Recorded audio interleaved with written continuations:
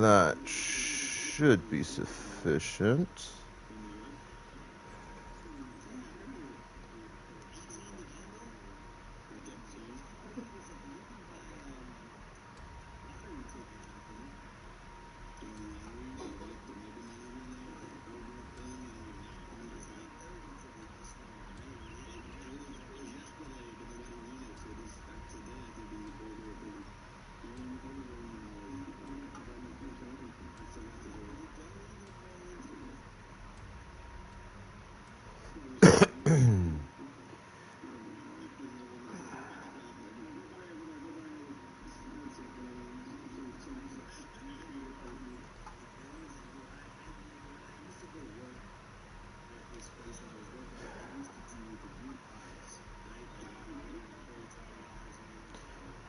You know, Denny boy, you are not that much younger than I am.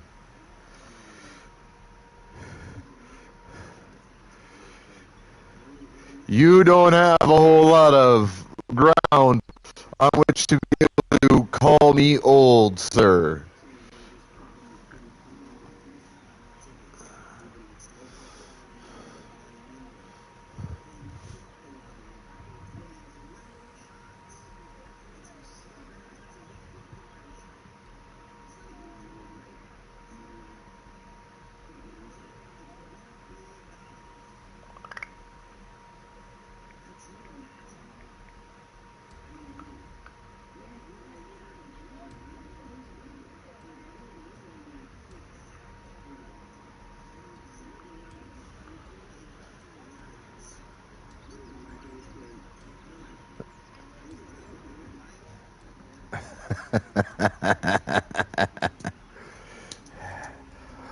With me, that's basically everybody's line.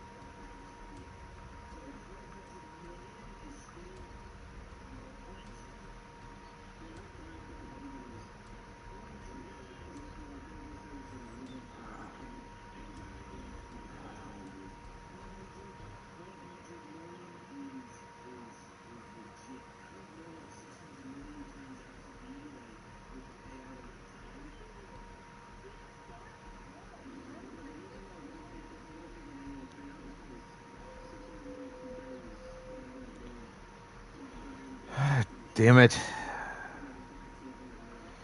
Alright. Start a stream process. Gonna take quite a bit longer than normal. Oh, just have to bear with it for a minute.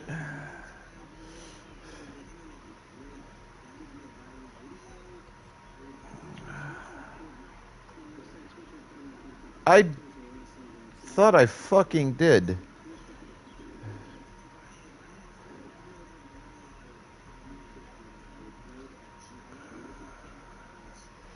I don't know why it didn't do that fucking automatically. It normally does.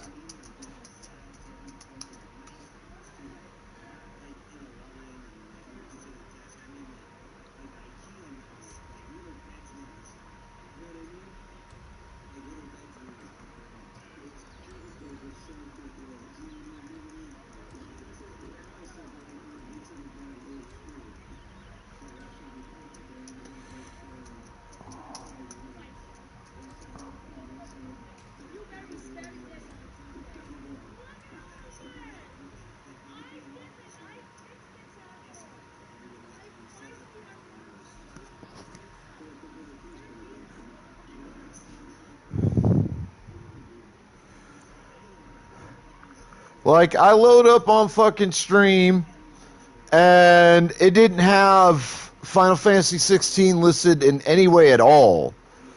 I had to manually change all of that shit. Fucking annoying.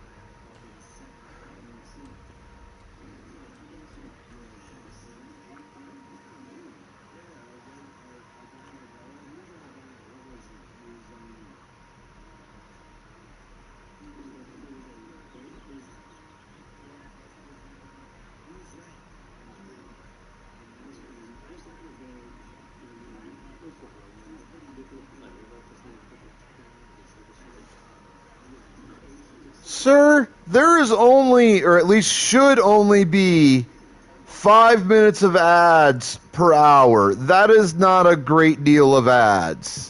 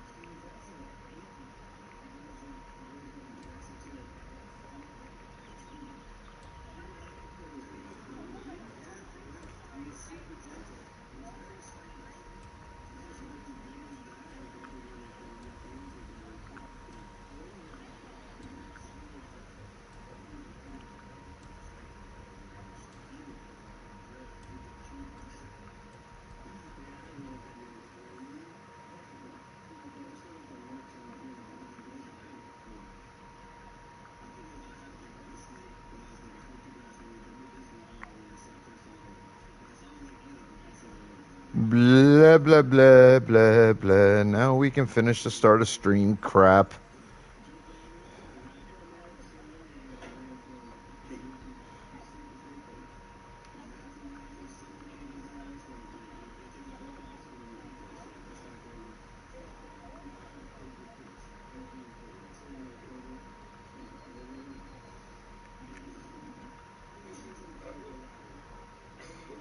Oh, he tried to go live yesterday, and I missed it. Damn it.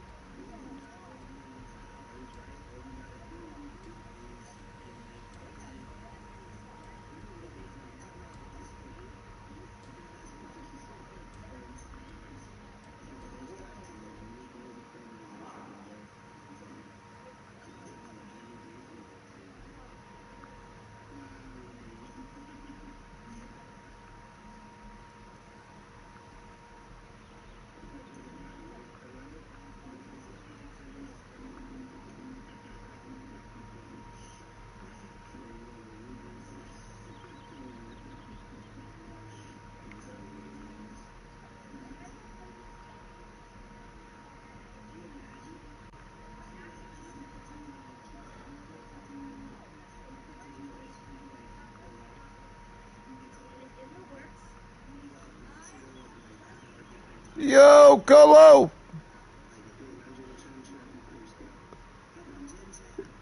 yeah, that's not terribly unusual there, Poppy.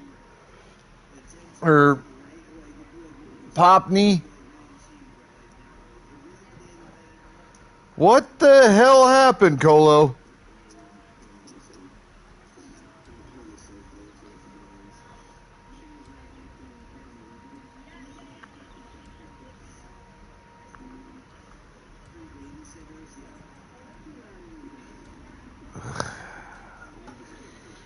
You've got to learn to control that nonsense.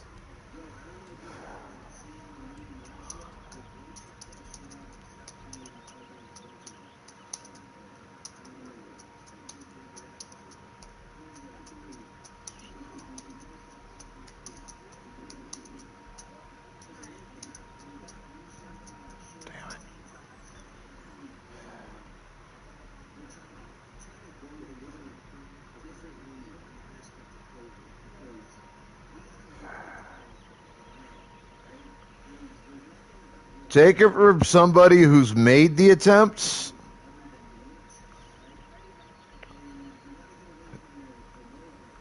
It's too much effort for little to no actual gain.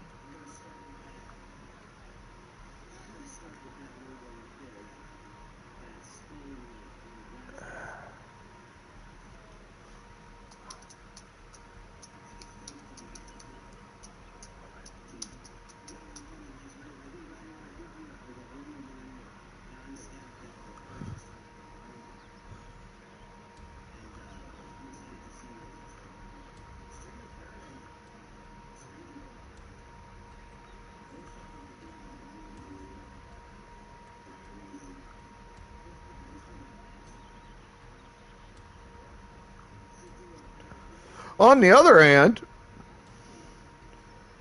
it's potentially a really, really good way on learning whether or not you're into S&M. Just saying.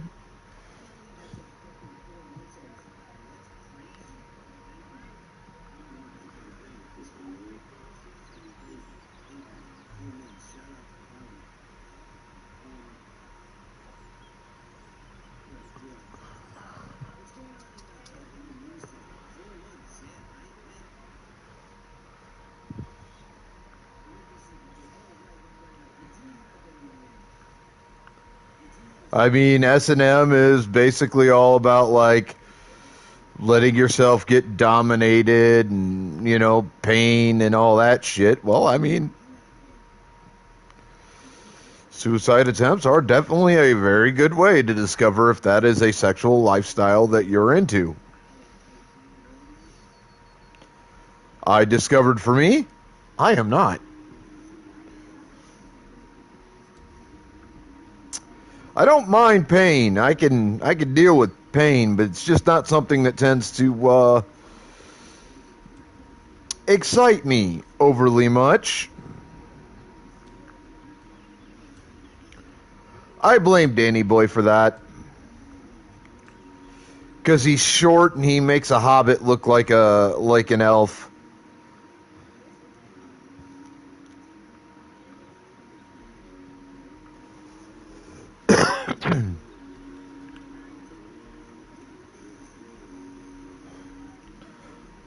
Well, I mean, S&M isn't necessarily all about that.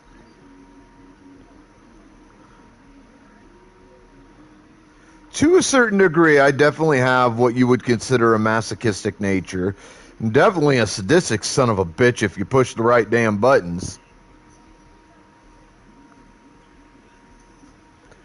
Piss me off and you'll see the dark side. And I don't mean my ass.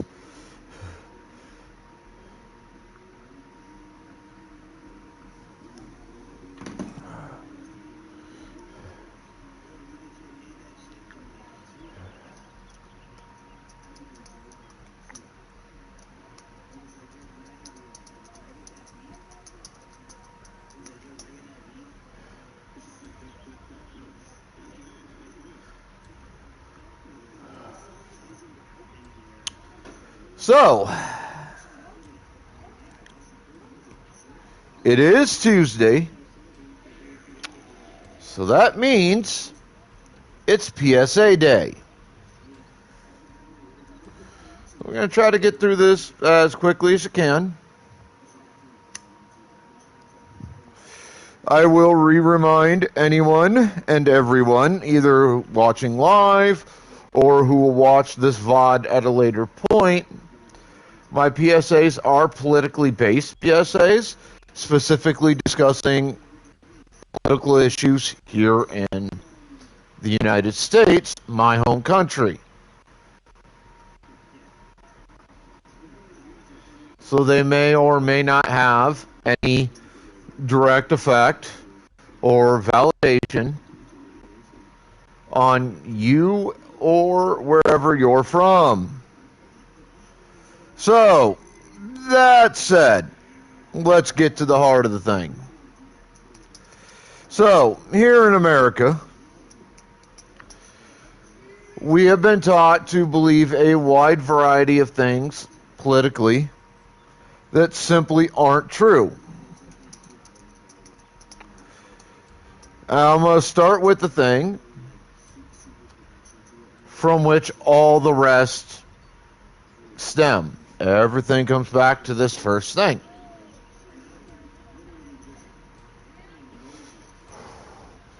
So, here in America, we have been taught to believe, we have been brainwashed into believing that establishment politicians are a myth, that they don't exist, they're not a thing, that, you know, they're fake. That's not true. Well, spank you, Ace. Spank you, Barry Mulch.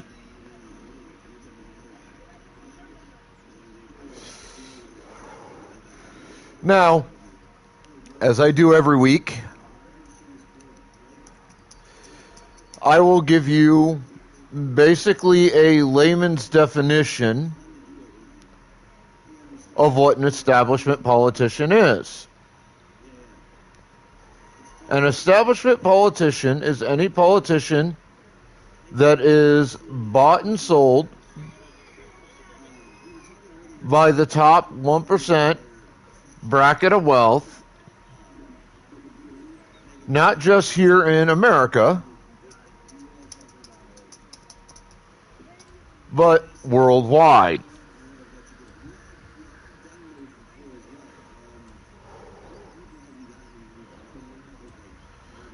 And they are bought and sold through what essentially amounts to legalized bribes.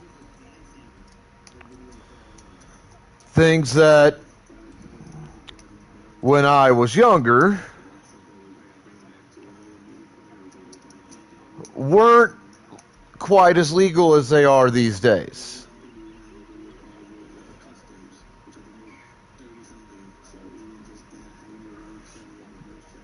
But, you know, shit's changed a lot in 45 years.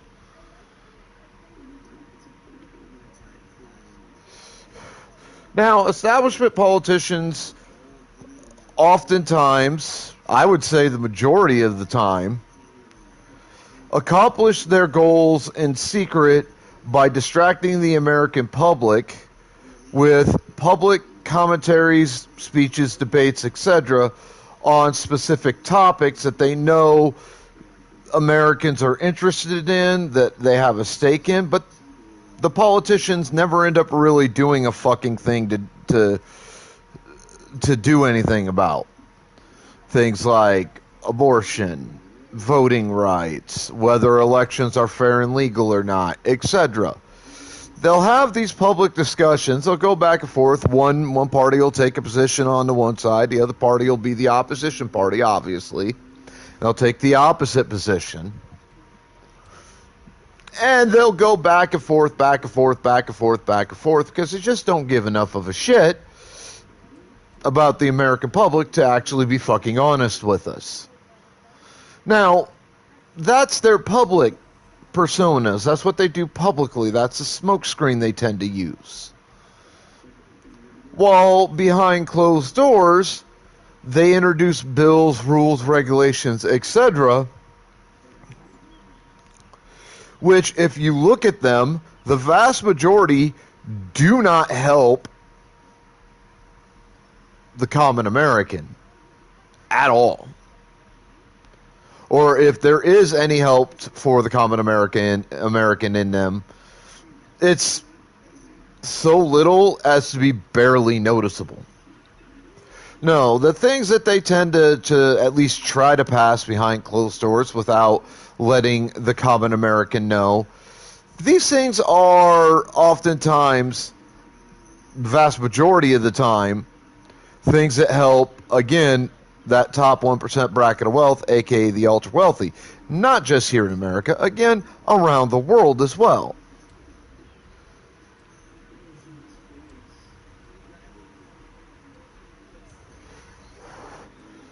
And Americans being brainwashed into believing that establishment politicians don't exist and that they don't pull this shit leads into everything else. Now, if you do 5 minutes of research, like it took me less than a minute to Google search today what's currently before Congress at the moment.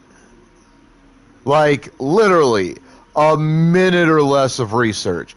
And it took me about 10 minutes to go through everything. Like, it's not that hard, people. We live in the age of technology, the age of the internet, the age of social media. All this shit, or at least a fair chunk of it, ends up online for public consumption. It doesn't take a lot of time or effort to fucking figure this shit out. That's what I'm trying to tell you. It doesn't. It's really easy. So, do your fucking research. Stop being lazy pricks.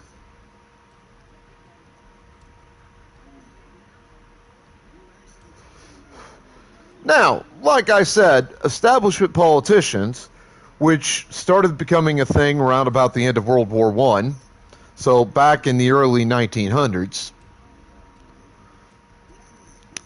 they lead to all the other things that I'm going to talk about that Americans have been brainwashed into believing.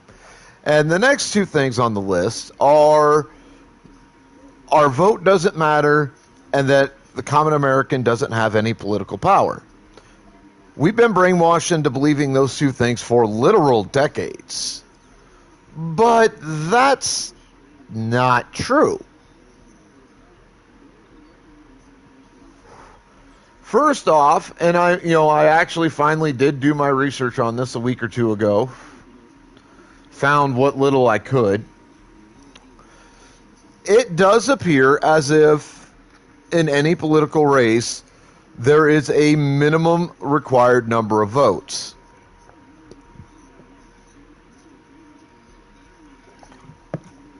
That a potential politician running for whatever political position they're running for needs to earn in order to win the seat or political position he or she or it is running for. So that alone, in and of itself, disproves that your vote doesn't matter. Your vote matters 100%. But then there's also the other thing, and then this covers both parts to this. If our vote didn't matter, and if we, the people, didn't have any political power whatsoever, the way we've been brainwashed into believing for decades, then why is it every political season, so like every 2 years, essentially, at least for federal level political positions,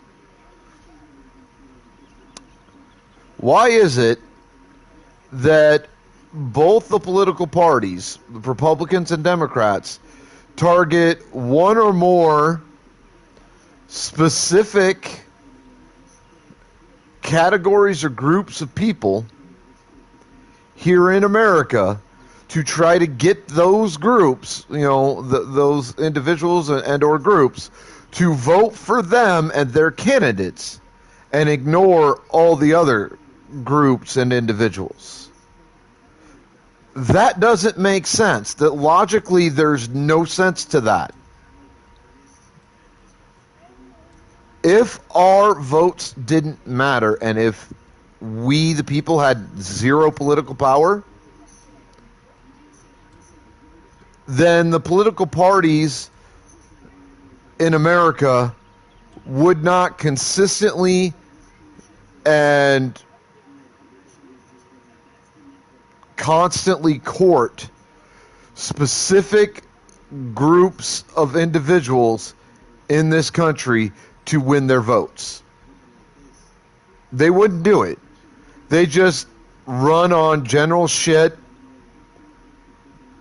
and go off of that. They wouldn't go, oh, hey, look, we want the black vote. We want the Latino vote. We want the vote from disabled people. We want older Americans vote, women's vote, whatever, group or set of groups of people that they're going after to try to win votes. They wouldn't bother doing it if we didn't have any political power and if our votes truly did not matter. The fact that they do it, and they do it all the time, they're always doing this, means that is a myth. It's a straight up fucking lie. Your vote matters, and we, the American people, the common American, we absolutely have the final say politically in our democracy, our system of politics. If we didn't, and if it didn't, then politicians wouldn't give a fuck about trying to win our votes as hard as they do. I mean, this is common fucking sense, people. It's really common fucking sense. If you take 15, 20 seconds to think about it, you'd have figured this the fuck out. I wouldn't have to fucking tell you this every fucking week. Again, do your fucking research. Alright? Like, this is all things that are really easy to find out and figure out. Like, it doesn't take a goddamn rocket scientist. You barely need a quarter of a functional brain cell to look up the information on the internet and figure all this shit out. Like, that's how easy this shit is. Do your fucking research. Now, next thing I want to talk about is this whole thing about two political parties. So here's the thing with it. For decades, we have been brainwashed in America into believing that at best, our political system of government only allows two major political parties. At worst, our system of government only allows two political parties, period. But that's not true. Now, the catch with this, and this does have a little bit of a catch, is that none of this going either way on this subject is actually enshrined in law on any level. All right? It's not. There's nothing in local, state, or federal level laws, to the best of my knowledge, and I've actually looked, I haven't seen anything, which states that that's true or it's false according to the law. In point of fact,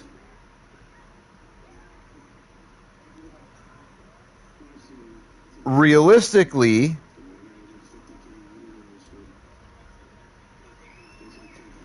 there's actually things in the law which hint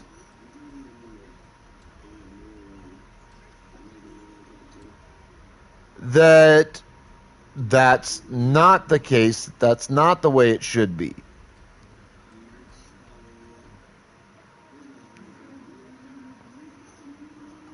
There are vague insinuations enshrined in law, at least on a federal level, that is not a truth.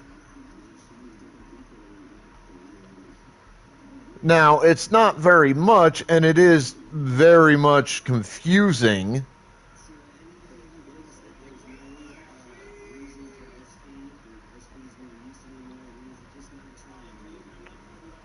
as to what is being said and what is meant by what's being said, for what little I could find on the subject.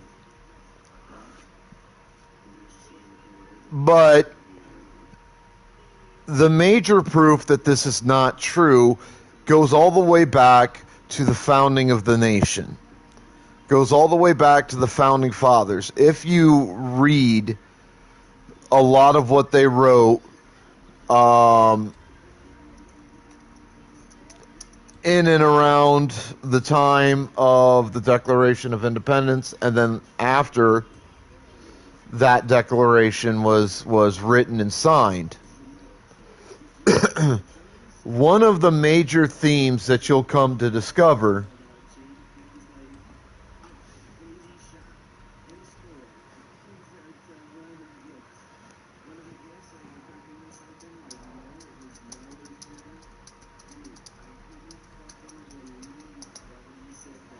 is that the Founding Fathers' work had quite a few common themes.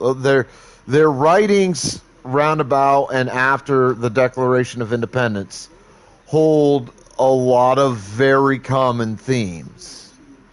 One of those common themes is this: their intention for our style of democracy, our system of government, was to foster an environment of competition politically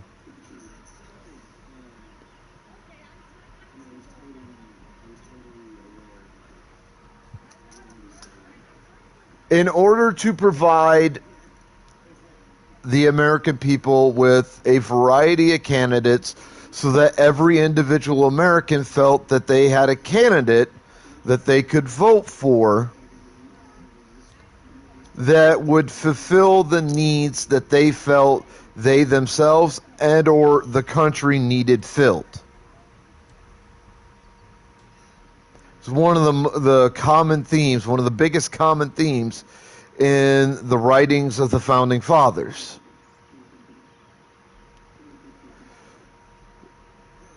So this whole system that we have now, where you're basically stuck between a rock and a hard place, is kind of bullshit. Not just kind of bullshit, it's straight up bullshit. This is not the way things should be in our political system.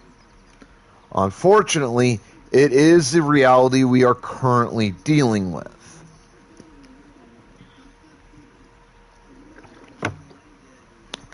Now, I believe in giving credit where it's due. I do. And I'm willing to give credit where it's due, whether it's good, bad, or neutral. And in this case, there is one thing I have to give credit where it's due for to Republicans and Democrats. They have done a fantastic job, an overwhelmingly amazing job over the last 100 or so years of squashing any political party and or candidate that refuses to toe the line for either Republicans or Democrats.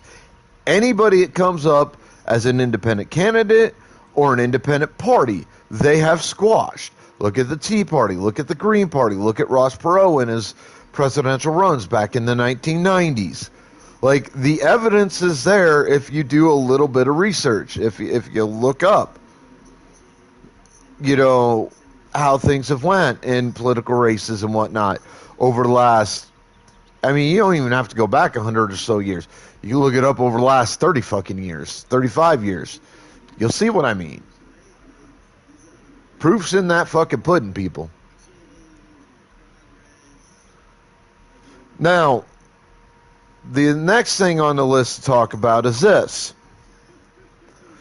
In America, we have been brainwashed into believing for decades that, legally speaking, the common American has little to no way to fight back and speak out and make our voices heard to politicians who do things that we either disagree with and or feel are detrimental to the country as a whole. This is not true. This is less true now than it's been in the entire history of America as an independent nation. Because we live in the age of technology, the age of the internet, the age of social media. We have right here, right now, more ways than we have ever had in the history of America to make our voices heard. There's social media, there's the internet, there's snail mail, emails, phone calls, there's in-person communication. Like, there is literally a dozen or more ways at a minimum for us as a common American to make sure that our voices get heard. To force our politicians to listen to us when we try to speak to them. And I absolutely encourage everybody, every American, to use every single legal means at your disposal to make your voices heard to the American politicians and to our American political system. I absolutely encourage this 100%. Because, again, we the people are ultimately the final political power in this country. If we do not vote, if we do not participate in the political process, if we boycotted it, the simple truth becomes politicians would find it virtually impossible to gain political positions or to retain ones that they currently hold.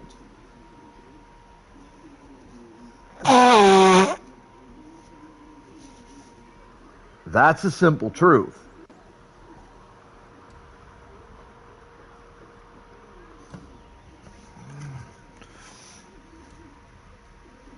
So yes, I encourage every American to make use of every legal means at your disposal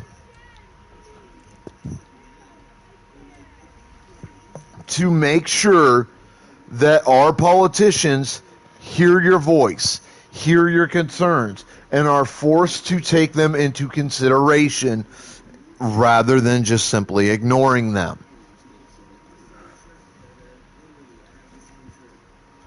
This is probably the best way that we, the common Americans, have to fight back against the influence and control that the ultra-wealthy, not just in America, but around the world, hold over America and America's political system.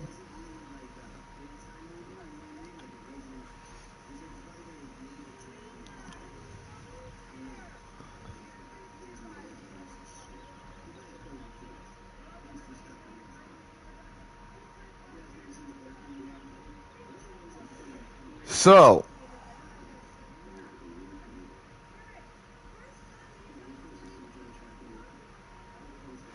please, if you want us to remain an independent country, not controlled by any other country, I beg of you to do what you need to do legally to maintain American independence.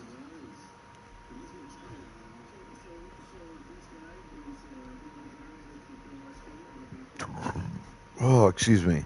America needs you now more than we have ever needed the common American before.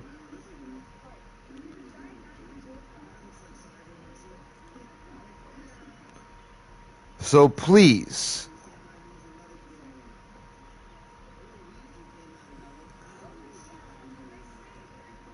exercise your rights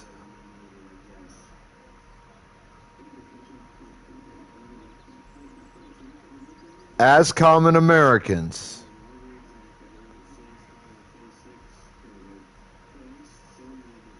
and make your voices heard. Now, the second part to my PSA.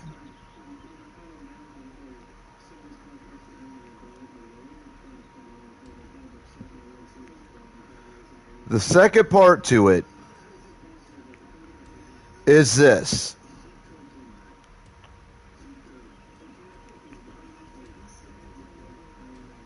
It's a two-step plan that while it won't fix the problems in this country, unfortunately, it won't. It will at least start putting us on the right fucking track.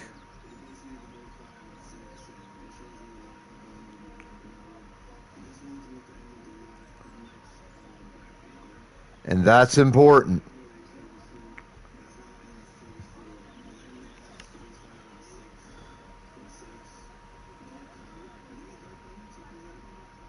So, step one is this.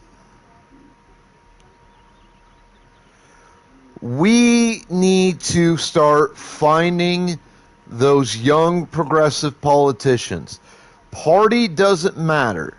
What matters is that they're young and they're progressive. What I mean by young is somewhere between about 26 to 41. By progressive, I mean they're running on platforms that would absolutely move this country forward into the future. And do so in a way that is positive and beneficial rather than negative and detrimental.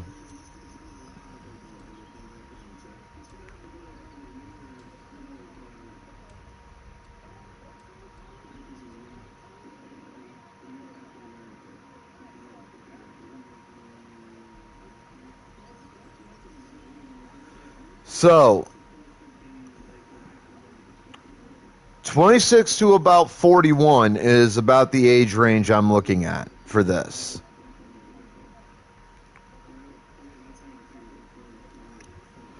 By progressive, I mean platforms like term limits for any politically related position within our government. That means anything in the judicial branch, executive branch, and congressional branch. Legalization of weed for recreational and medicinal use across any and all U.S. territory.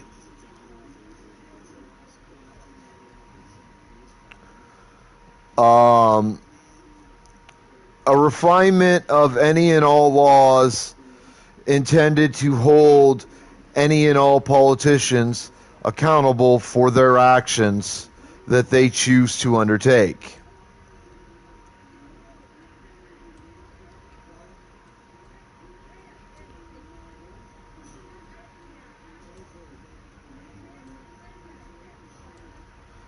You know, things of that nature, things like that.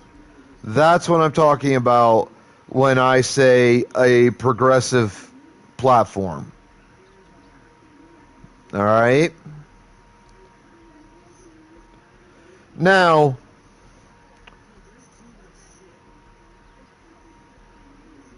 the next part to that, the next step to the first half of the plan is this. You need to research the backgrounds of any of the political candidates that you find, these young progressive candidates, to make sure that their histories back up the platforms that they run on.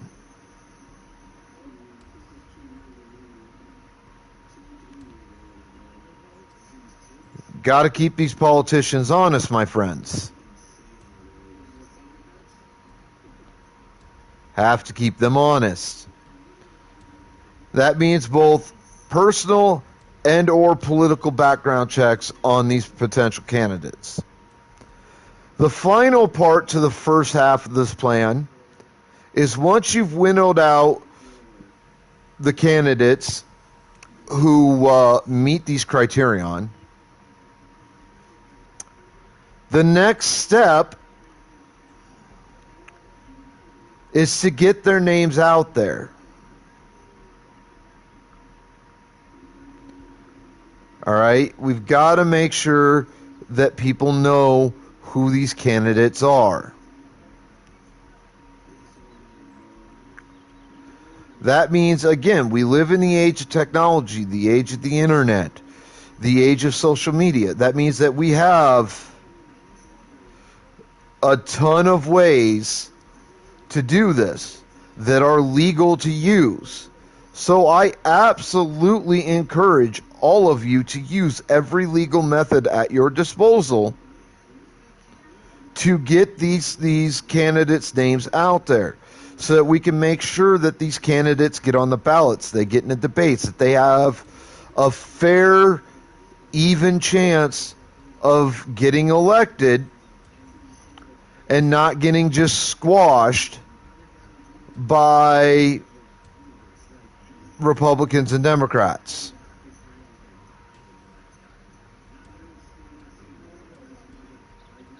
All right? So once you accomplish all the sub-steps for step one of all this, then we move on to step two. Now, step two is a pain in the ass.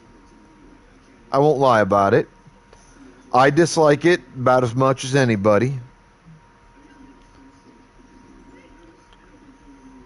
I really do. Step two is getting up and actually voting.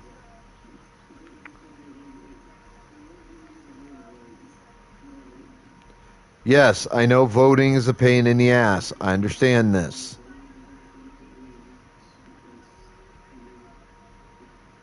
Again, I don't like having to get up off my ass to go do it either.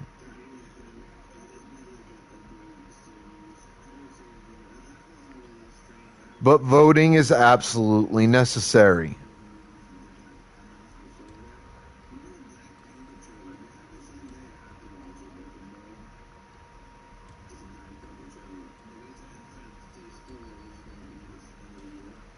So,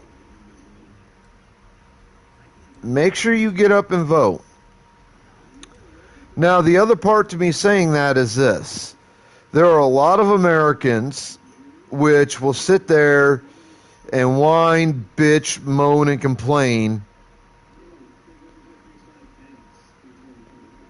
about the direction this country is going in.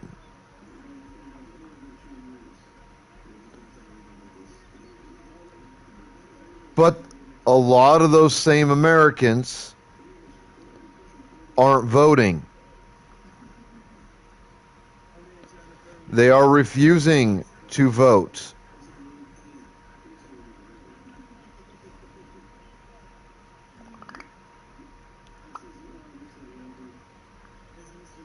Because, you know, they believe the things that we have been brainwashed into believing as Americans for decades, like literally for decades.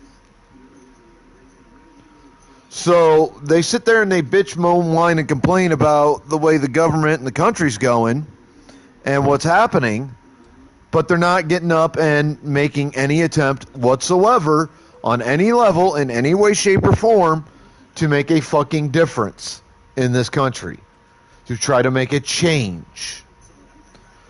So if you don't vote, I don't ever want to hear you bitch about the state of the country or the state of our government or anything to do with either one of those things. I don't want to fucking hear it. Because if you're not getting up off your lazy ass and voting, you're not trying to make a difference. You're not trying to help make a change. You're not trying to help move this country forward.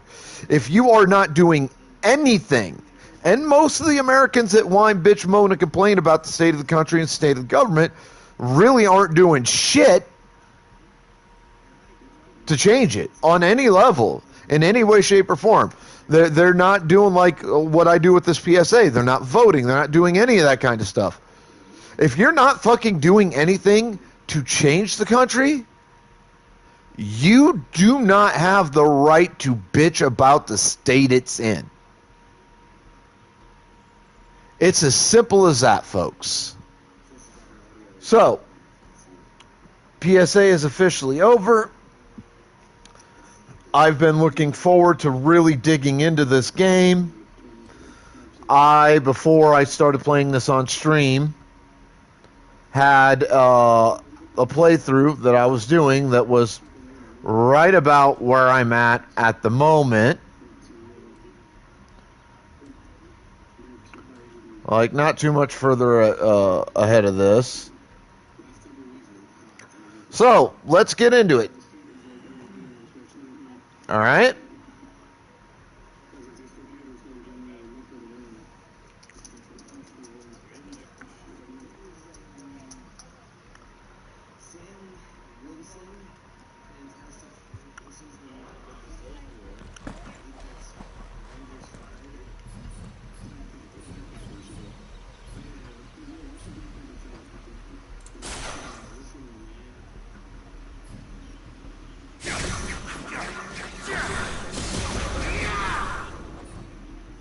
Alright, so that's how I do that. Okay. I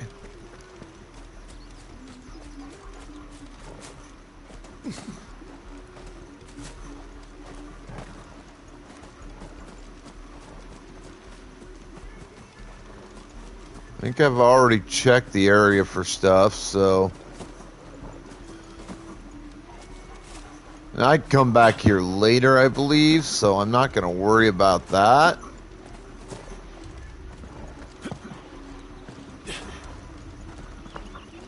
At least not a lot.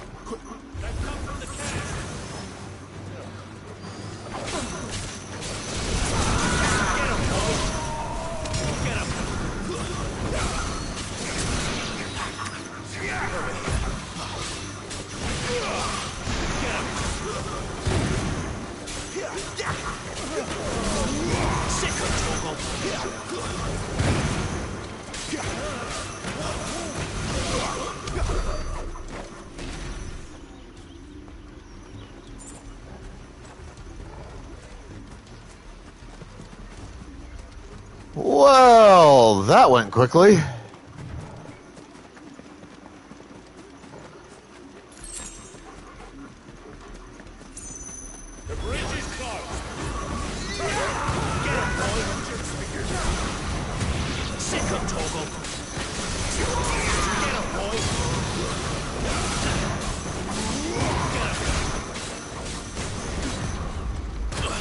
Oh shit.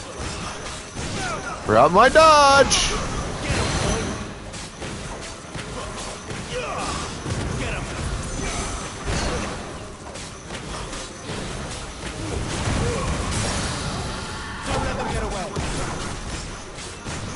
Sick of Togo.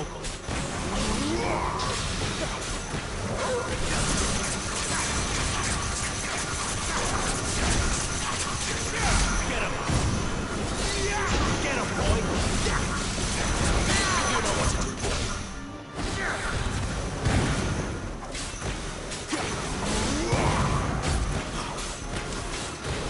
Get him, boy. Ah. I almost hit that one in time.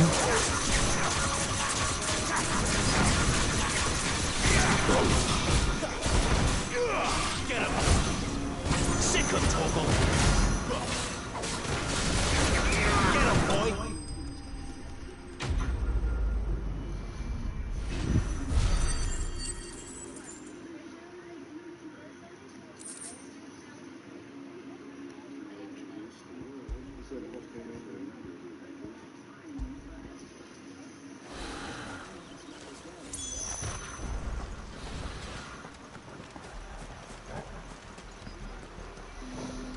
So, when I played this on my birthday, if you remember where we left off on the story, I had just beaten the chick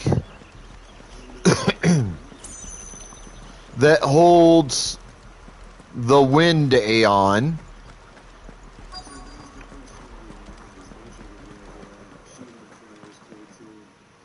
And stolen at least a portion of that Aeon's power for my own self and my own use. Damn it, Gal, are you trying to get yourself killed? It's not me who's been playing with fire. Don't do things by halves, do you? This way.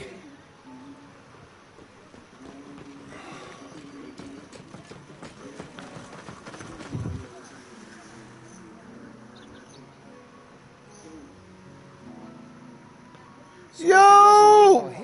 Straw! Who was it? Good question. What up? We didn't have the hands full fighting a bloody harpy, I guess. But what matters is they're safe. Something they wouldn't be had it not been for you, Gav. Just doing my job, like. So, what about his dominant? Gone. And after we were so close. That's alright. You missed my PSA. How dare you? Sid told us about your family. Lost me own to Imperial Steel. Sometimes vengeance is the only thing that keeps you going. Thank you. Go safely, brothers. I reckon he likes you.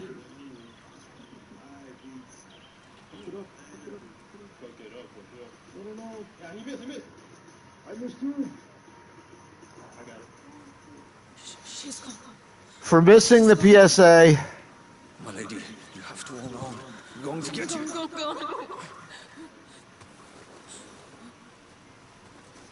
What am I going to do? Barnabas? How long to the coastal road? At this pace, we won't make it by sunset. He'll know. He'll cast me out like all the others. What am I going to do? What am I going to do? Lady.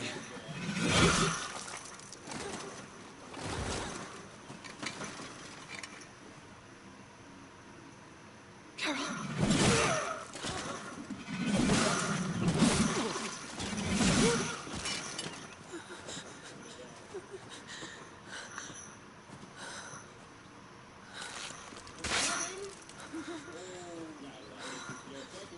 What do we have here? Fetch a good price, I reckon. But we'd be doing the slavers a disservice if we didn't praise her work. Stay away.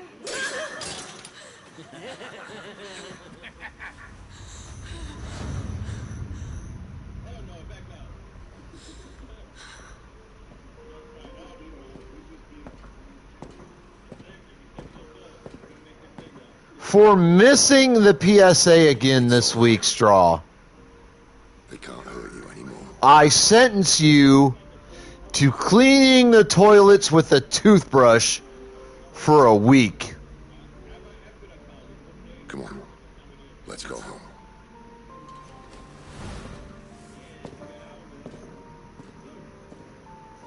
Just a toothbrush, nothing else. My punishment for not listening to you.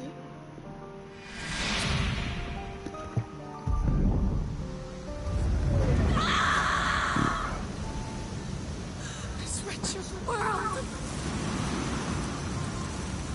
And then you have to brush your teeth with that toothbrush afterwards.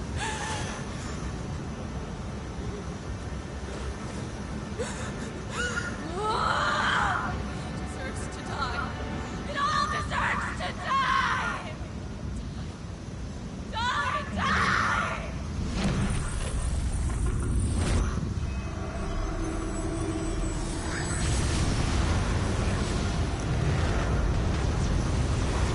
Pay me for what?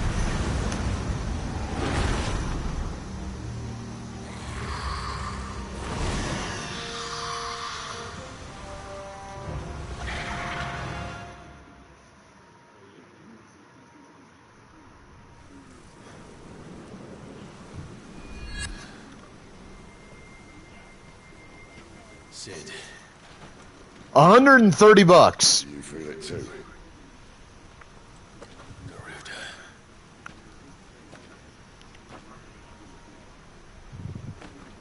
By the flames. I'll expect that money by the end of the night.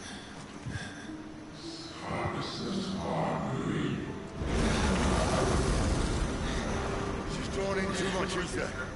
She can't control it. If Garuda isn't stopped, that vortex will swallow this whole forest, and us along with it. And I'll stop her. Stop her. I heard it again. Someone is calling me. Damn it, lad. That doesn't mean you have to listen. Oh, I should have gone with Gav.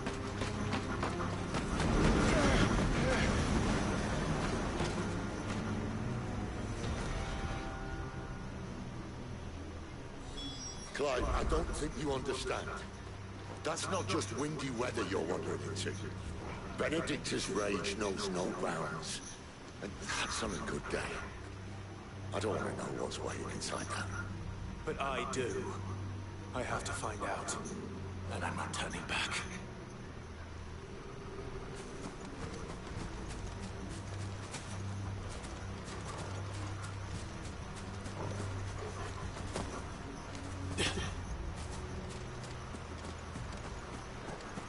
We'll get to the crazy psycho wind controlling woman here in a moment.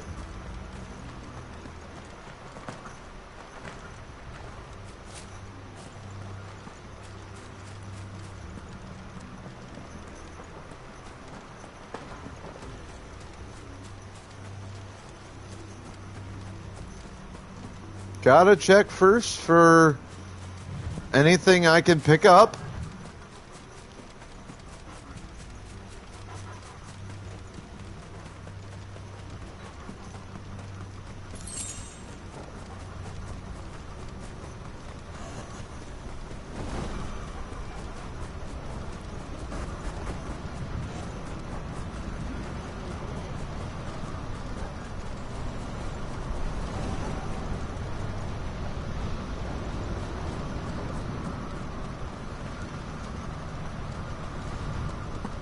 There are so many. Aye. One for every fragment of empire.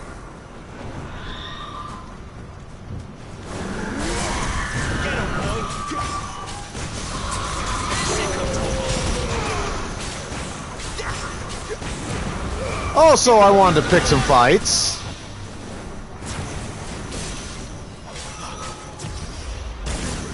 Shit.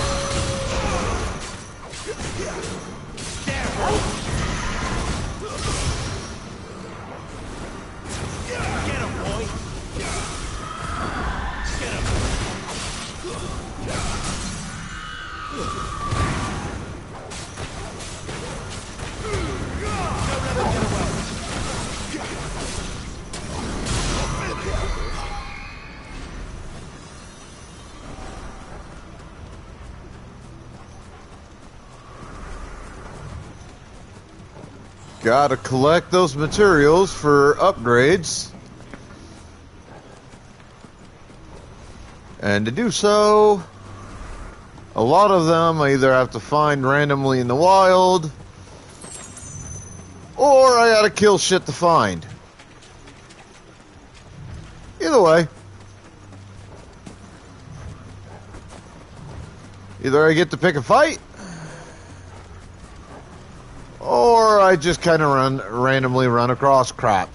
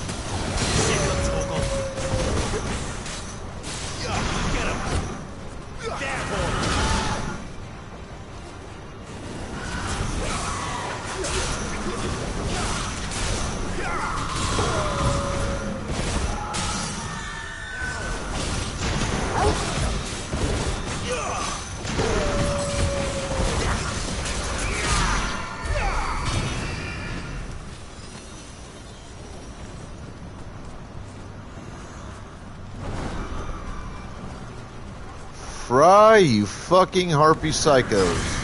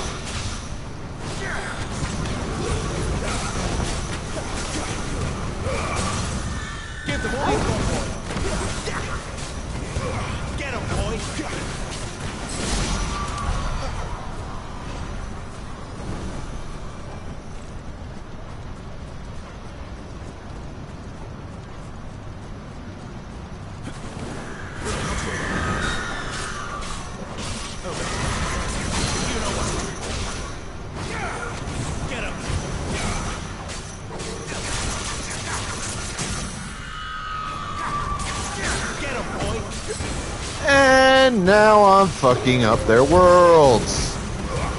And I'm not even that much higher a level.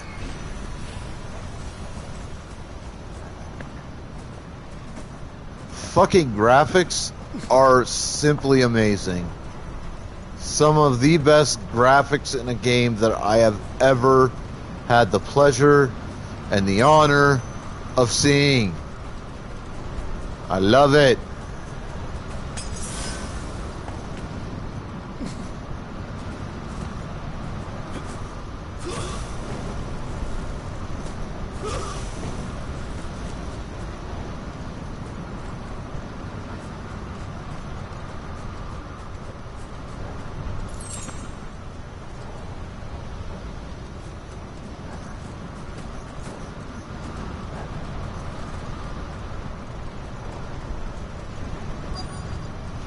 I mean, Final Fantasy 15 had some damn good graphics too. Like the graphics in 15 were comparable, easily comparable, as were to a certain degree the graphics in 10 and 12.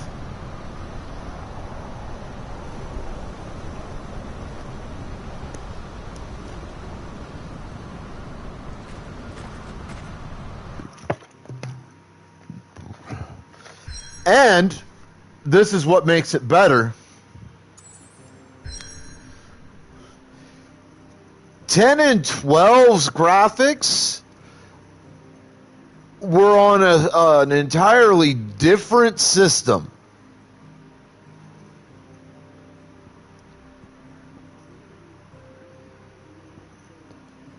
So, to be able to state honestly that the graphics of 10 and 12 are comparable to 15 and 16, considering the difference and the amount of time that have passed since the PS2 and or PS3s were a thing, a big thing,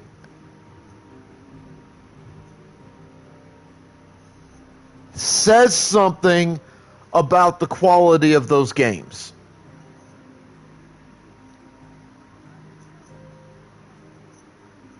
Think about that for a minute.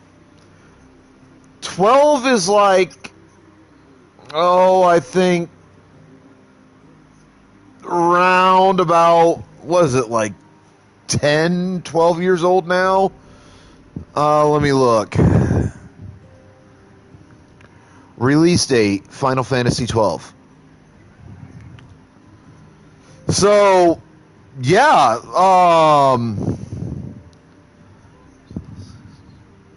wow, it's kind of a bit older than I thought. 2006, 2016. Final Fantasy 12 is almost 20 years old now. It was released March 16th of 2006. In Japan, released in America on October 31st, 2012.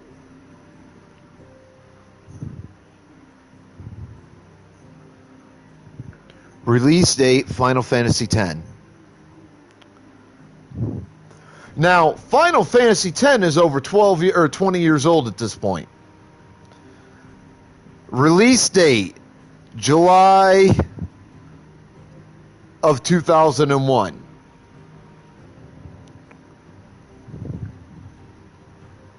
So, like I said, think about what I said. Think about that. 10, I think, might have released on the PS2 originally. If not, it was the first or one of the first Final Fantasy releases on the PS3. Came out pretty early in the PS3's career. 12 was absolutely originally a PS3 release. No question of that.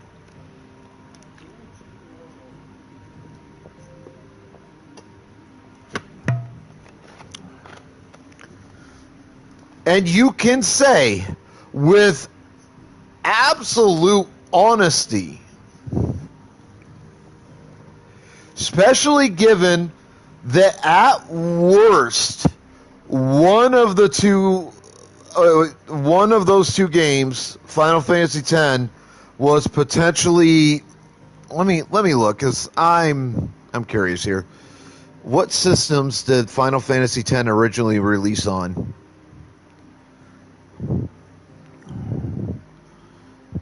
Okay, so yeah, Final Fantasy X was originally released on the PlayStation 2.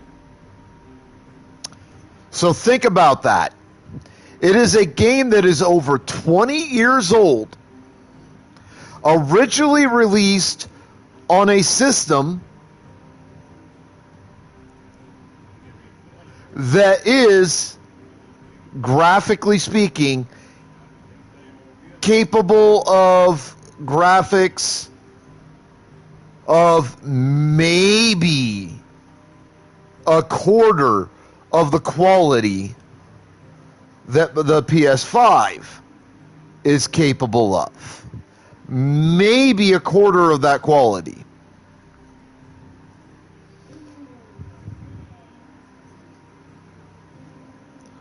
The PS2 or the PS3, which was the system that 10 or 12 released on initially, it was capable of graphic quality of up to about maybe half what the PS5 is capable of. And that game is almost 20 years old at this point.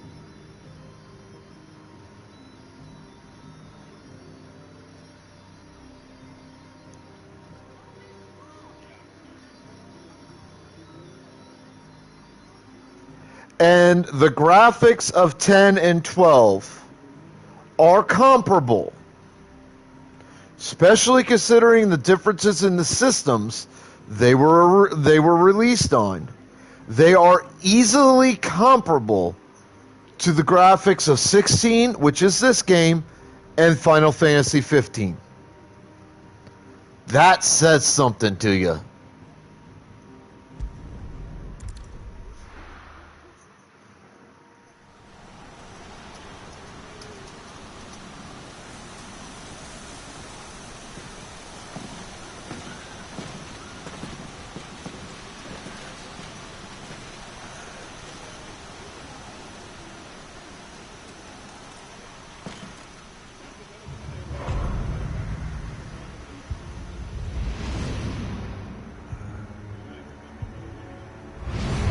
Hello, Sunrise.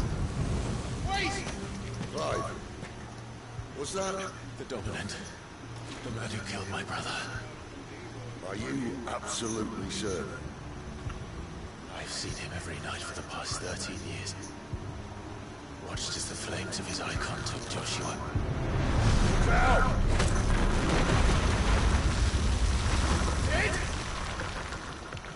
I'm here, and so's Torgo. Don't worry about us. You've been waiting for this. Go! Sid! Forgive me.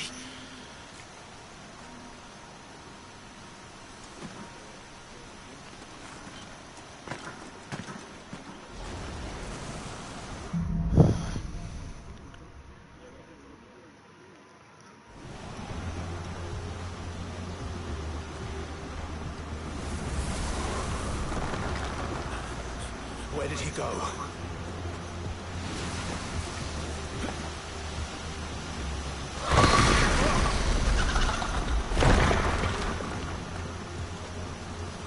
I'm not here for you, Garuda!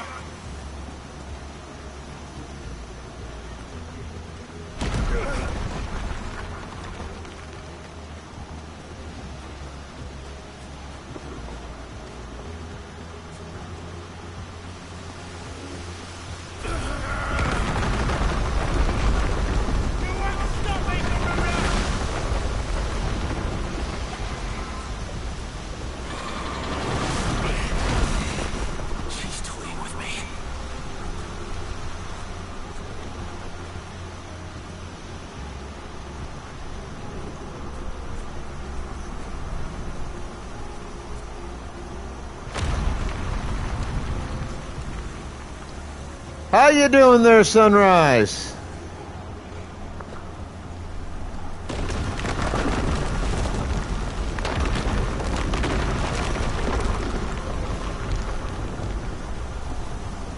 I found you.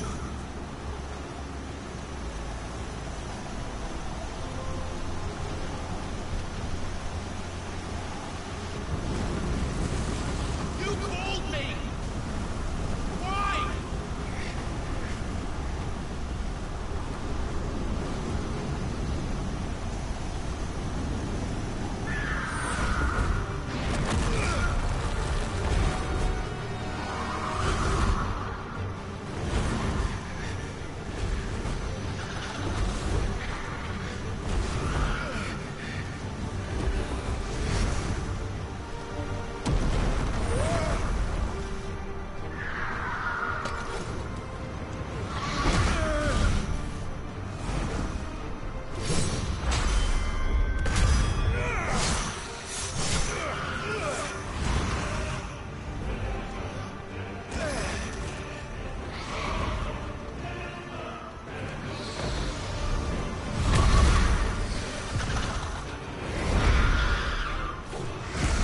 Where is he? Where is the Dominant?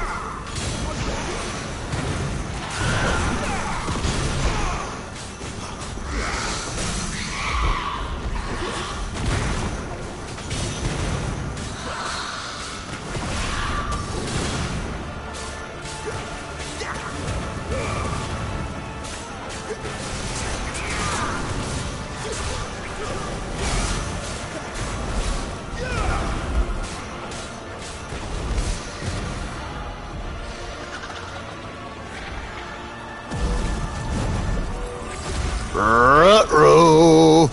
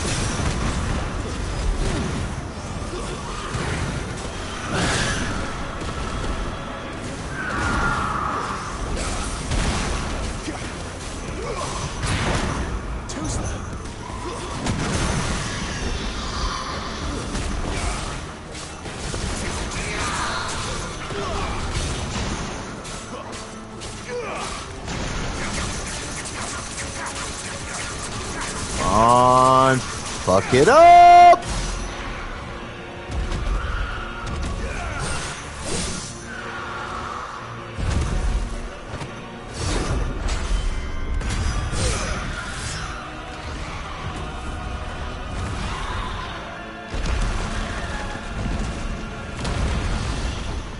Let's fuck up the icon of wind!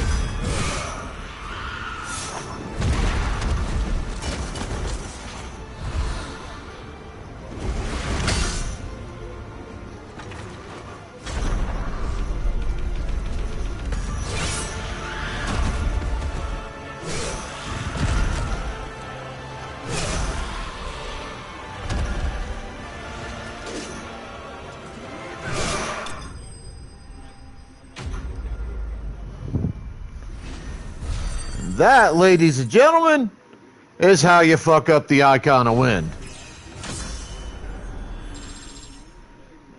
Froakies an alright starter. Still a Pokepuke, though.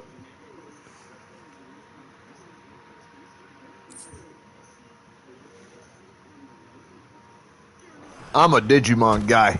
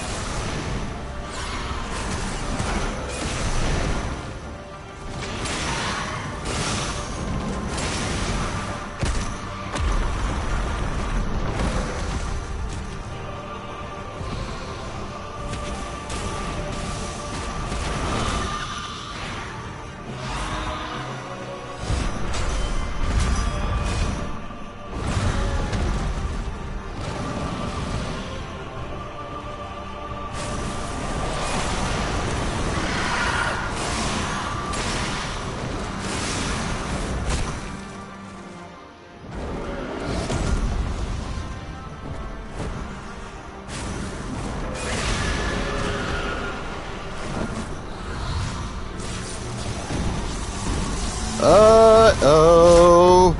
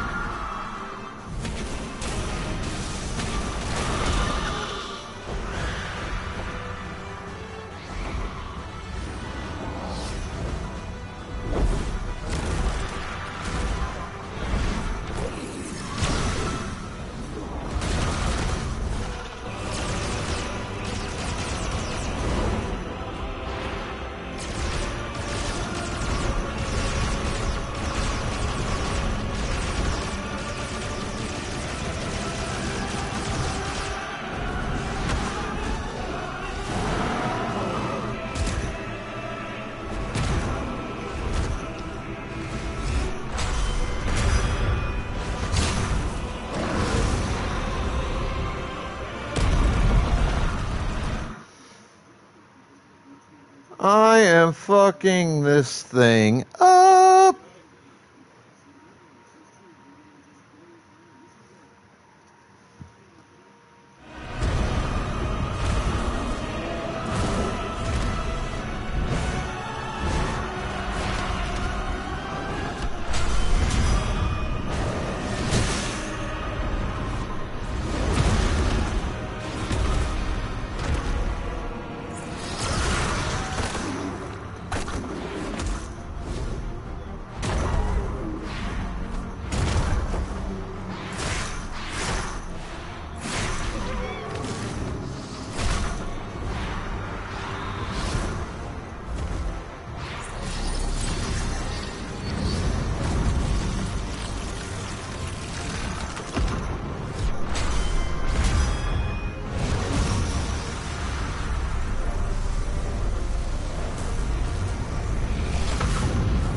Ow!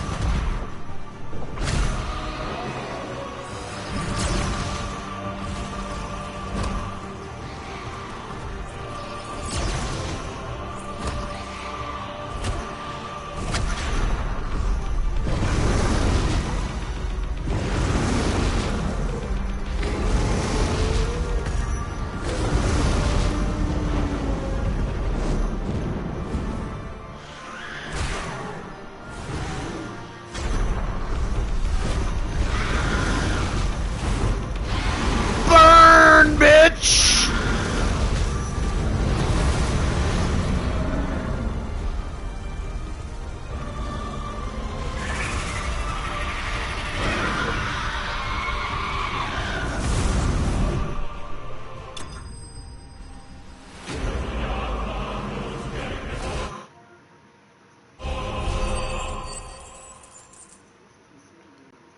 Burn, bitch, burn!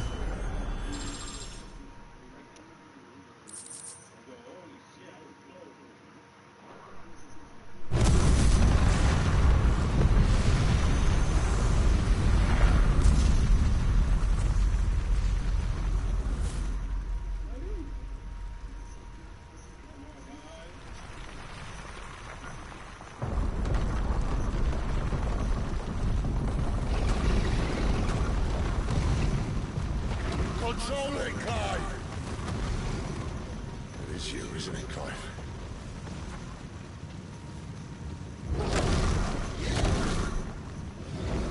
Stop this! Now!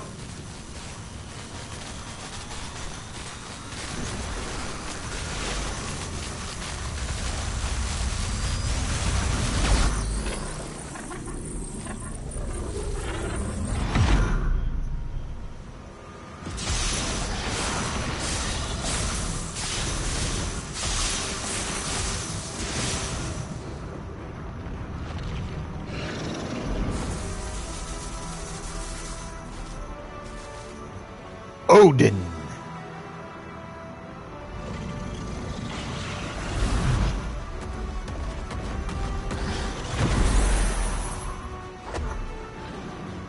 I said stop! Oh, Ramu. Whatever.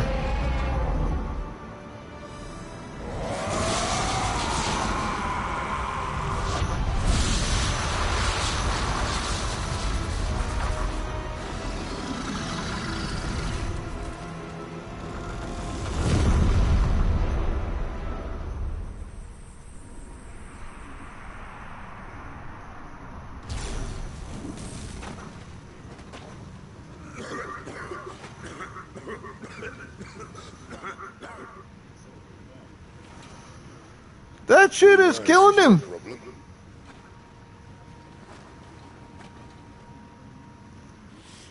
Bloody mess, this.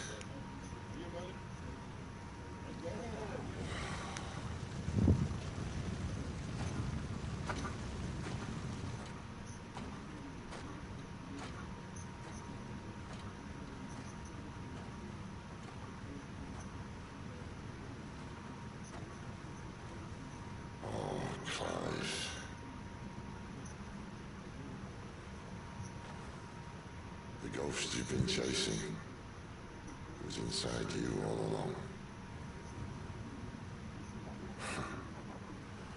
I'll be damned if I know what that means.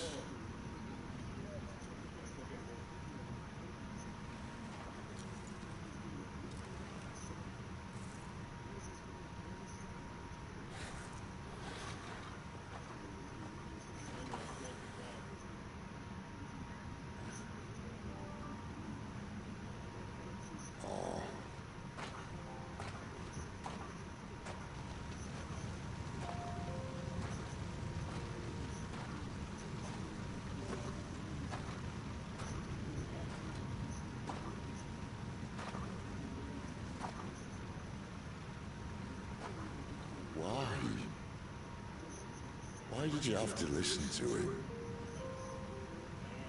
Benner. This can't be what you wanted, can it?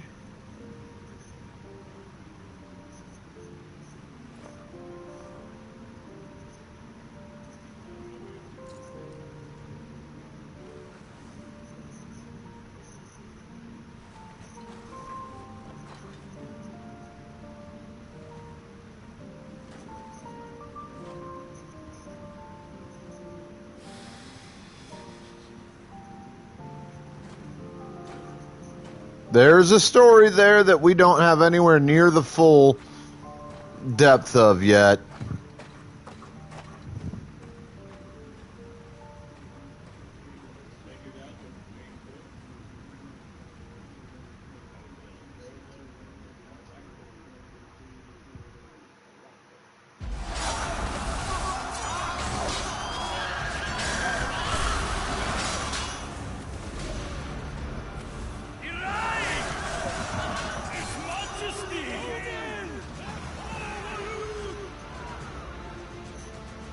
The king is bold or desperate.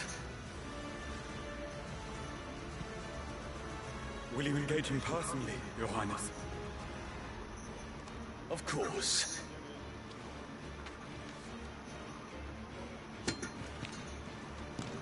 Grigor's breath fill your wings.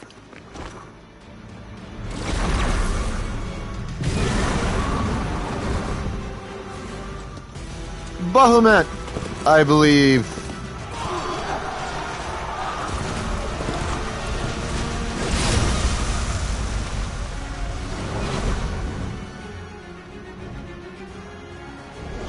It's Bahamut! The prince Yep. is with us! Bahamut.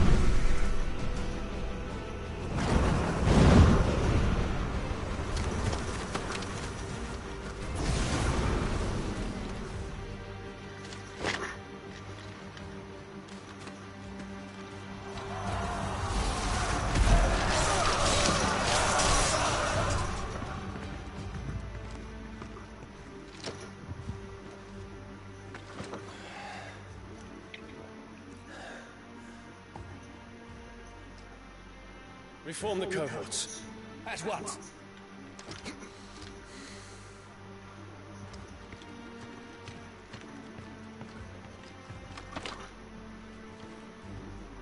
Your Highness.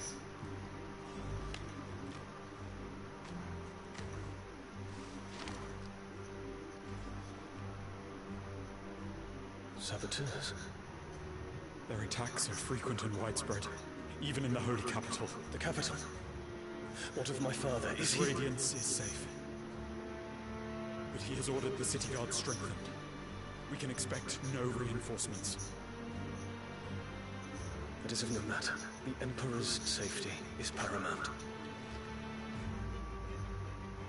I shall deal with our enemies here. All of them.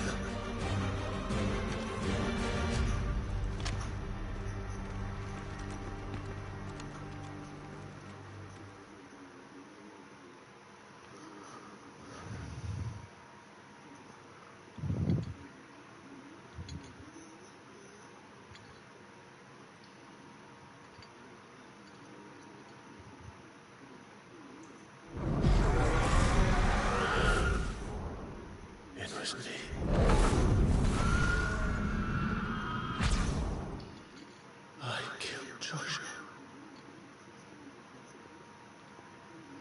Took you long enough to figure it out, partner.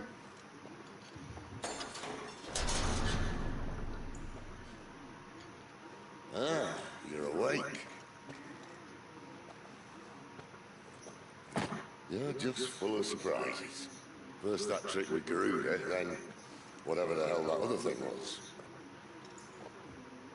Didn't know you had it in you.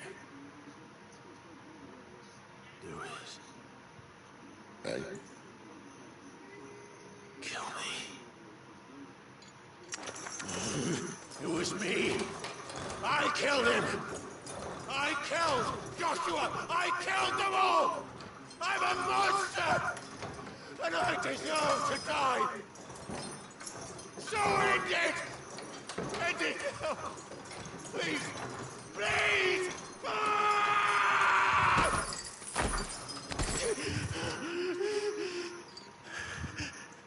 I reckon I can take you, if that's what you want.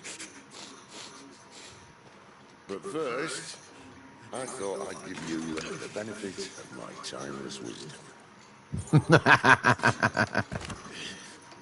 It seems to me, you see, that since you're still breathing, you might as well make yourself useful. Get dressed. Pretty as you are, you're not my type.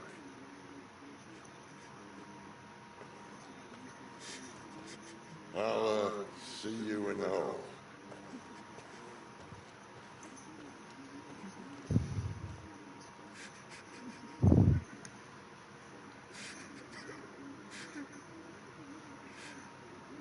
I mean, considering what he just learned about himself.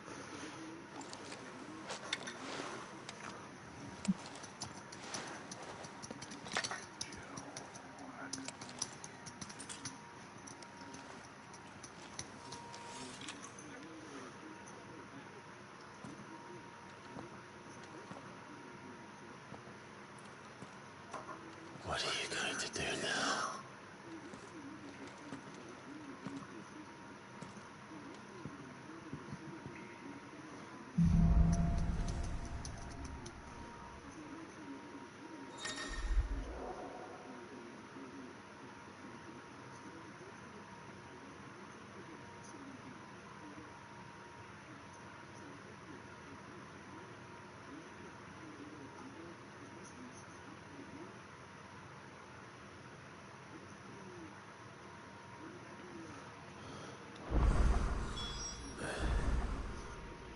May as well hear what he has to say.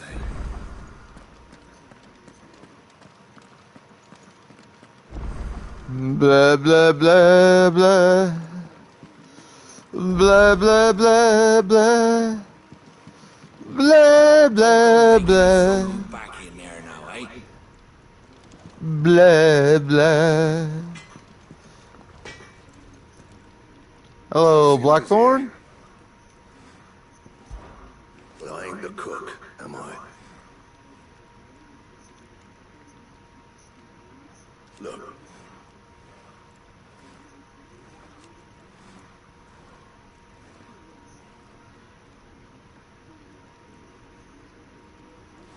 You got anything needs repairing?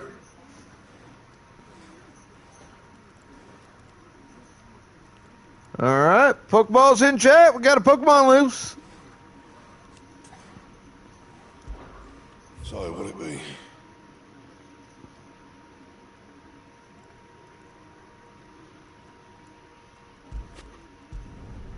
Not bad, if I do say so myself.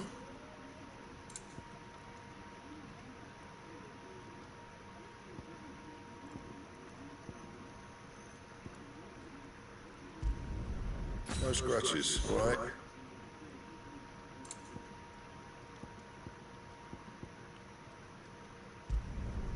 Not bad, if I do say so myself.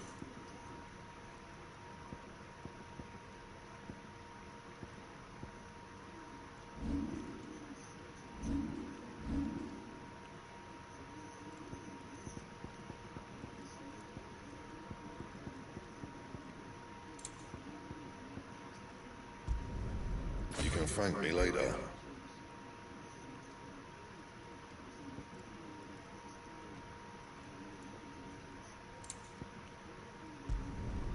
Yeah, that should do you.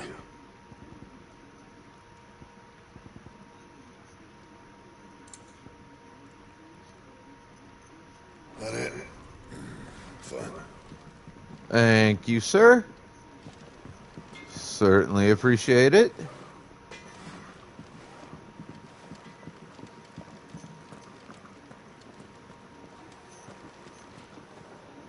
Yes? What? Taking an interest, are you?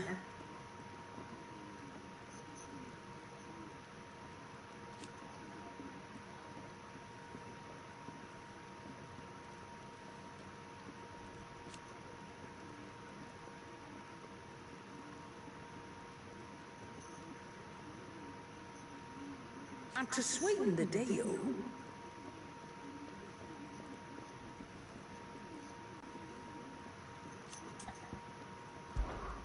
if you're gonna buy something, be quick about it.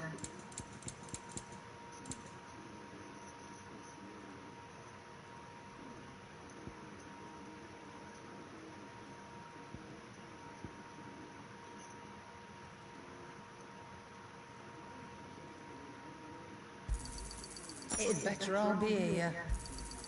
You'll not find a better price than that.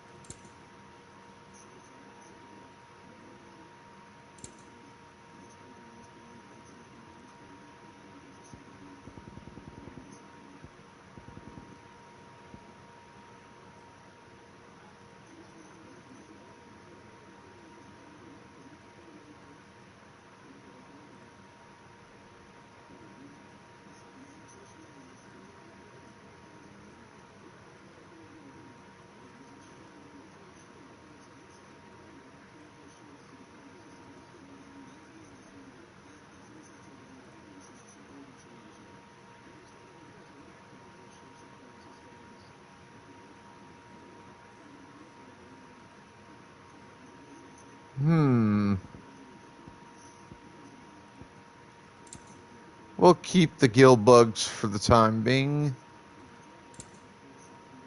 Is that all? Are you alright now, Clive? You're not gonna go mad again, are you? Are you alright now, Clive? You're not gonna go mad again, are you?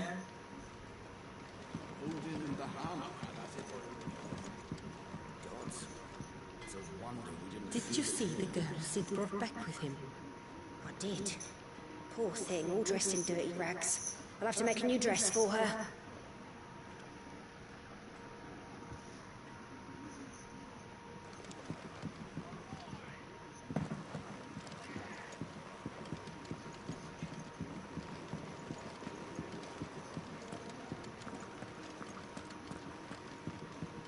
Hello, chicken. I respect you, chicken. Interesting. You'd know if you learned your letters. And I shan't fuck with you. I'm a smart, Something for the pain. old-time fucking player. Ah, back on your feet, are you? Make sure you stay that way. I've enough to worry about without you deciding to do yourself a mischief. Ah, back on your feet, are you? Make sure you stay that way. I've enough to worry about without you deciding to do yourself a mischief. Yes, lady. I thought I had escaped them, but the Royal Army may be at our gates ere long.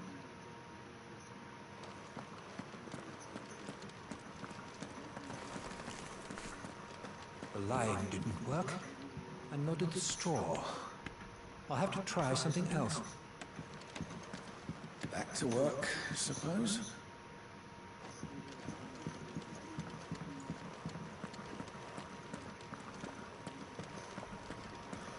Respect the chicken!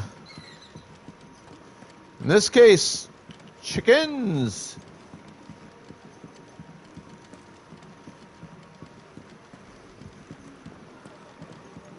What's this? Thirdsies? You greedy pig. You, newcomer. Why don't you join me for a drink? I'd be cast out and left for dead when Sid found me. There's not a day goes by I don't count my blessings.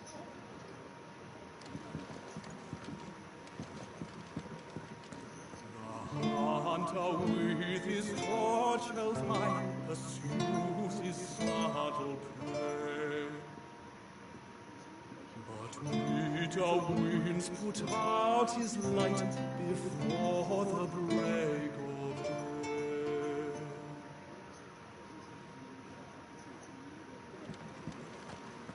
I mean, that wasn't terrible. It's nice to see the hideaway finally coming alive. Wasn't so long ago us old hands were ratting about the place like peas in a bucket. Clive, wasn't it? I heard you got locked up. Ah, don't look so down. Happens to the best of us. Well, us who are halfway interesting anyhow. Eat your food while it's hot and see that none goes to waste. Follow those 2 simple rules and you will always be welcome at the Fat Chocobo. Oh. You look like someone shat in his shoes. Well, whatever's wrong with you, keep your chin up, eh? Stops you drowning. He's not wrong. Don't let Otto know. We'll put you to work on the ledgers too.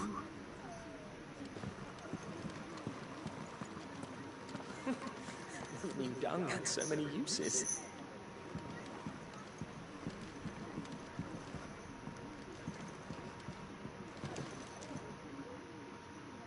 Good day. Or is it night?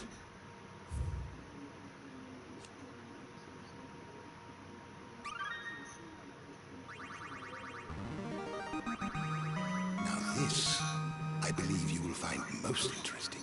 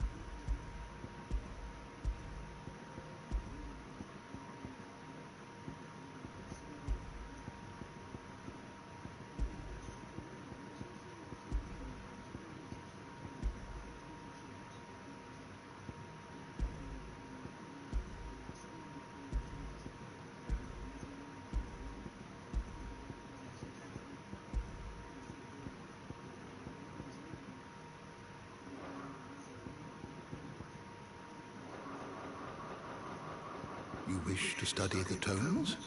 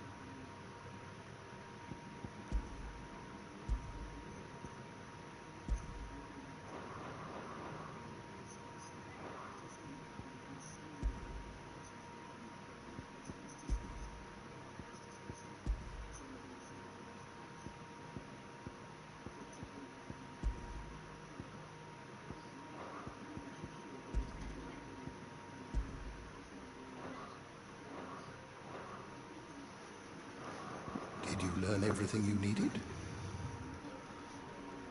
Yeah, for now, old man. Young had so many uses.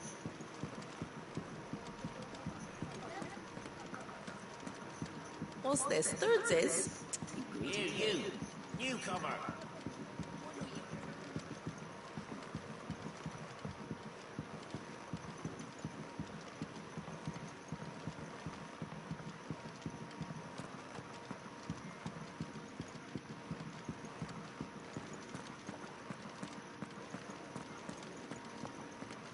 The girl you came with is still sleeping. Don't disturb her, please. Alright.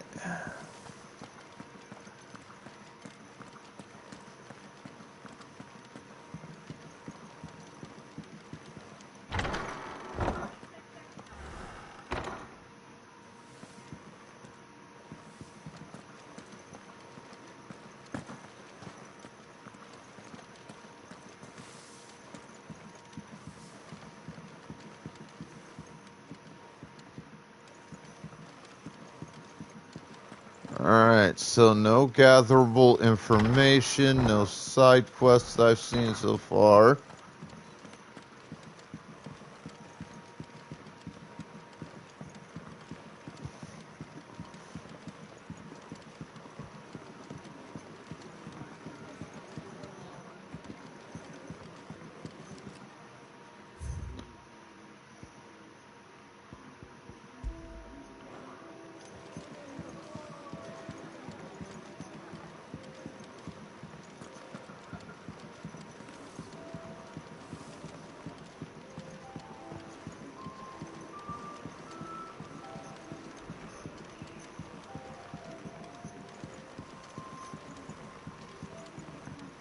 Okay.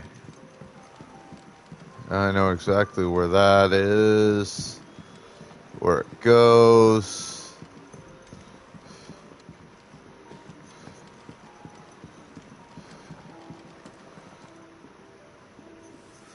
Not much left I could do here. Crawled out of the crypt, eh? You look like it. Although I thank you for doing us the courtesy of covering up. Don't. Oh, still have a bit of fight left in you? Then listen. I've arranged a meeting with Gav. In case you've forgotten, you're the one who's been putting his nose to work for. For nothing. Just listen.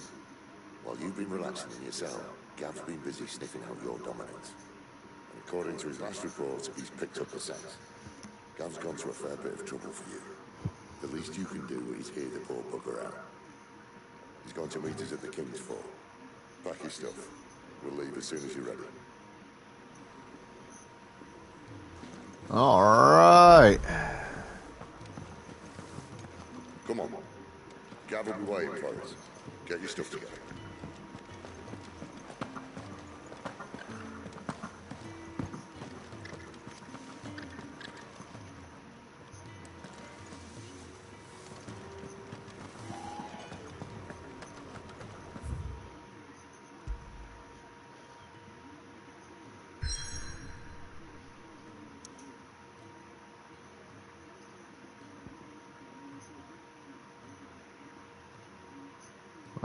Oh, that shit got cut off.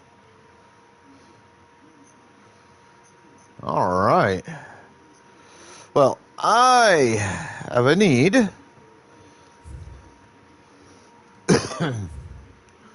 Use the restroom real quick. Grab some coffee. I shall return shortly. Y'all behave now. I'll be right back.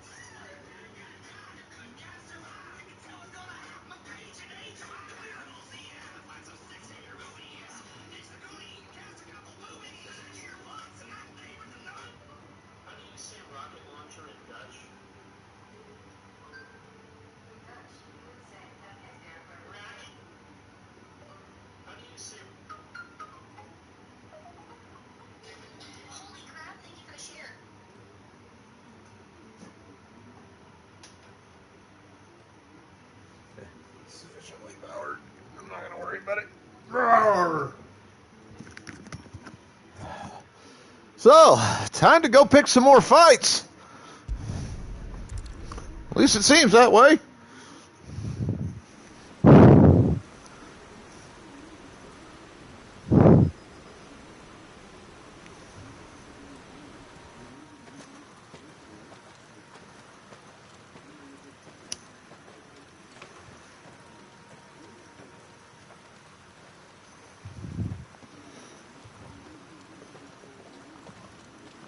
Not so long ago, this here was a thriving trade route. Then the Blight came. The people left. And just like that, it was deserted. Making it the perfect little shortcut. Yab's waiting for us up ahead. Come on.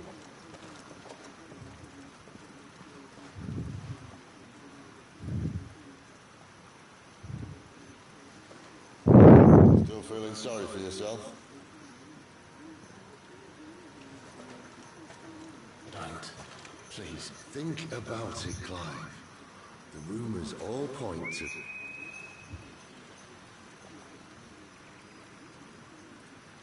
That was an Imperial signal. They shouldn't be here. The old fort's been abandoned for years. Our little chat can wait. I need to see what the bastards are up to. You go on ahead and meet up with Gab. But we both know that... No buts about it. Oh, yay, my controller's charged for the time being. Excellent. I've really been looking forward to playing this.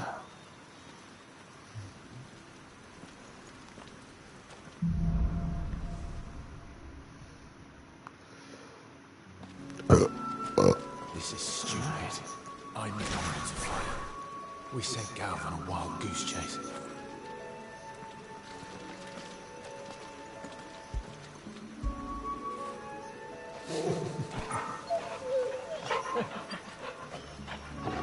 Gotta give the bestest boy his lovin's. After him.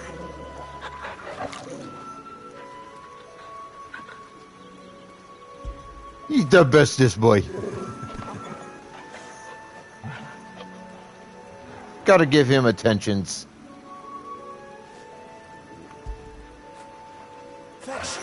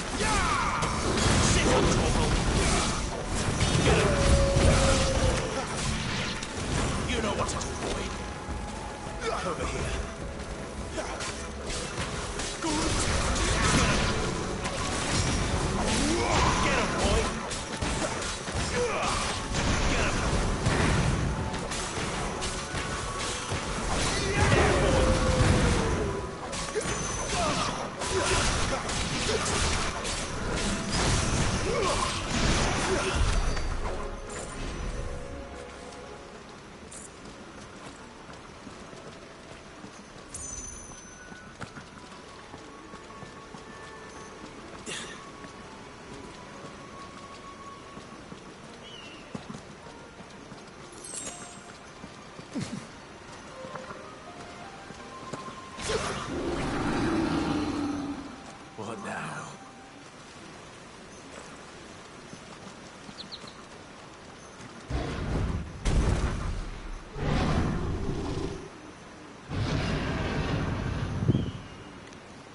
And I think that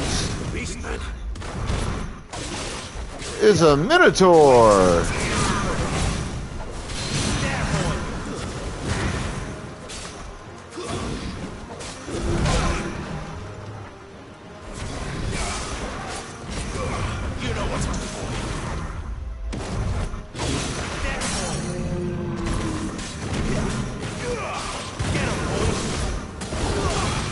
Alright, where I am attacking him right now is just wrong.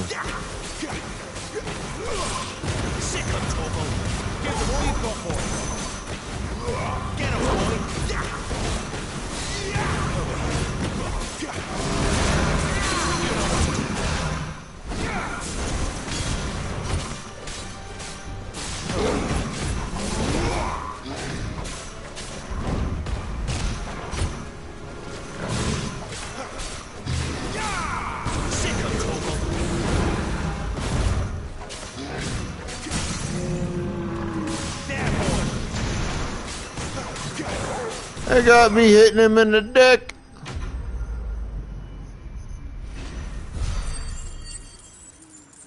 Honestly, just wrong.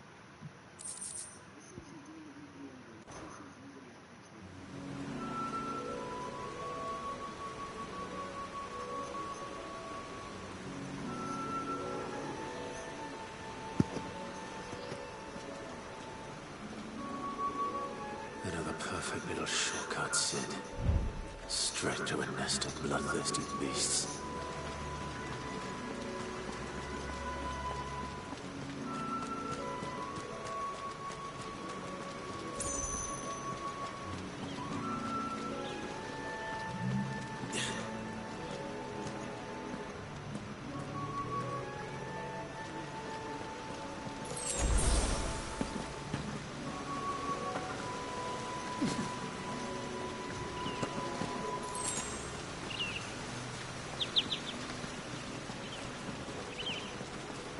Can't be much further now.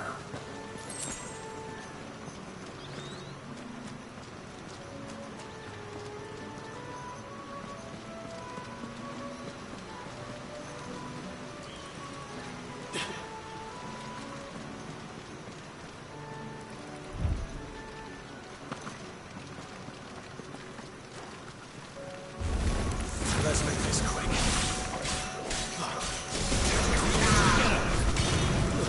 It's over. Sick of Torval. You know what to do, boy.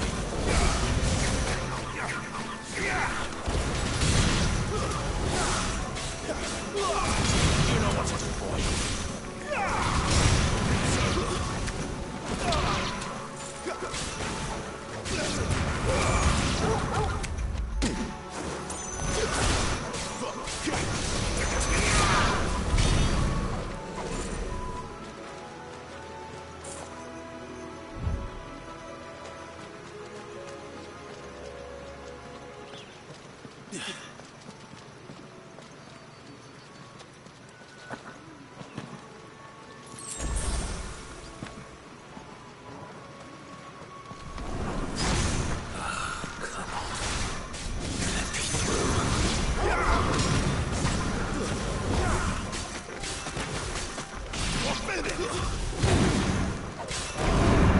Not this time. There, boy. Give them all you've got for.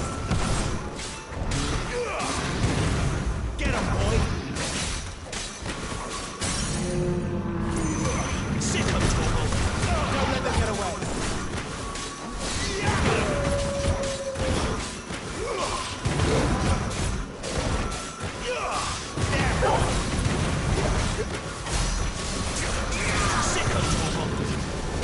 I am fucking him up. Get him, boy. Get him, boy. Give them all you've got, boy. Sick of Torval.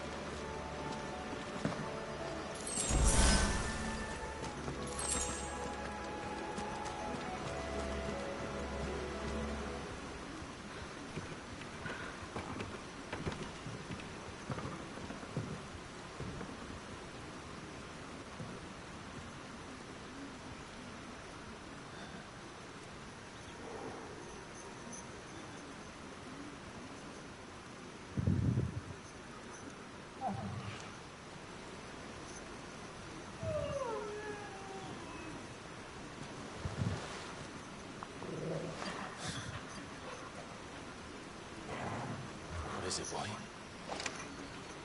After him! Don't let him escape! Gav!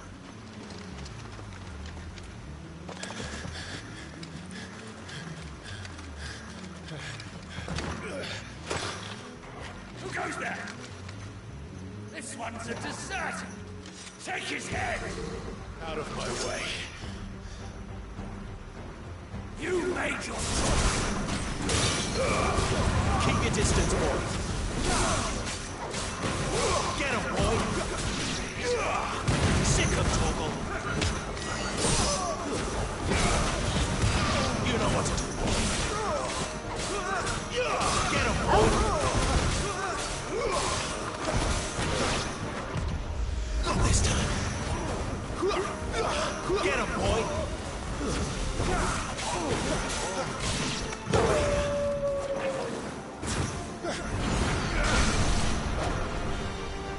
Ah, great. One of these clowns.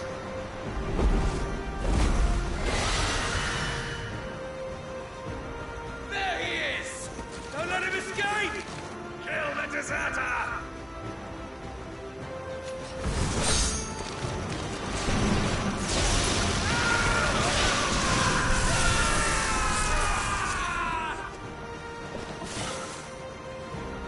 Clive, what's the situation? You're late.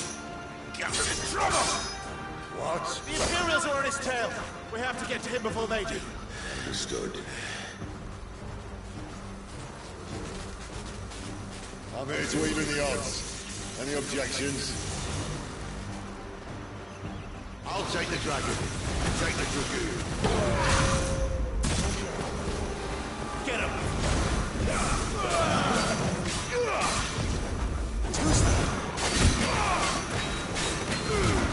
Give them all you've got.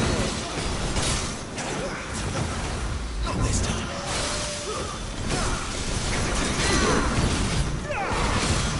Get him. Die, you bastard! Alright, one down. What's it got? There, boy.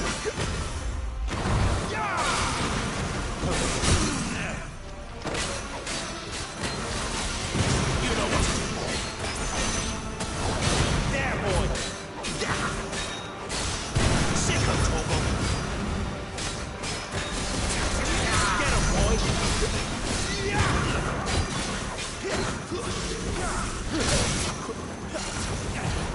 Not this time.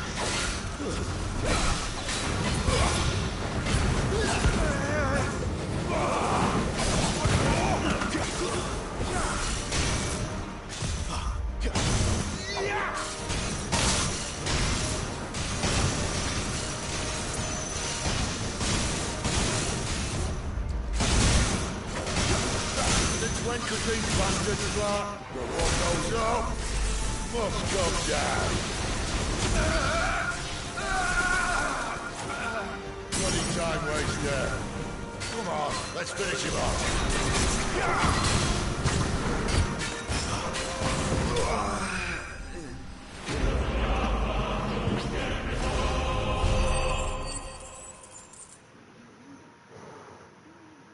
Fucking asshole!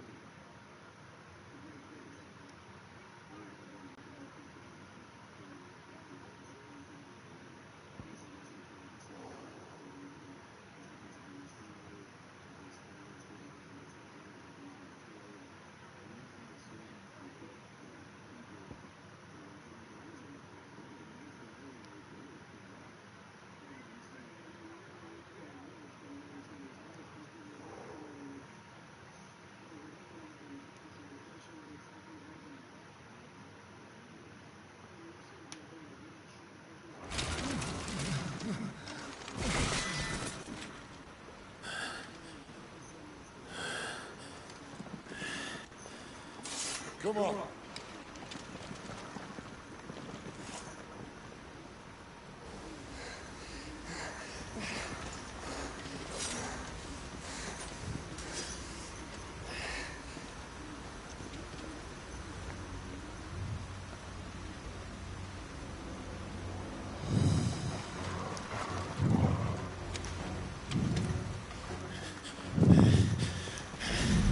Shit!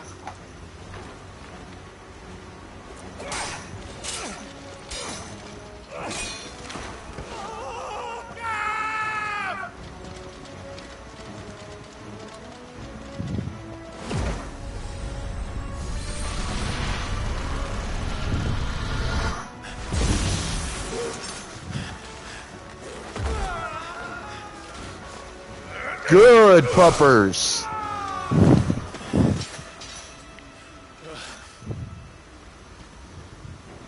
Clive! Give me your hand!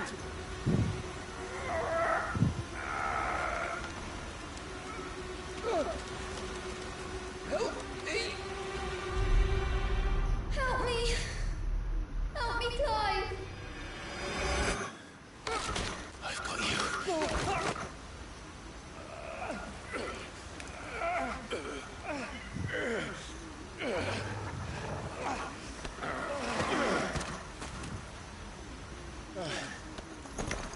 Pokemon in the chat room, get your Pokeballs out.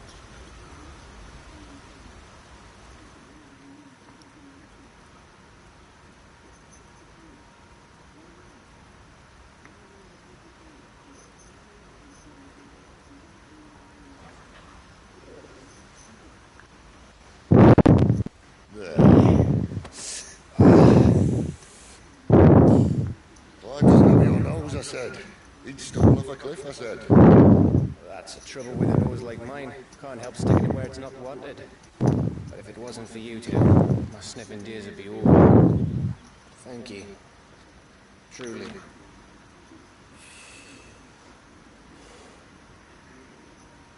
So, what news? Well, found out where your friend's heading for one thing. Gav, He and his mate are on their way to your old stomping ground, Rosaria. You should have seen what they did to the Imperials who tried to stop them. There's no question about it. He's a dominant fire, all right. he can't be. Clive, I saw you turn into an icon before my very eyes. And yes, there's a good chance it was you who killed the Phoenix. But we weren't alone, were we? There was the fellow you saw enter the whirlwind. I saw him too. You didn't dream it, Clive. He's out there. But who is he? Don't ask me. I don't bloody know. But I do know one thing. You're gonna find him and find out. After all, you swore an oath. What? You swore you'd avenge your brother's death. That you'd never rest until you'd hunted down the man responsible. So, find out if this man's responsible and kill yourself if he's not. Don't thank me. Thank God.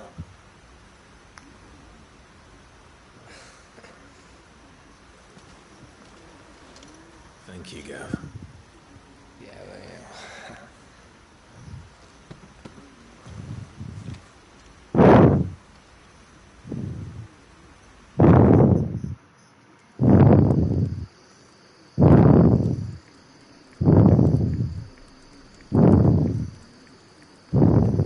No birds returning this year.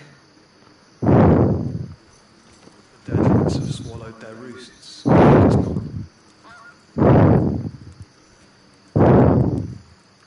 We're running out of time. We'll be in Rosaria in a day or two.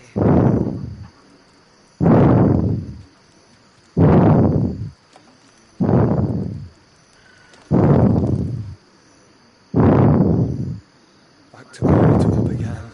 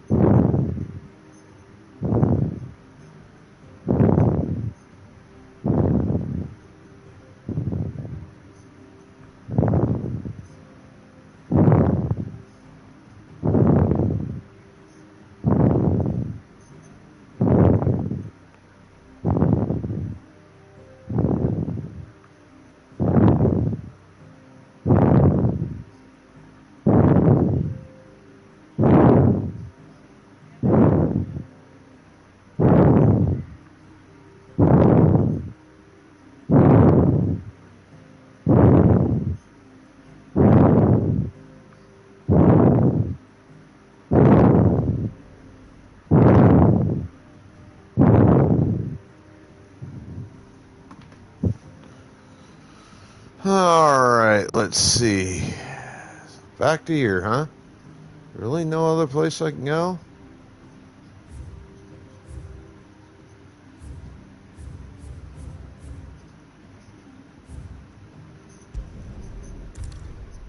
Apparently not.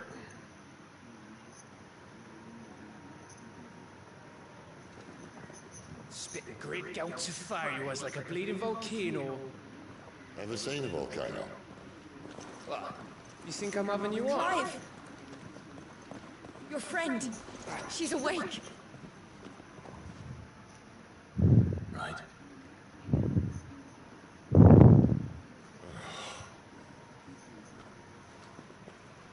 Go to her, you fool.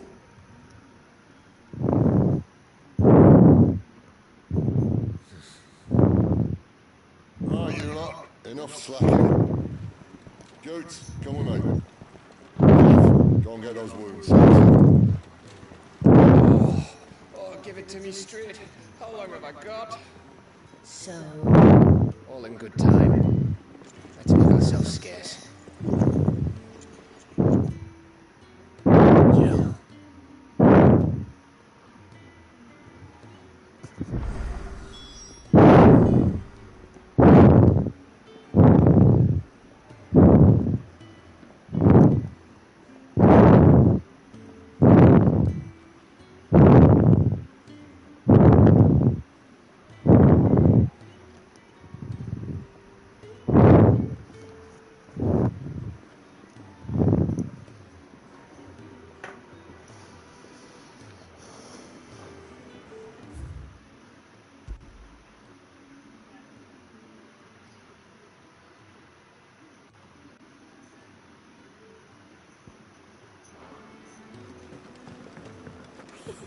Isn't the Moogle funny?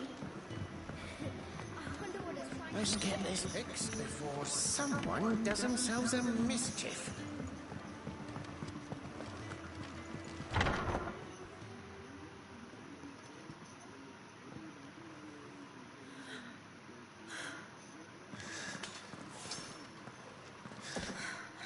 It's true then. It really is you. It is. Clive! You're alive. So are you. I still can't believe it. Your wound's healed. Yes. Talia told me what happened. You saved my life. After nearly taking it, I had no idea. Forgive me, but how did you ever come to be there, Jill? Fighting for them. The Iron Blood. They invaded not long after the news arrived about Phoenix Gate. Rosaria had lost her leaders. The Duchy was in chaos. The Iron Kingdom saw our weakness and pounced upon it. They killed the men and captured the women. And took you back to Ironhome. I thought they meant to have their fun with me before the end. But the end never came. My powers awoke, and everything changed. It all happened so fast. We were told that the Iron Blood had captured a dominant and planned to bring her on their latest crusade. They gave me a choice. To fight for them on the battlefield or see my countrywomen slaughtered. And they call us dominants.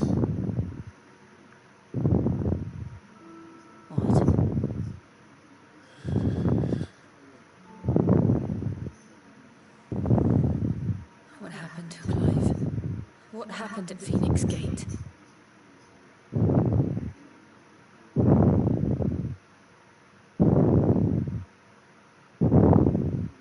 It was me. I killed Joshua. No, that's not true. I know you. You wouldn't do that. It's the truth. I changed into him again, not long ago. The second icon of fire. The one responsible. Clive. When I think back to that night...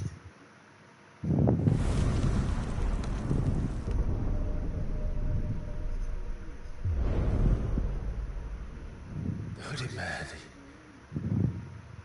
He spoke to me. Found you. What did he mean? Clive, we should go back there, to Phoenix Gate. I need to know what really happened, and so do you. You need to know for certain. And if what you told me is true, and you did what you said you did, then we will face it together. Jill,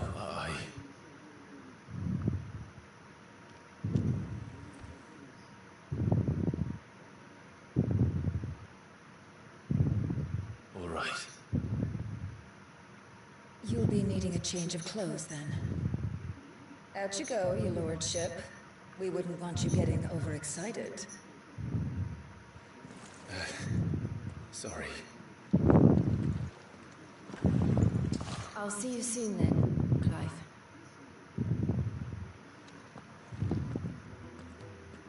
I should be ready too. We've a long journey ahead of us.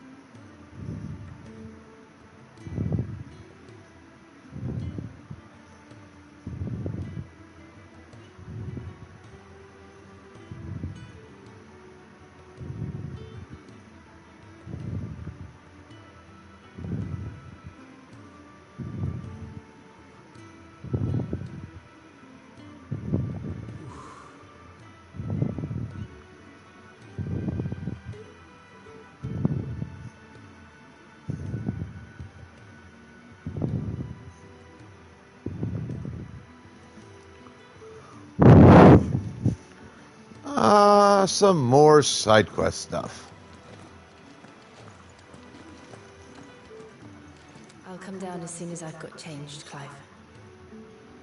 I'll come down as soon as I've got changed, Clive.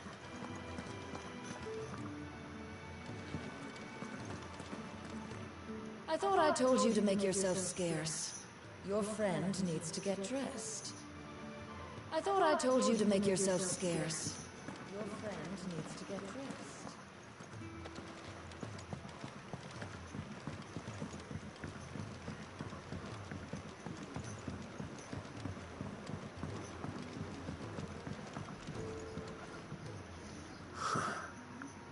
They even have a Moogle. I've never seen one in the flesh. Pokeballs out. I'm sure it said in my father's bestiary that they live deep in the forest, and that they never reveal themselves to humans.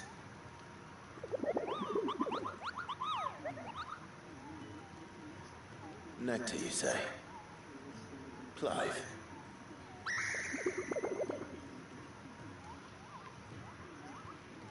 So it would seem.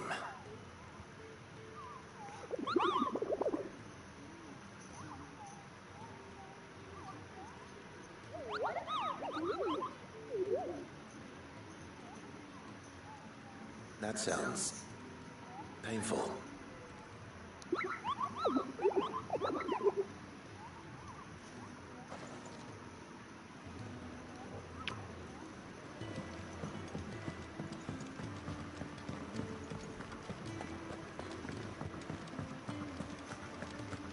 Respect the chickens.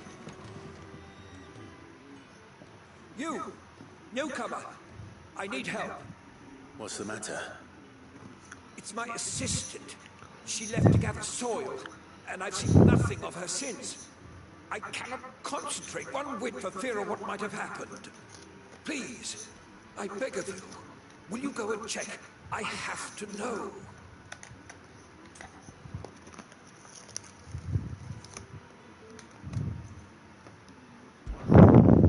All right, I'll go.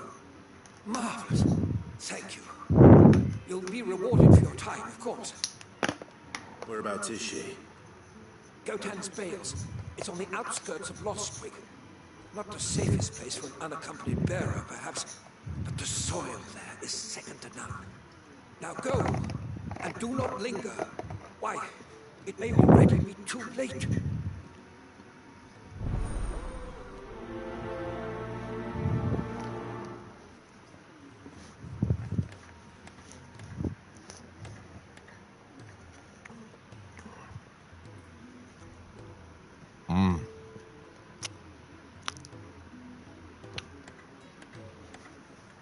My assistant should be gathering soil samples near Gotan's Bales. It's just outside Lostwig. But I already told you that. Now go, quickly. All right. Give for some wild Mickey berries. You should speak to Master Barlow. Your wounds are healed right enough, but I'd still suggest you rest. Well, if that's what the doctor orders. Ah, glad to see the colour back in your cheeks. That's one less thing to worry about.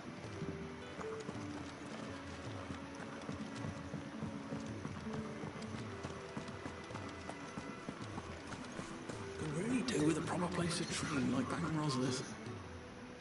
I'll speak with Otto. We're looking at half a dozen, maybe more. Their bunks are made up. I can leave whenever you're ready.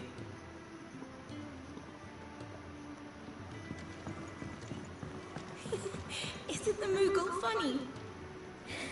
I wonder what it's trying to say.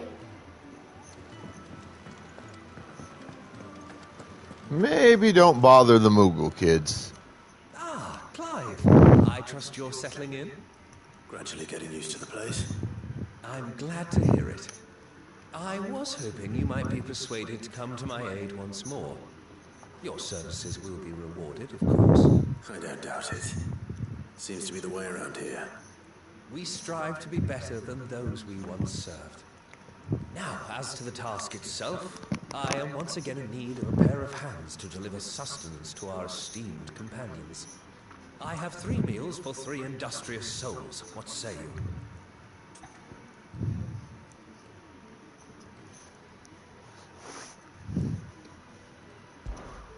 I'd be happy to help. Marvelous. The 3 individuals you'll be seeking out are busying themselves about the hideaway.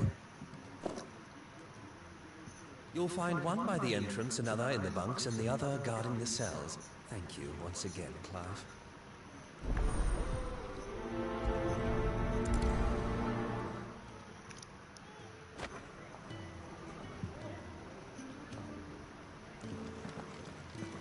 We just don't have enough teams to follow every lead. No, not even if they were teams of one.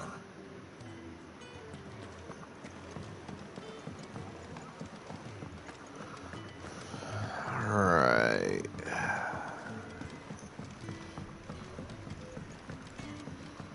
There's the easiest of the 3 to find. Back so soon? Fancied another kip in the cells, did you? Kenny sent me. He thought you might be hungry.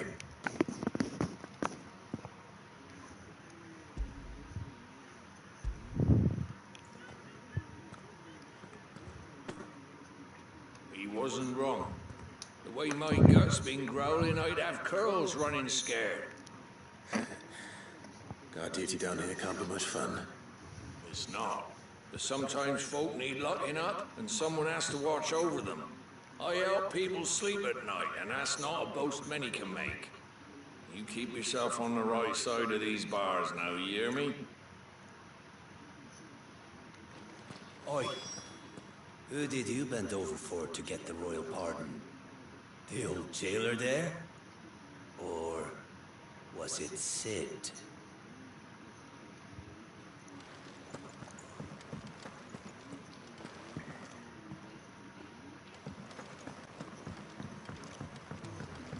Alright, let's see. The next.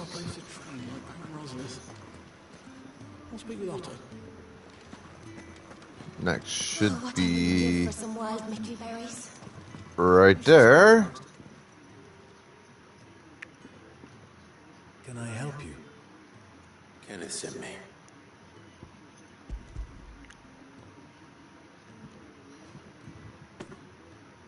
Ah, wonderful. Do you hear that? Our food has arrived. Does your appetite still elude you? Is he sick? I'm afraid so. Those no longer in need of a Physica's immediate ministrations are sent here for further rest. I tend to those who cannot tend to themselves, which leaves me very little time for anything else. Happily, Kenneth sees that I stay fed. I would be lost without the kindness of good people like him and yourself. Thank you. Come, you must eat if you're to recover. Alright, let's see. Last one is up this way.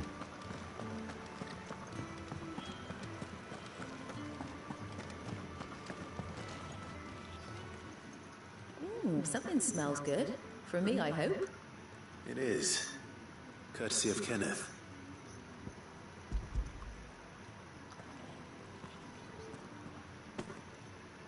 Oh, my thanks.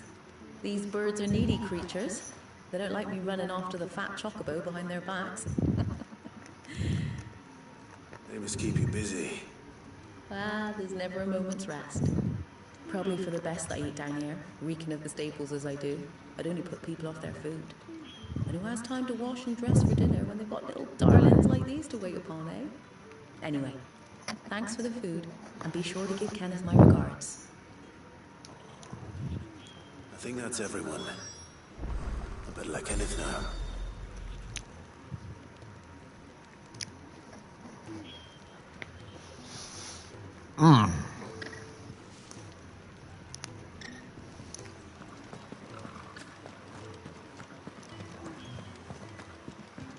I do not often crave something that's sweet, but when I do, these cakes from my local store definitely do the trick. Ah, you're back. All done? Wonderful. Here, your reward, as promised. The hideaway's quite something. Everyone has their place. A fact we are proud of, believe me. I'm glad you've witnessed it for yourself. You have your place too, of course, as you have just so capably proven, and you will always have a place with us, should you desire it. It's kind of you to say so. It is the truth, and not a soul among us would deny it. I look forward to all that you will bring to our little community.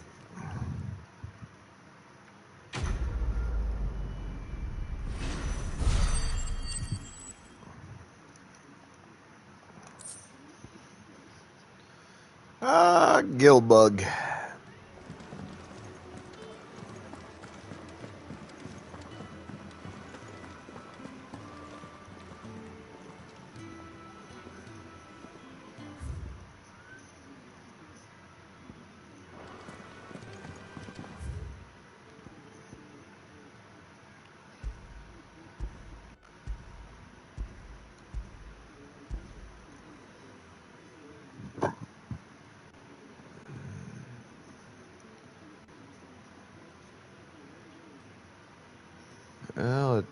doesn't appear as if there's...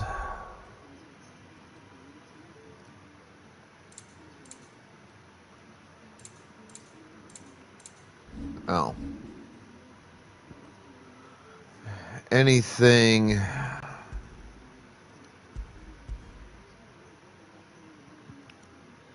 more that I can currently do.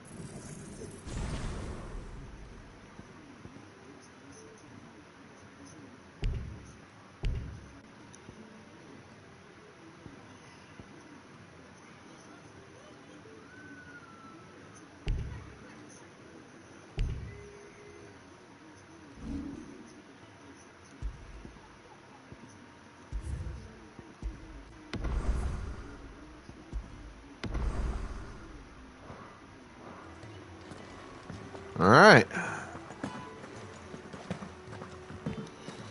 Let's go ahead and do this other side quest quickly.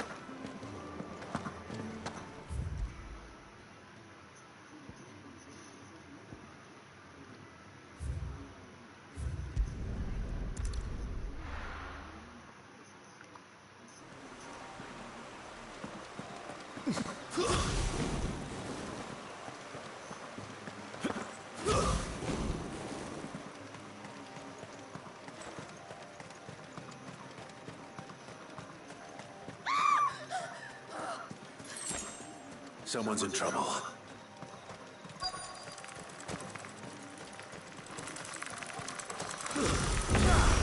Let's make this quick.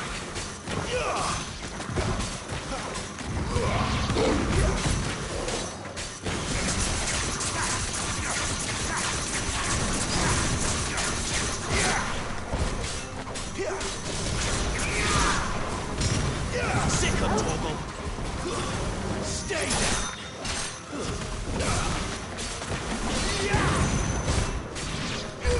You know what to do, boy. Sick of trouble.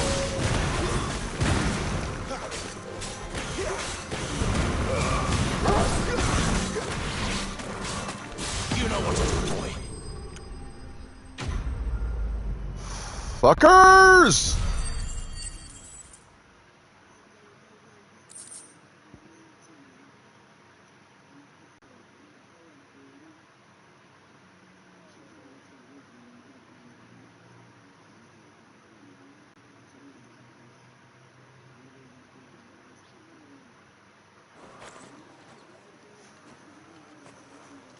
You hurt? It would have been worse if you hadn't come along. Wait, I've seen you around the hideaway. You're new, aren't you? I'm Clive. And I'm Martel. But what are you doing here? Looking for you. This is no place for a bearer on her own. I noticed that. But this soil's not going to collect itself. Then what if I gathered it for you? You could head back to the hideaway. Just exactly what sort of dirt is it that you need? What I need is soil. But I'd be a fool to refuse your help after what just happened. It's the good stuff you're looking for. Dark, rich, fragrant. You'll know it when you find it. Dark, rich, and fragrant. Right. Not a very good description. You should hurry back. Be perfectly Someone honest. seemed worried enough that he might come looking for you himself. That seems unlikely, but I won't argue with you. Thanks. Hey, look, Pokemon in chat. Let's get those Pokeballs out. Soil, then. There's certainly enough of it here. But Is it dark, rich, and fragrant?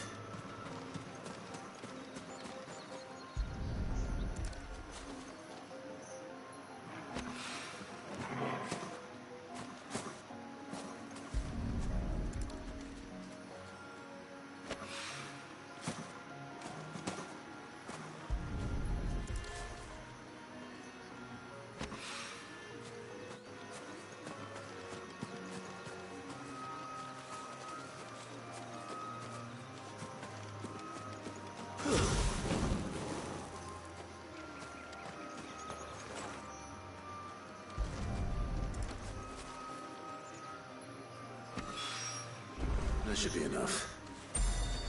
I better get it back to the hideaway.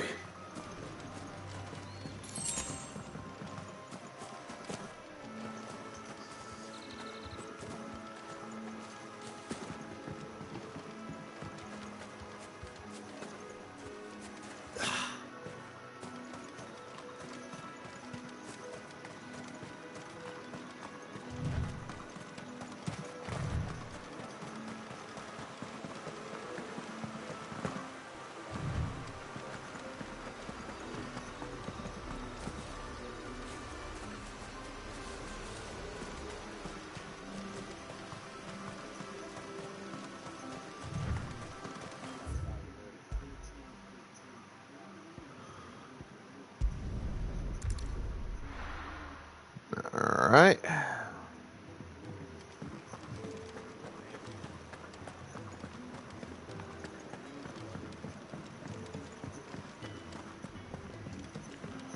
Respect the chickens.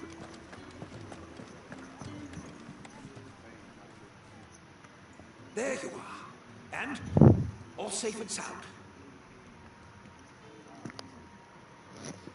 Oh. Yeah, she's standing right there. Not the girl. The soil.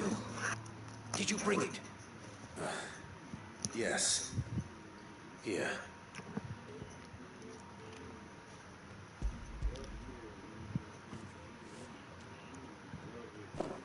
Glorious! When Martel came home empty-handed, I almost had a fit. But with this, my research can continue. First and foremost come the measurements. I must know how much ether each sample contains. From there... Wait, so you were never... Worried about me? Sorry to disappoint you, but the only thing he worries about is his research. But that's... That's all right. It's just how he is. And if it wasn't for him, we wouldn't be growing anything in these ruins. It's a small price to pay. Although, you shouldn't have to pay it too. Did he even offer you anything for helping? Ugh. Here. I know it's not much, but it's something, at least.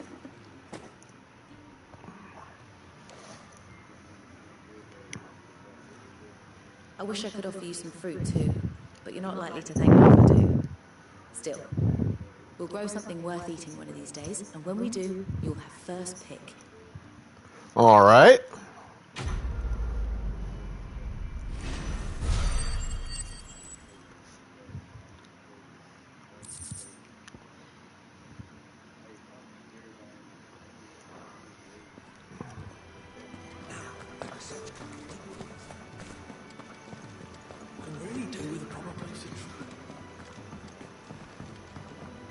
Now, let's see.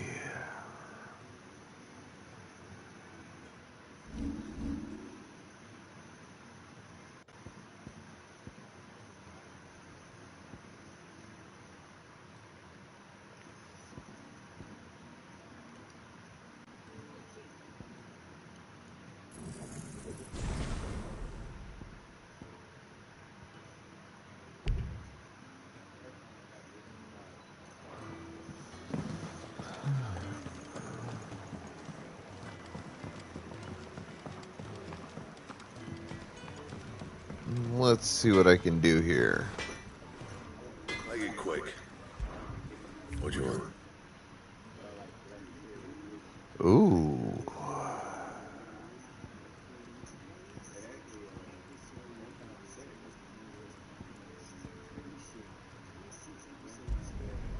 It last you a good while. And how am I meant to do that then?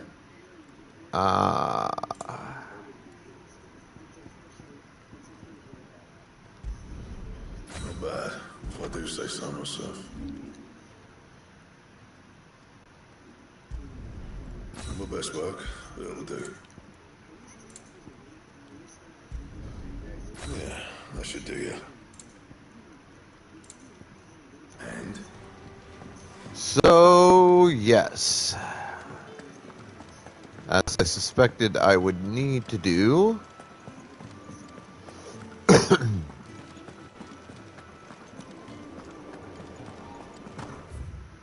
Let's go gathering.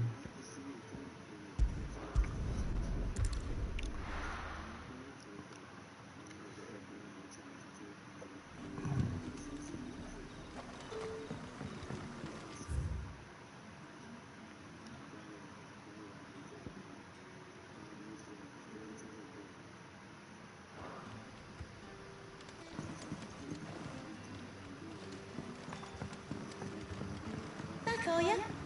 Did Master Quentin summon you? The shad's all salted and smoked. It'll be an age before the stink's gone from A whole day on the line and they're still not dry.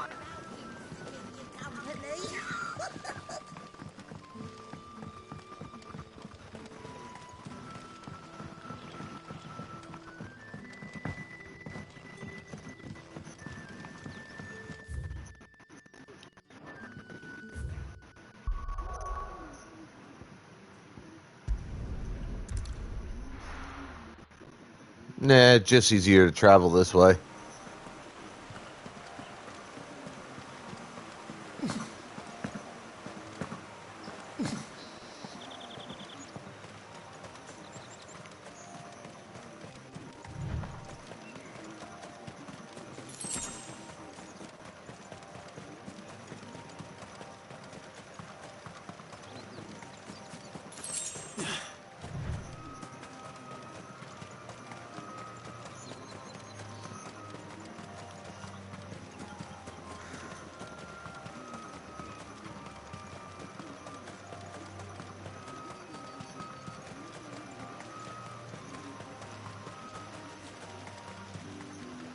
I'll have you know, manning the village entry is no small task.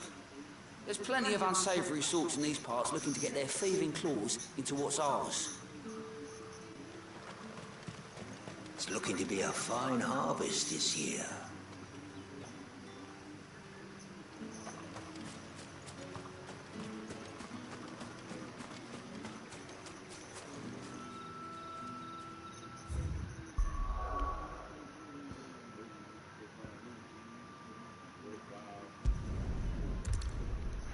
Gotta find someplace I can fight.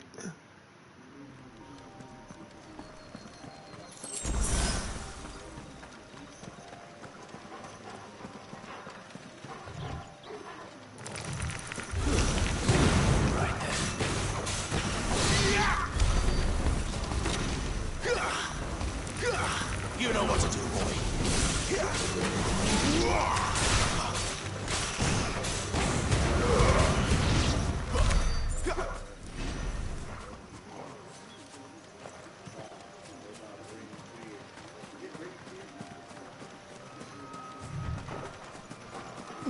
Get him! There, boy! Get him, boy! You know what to do, boy. Over here.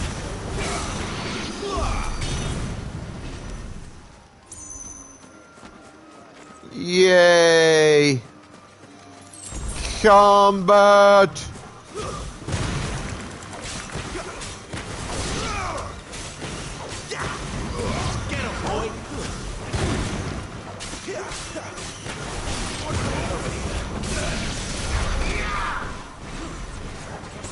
Sick of Torgal! Get him, boy! No, get away! There, boy!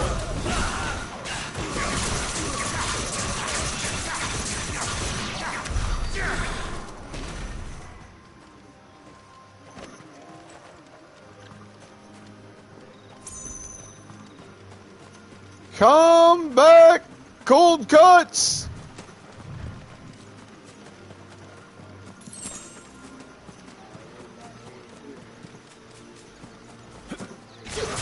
Get up this way. Get up. You know what to do, boy.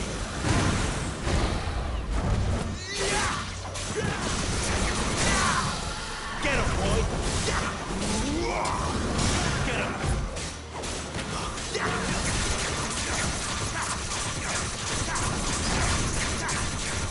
Over here. Get him, boy! There, boy!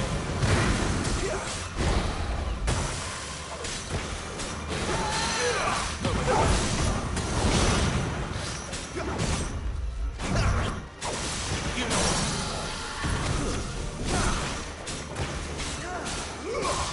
Sick him, Torgal!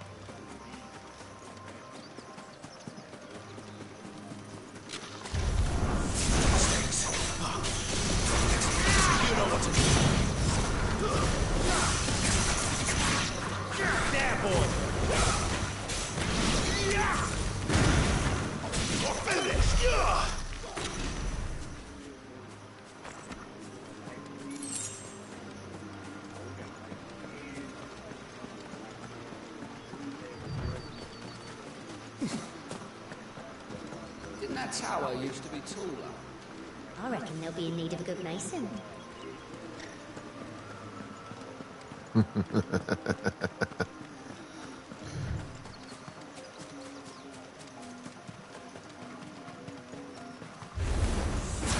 Sick him, Torgal! There, boy! Sick him, Torgal!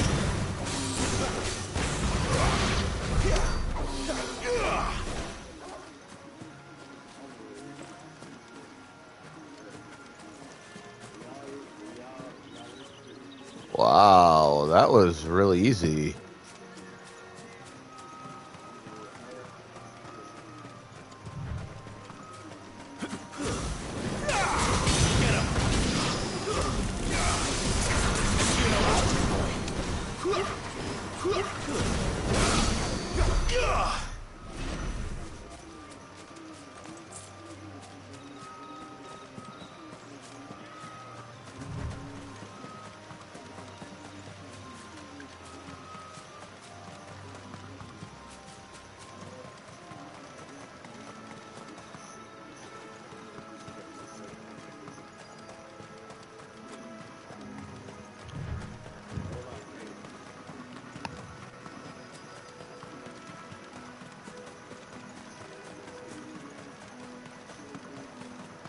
Pokeballs out.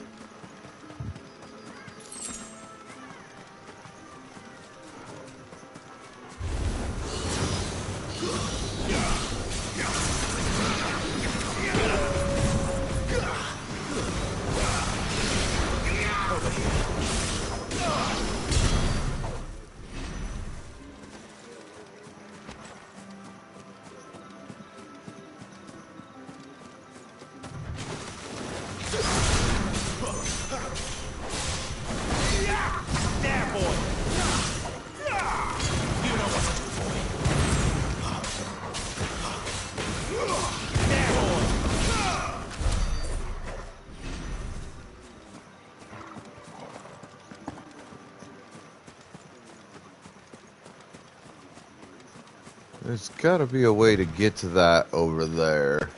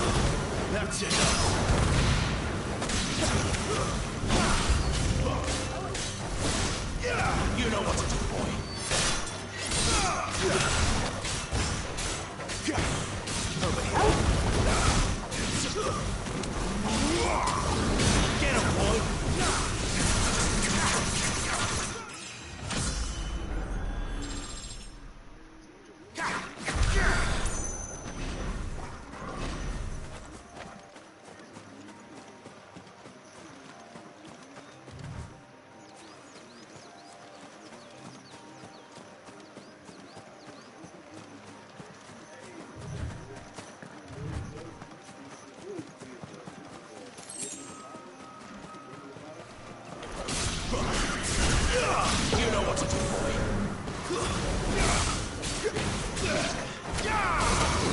Sick of Torgal. That was just as easy as I expected it to be. Get him. Sick of Torgal.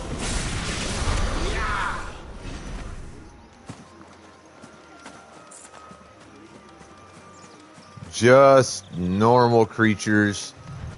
Nothing particularly special about them. Just a little bit of hunting for me.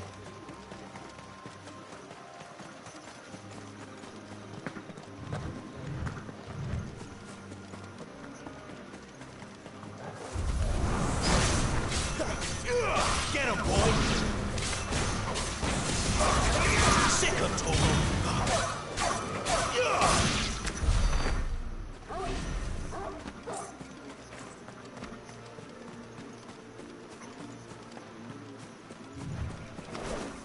There, boy. It's over. Sick of Torgal. You know what to do, boy.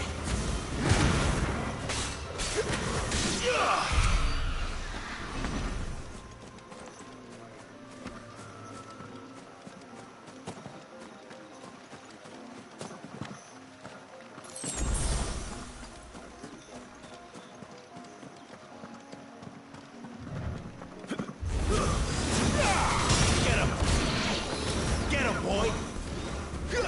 Sick of Torgal.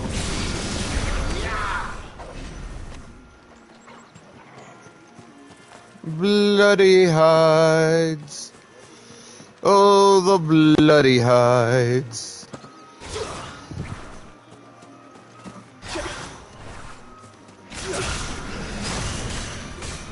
You know what to do.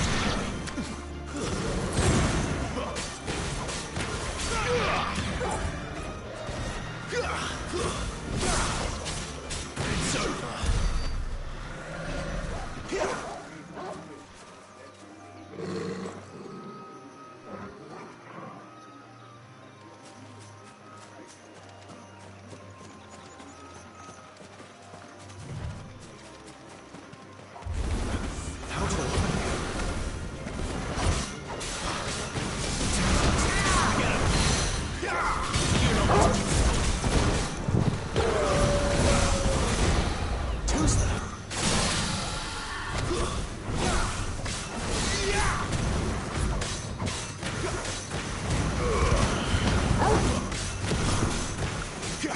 Get him, boy!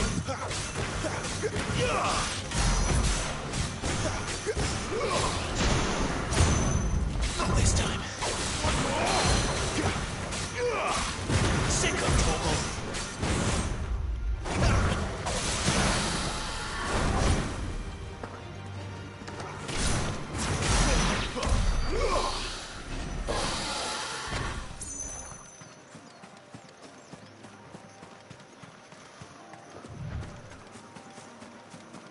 Not necessarily finding the stuff that I want.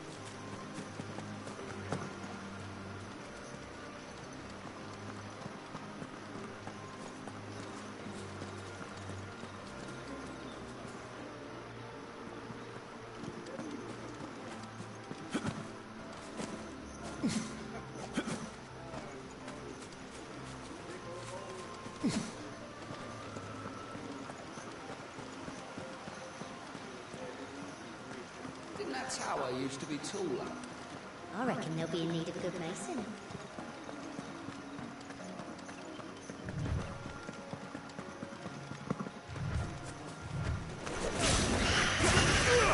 Get him! That's it! Sick of Torgal!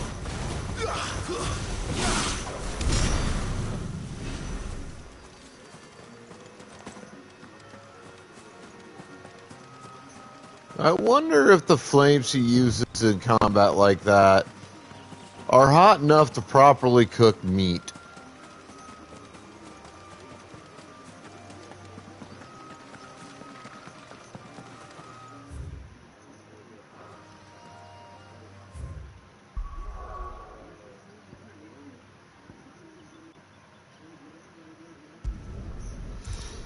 Because if they are, then I could be bringing back a whole bunch of food for the hideaway.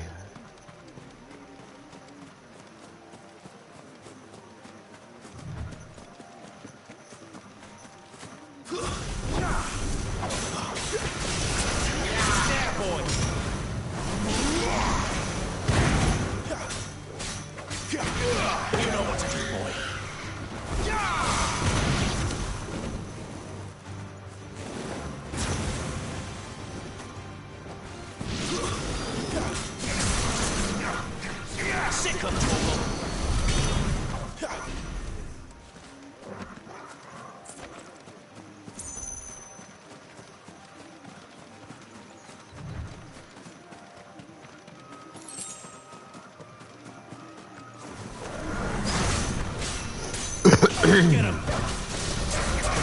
him, boy! Don't let him get away!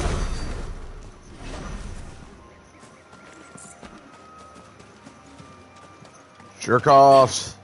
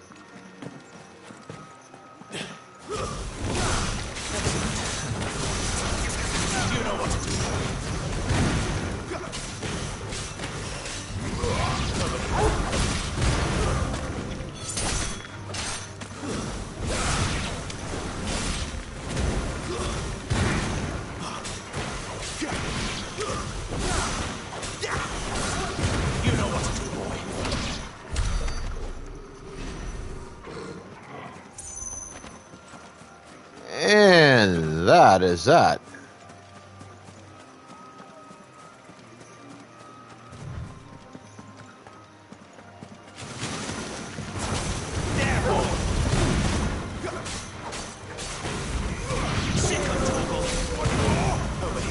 That's it.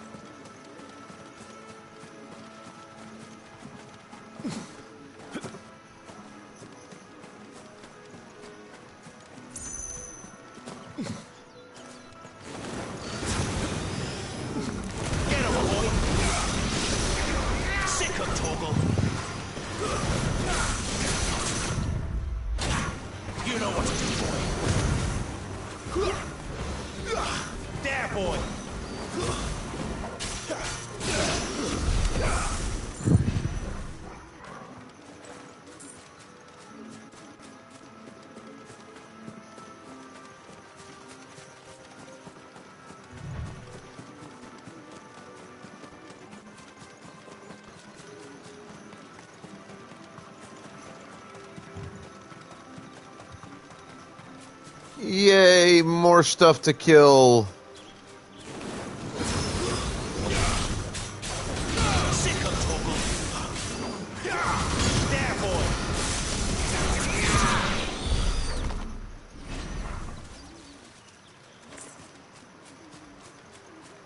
No holding back. Keep your distance, boy.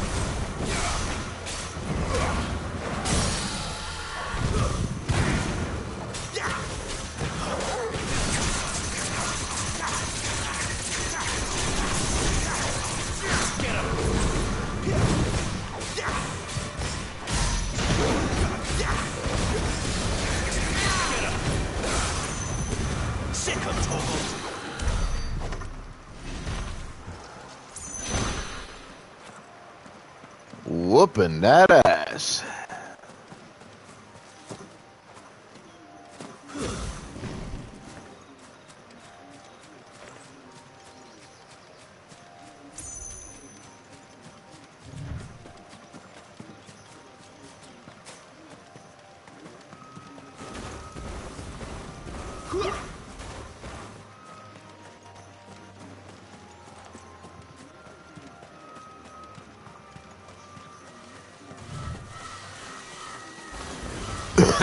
Get him! Sick of Torgal!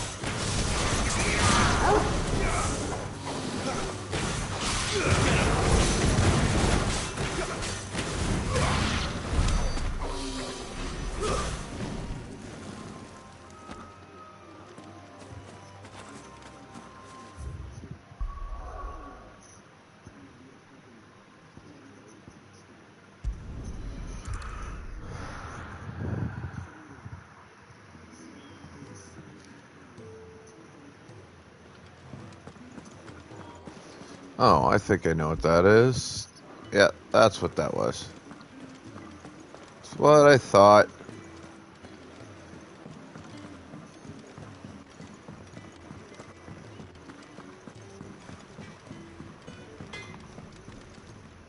Make it quick. What do you want?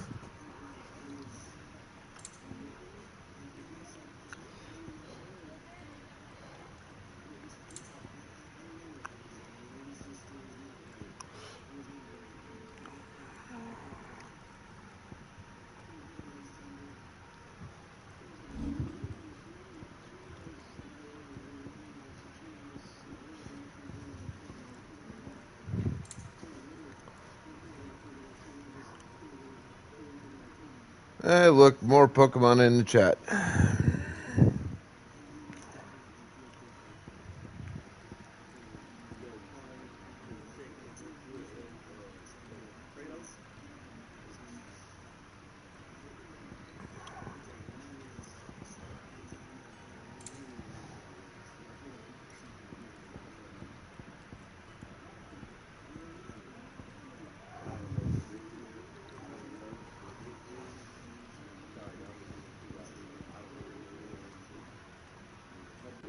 That it? Fine.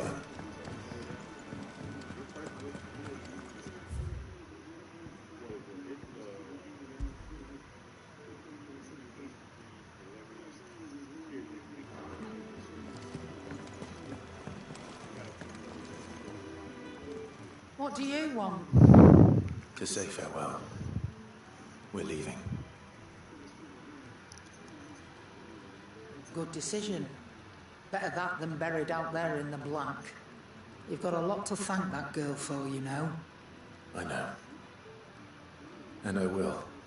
Now, what do you really want? We both know you don't come here for conversation.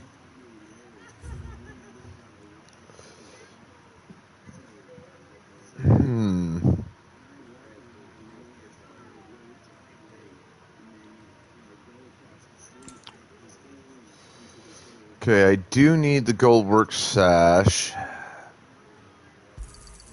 It'd better all be here.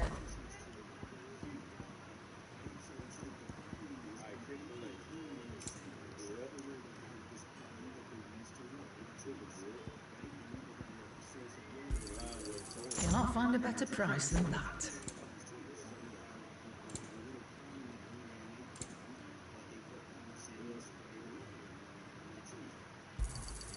You're rubbing me blind, you know. Off you go, then. And best of luck. I should probably say thank you to Gav, too.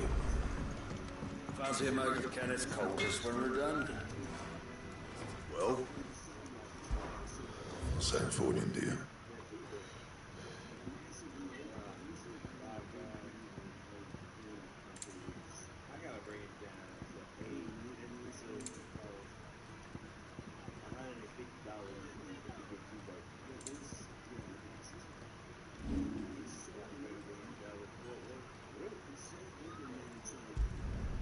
Yeah, that should do you.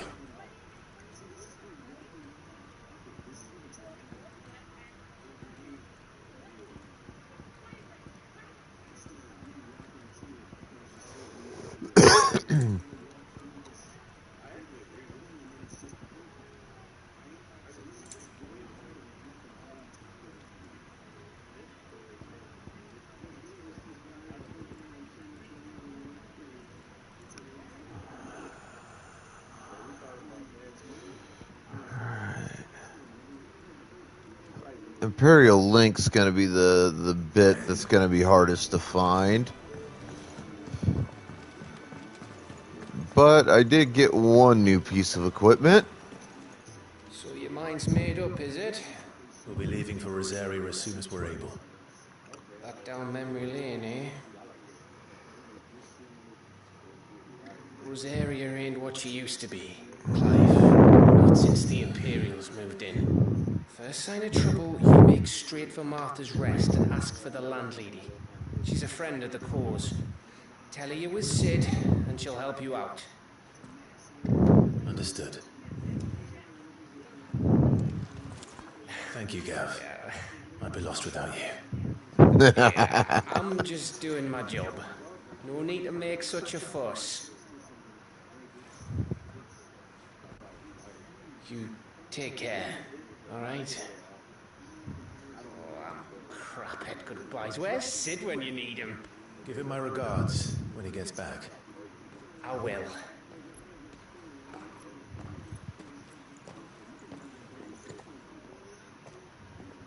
Sorry to keep you waiting. Proper little lady, huh? Ready, my lady? Ready.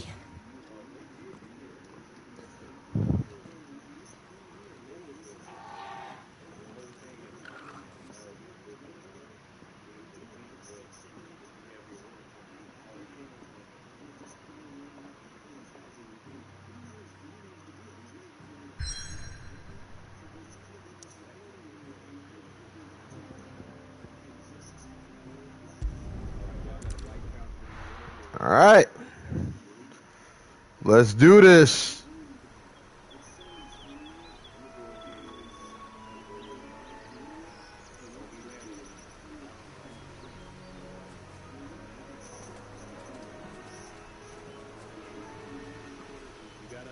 Rosaria.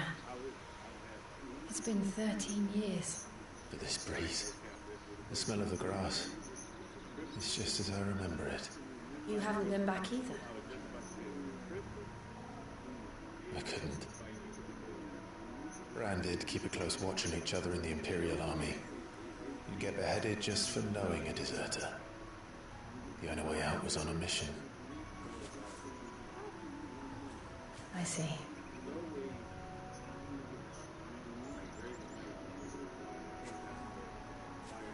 But mostly I was afraid.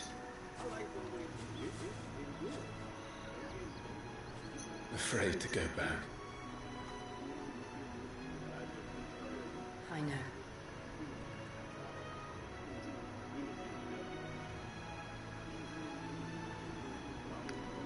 But I'm here now.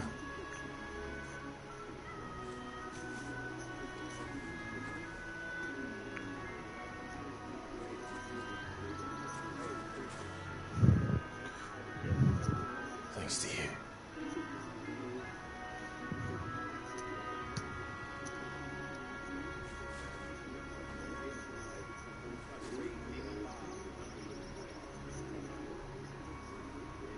We should press on.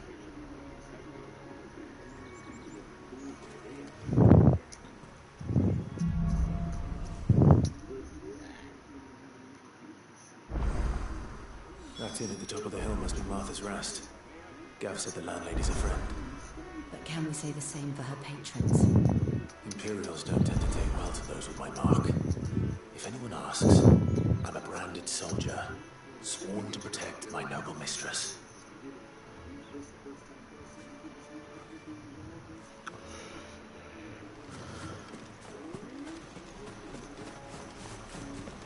All right.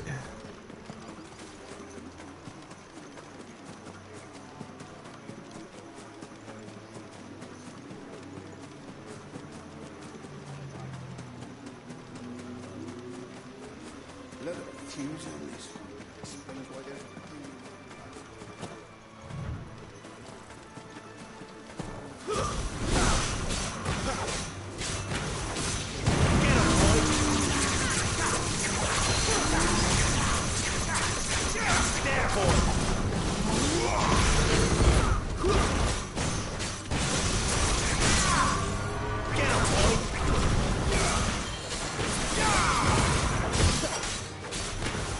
Wind, fire, and ice magic.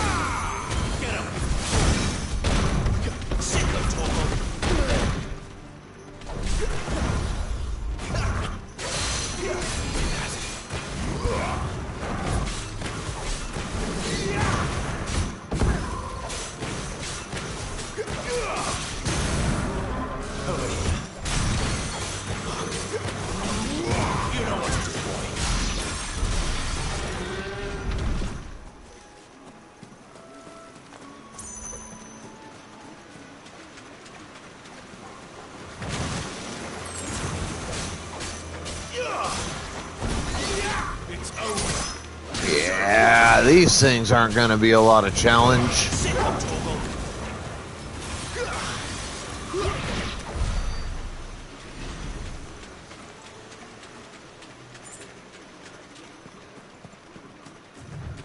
What is... Ah! The bright blue is a way to draw in, I'm guessing, prey?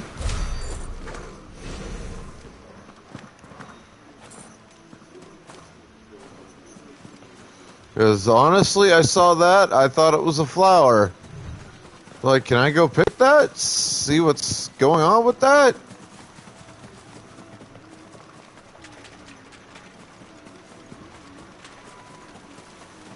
No, I'm guessing that bright blue is intended to draw prey.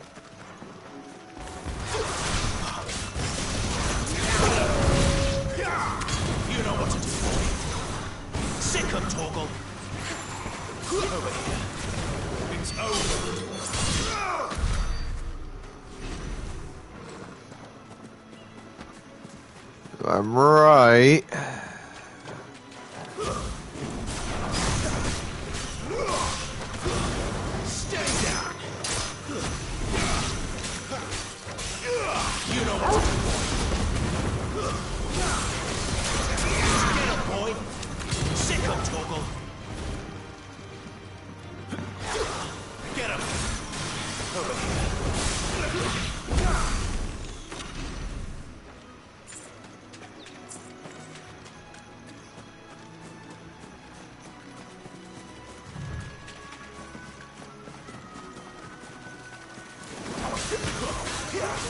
Yeah, I'm hip to what you guys are now.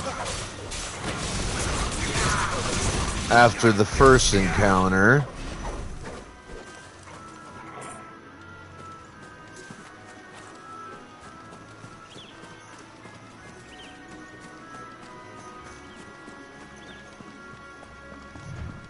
They never finished building the bridge then. After what happened at Phoenix Gate, it didn't seem the highest priority.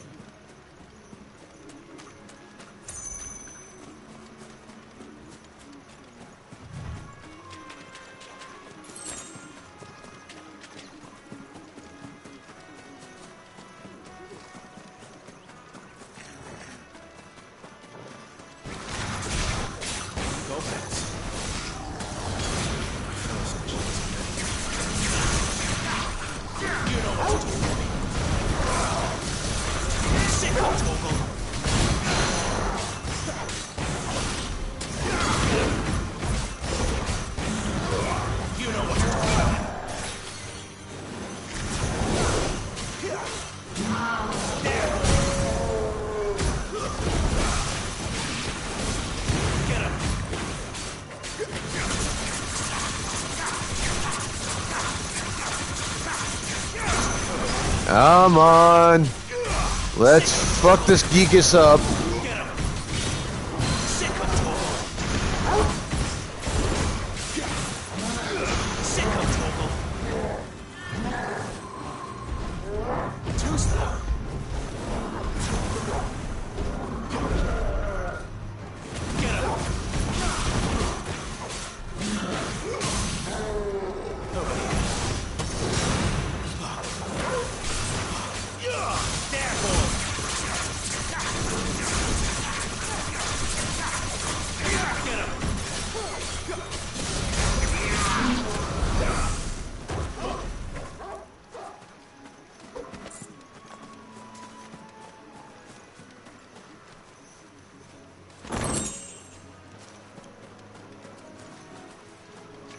I'm definitely picking up mats.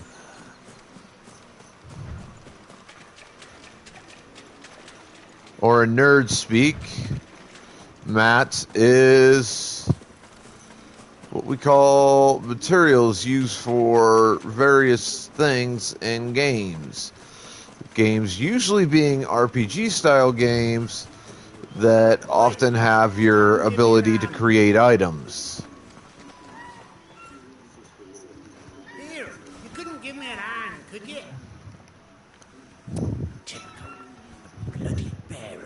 Just when I thought my luck had changed.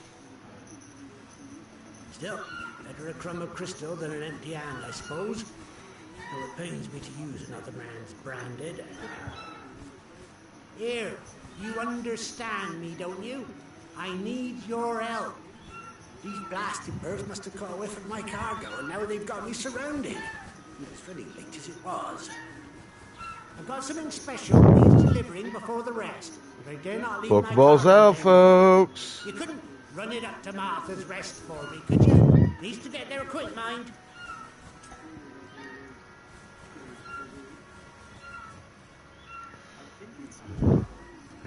Fine. That's the spirit. All right. Here. You hand that to the stable master and no one else. I'm owed a little something for it. If he gives it to you, pass it along to your master by way of thanks. Be off with you then, and don't go taking any detours on the way.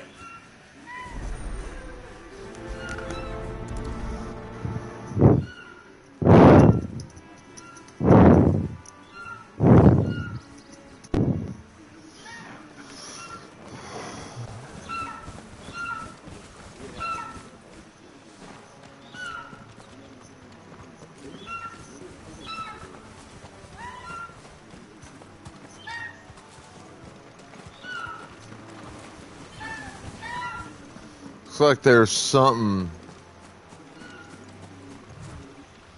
trapped inside of that.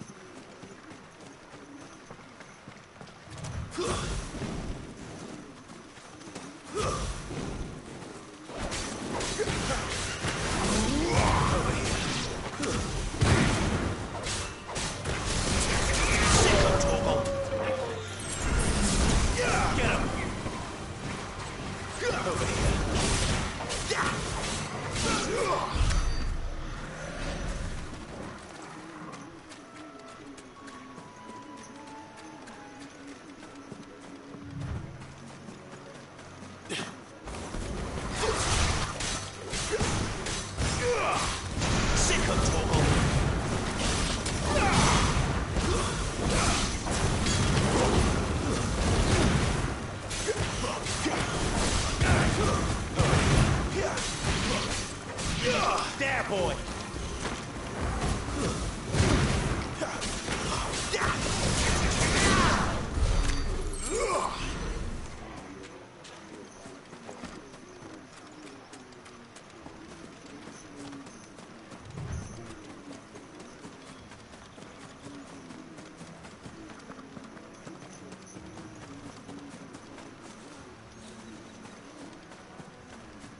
Here we are.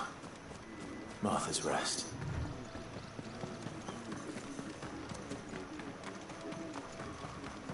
That's one of our Brandon. Do we take him in? Good girl. He's no one get some rest. Are you the stable master? I was asked to deliver this to you.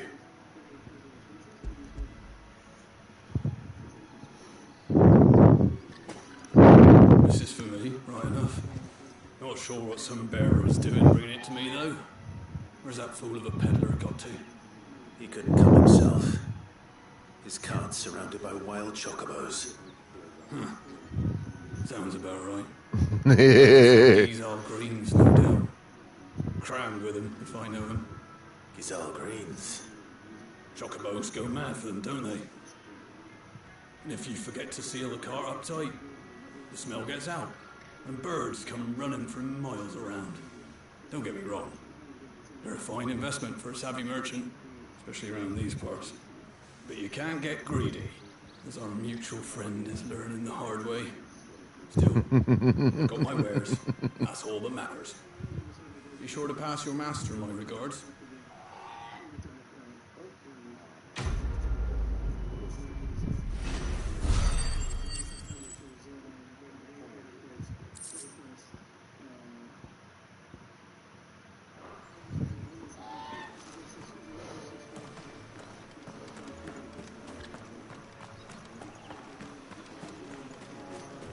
Reward was shite.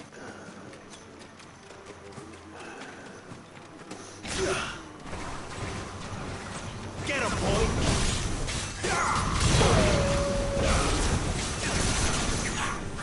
You know what?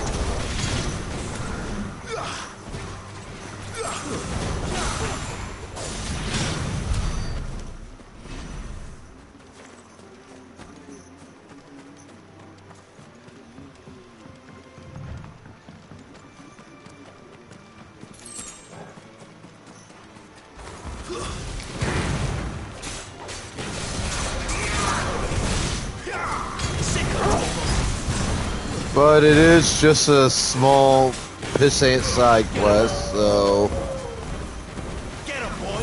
I mean, it makes sense the reward was shit.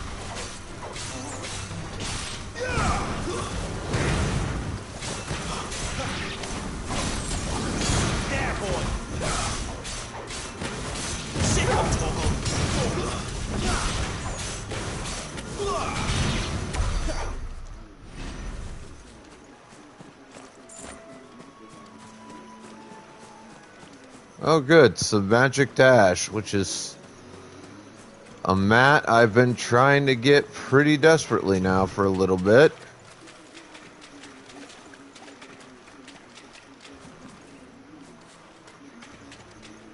Fuck.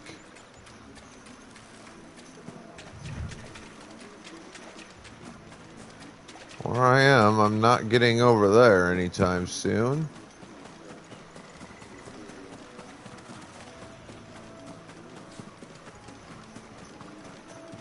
Although this might change that.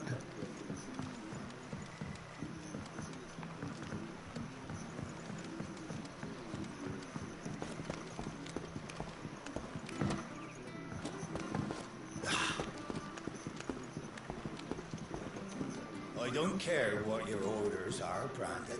You keep that sword in its sheath. I don't care what you care about or not. You piece of Imperial shit. As friendly as Gav claims. Let's go and find out, shall we?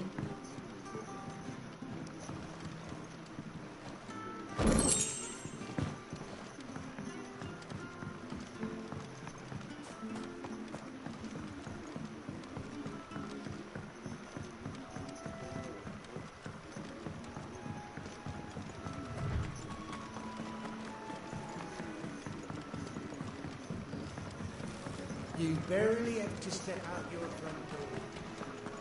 Good girl. You get some rest.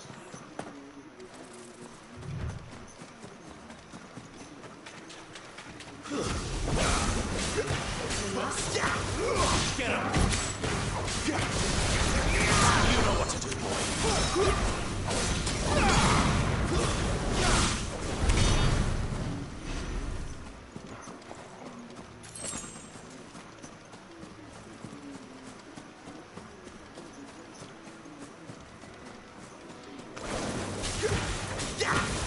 him, boy!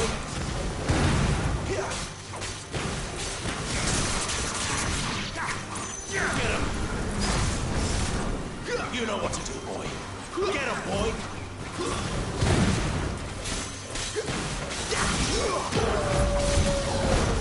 Sick of Torgal. Get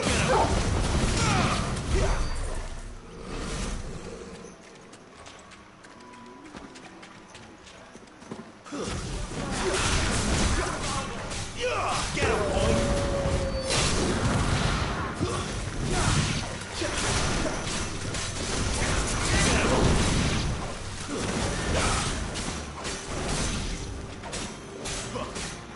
Get him, boy!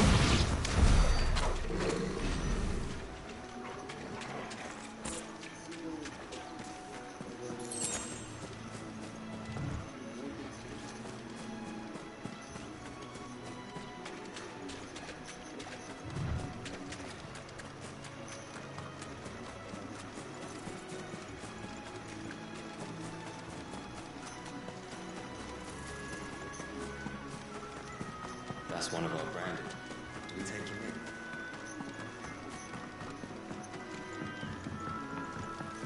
in? You fuckers can try.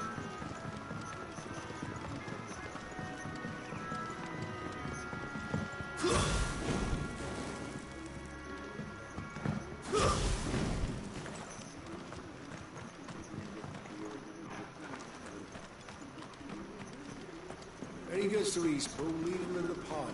We'll take him over when the bridge is back up. And when's that gonna be?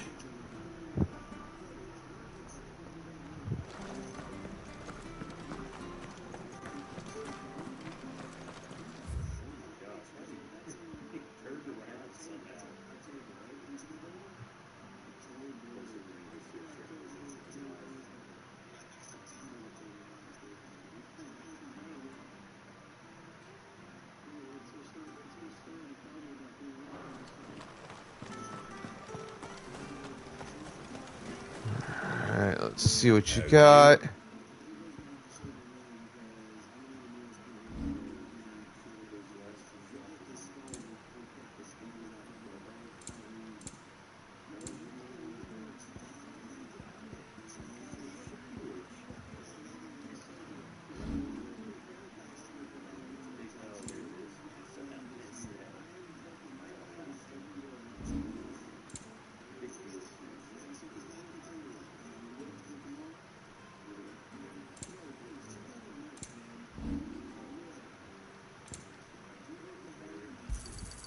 There you go.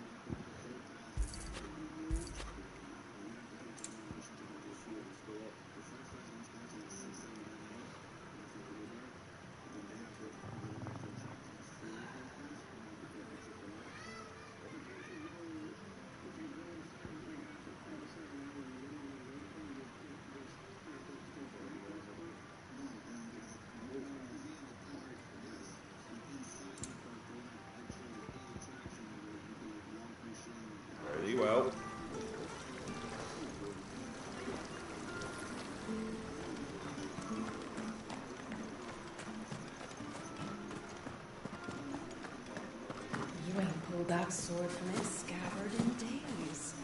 Come on.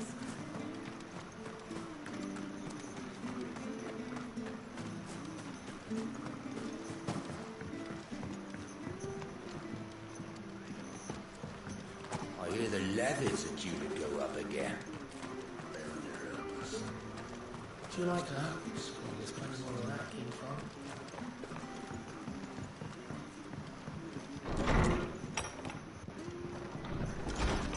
It was good, honest work building the aqueduct. Back when we had proper leaders and proper trades. Not just selling our blades and our bodies.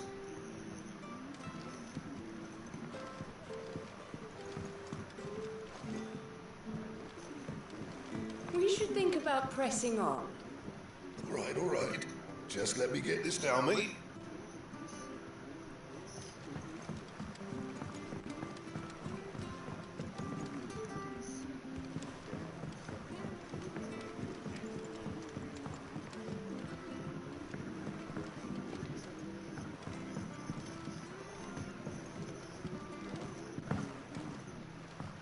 God, the jump is so terrible in this. I wonder why that is.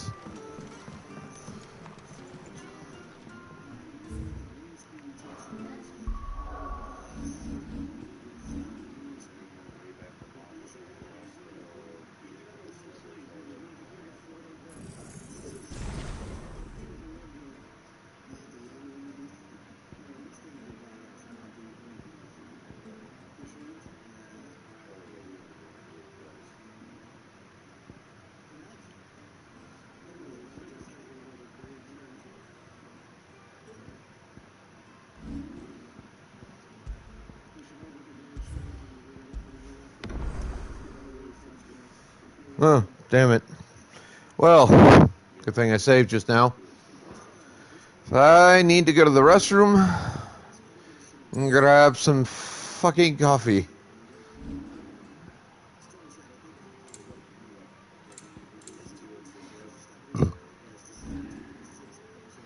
So,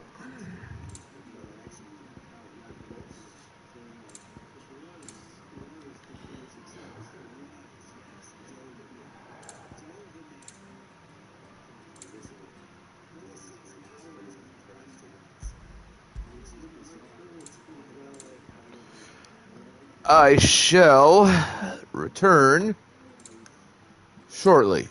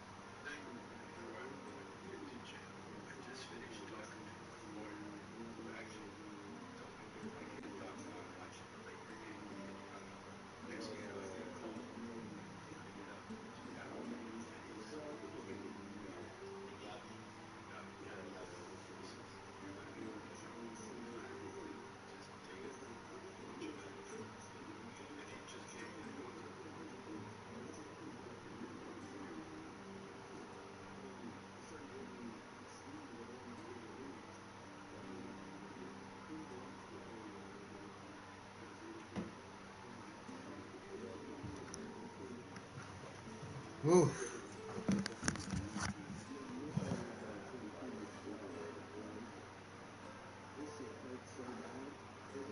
Oh, I tell you. What up, Gingerbeard?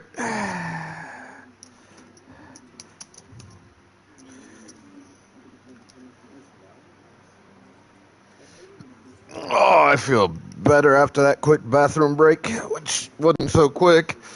Just a really long piss.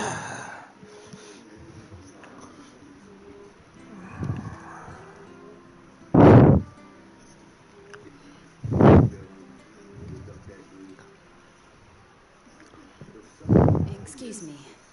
Would you happen to be the landlady? Depends who's asking, and why they have an Imperial bearer with them. For protection, which hopefully won't be needed. If you can advise me on the safest route to the west. It's your friend here I'd be worried about. Bearers don't have an easy time of it in Rosaria. Even a strapping lad like him might attract the wrong kind of attention. And if he gets nabbed, it ain't likely to end well for you either. Then we'll just have to stay out of the malicious way. Gav said he might be able to help us. Follow me.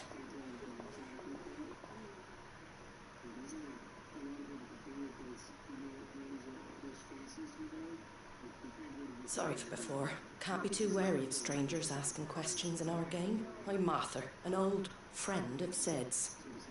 He said he had high hopes for a bearer who joined recently. I expect that's you. So, where is it you're headed? For Phoenix Gate. We have questions that need answering. Is that so? Well, if you want to avoid the garrison, the road through Eastpool's your best bet. Or it would be, if the bridge hadn't collapsed. A right bloomin' nuisance it is. We've had no trade with the village for weeks. I did ask our carpenter to take a look at it, but he went out on another job, and he hasn't come back. Do you think something might have happened to him? Fingers crossed he's just taking his time. The alternative don't bear thinking about. We'll find him. And make sure he's safe. We both need that bridge repaired. Your carpenter sounds like the man to do it. I see why Sid's got such a soft spot for you. If you could, I'd be in your debt. You said that he went out on a job? Right. He went down into the marshes to check on another bridge. The one by the Fallen Gate. The marshes were dangerous at the best of times. We should hurry. There's a ladder to the side of the gate. That's the quickest way down, if you've a head for heights. His name is Bernard. Should you find him well, tell him Martha sent you, and that he's wanted at the bridge to Eastpool. All right.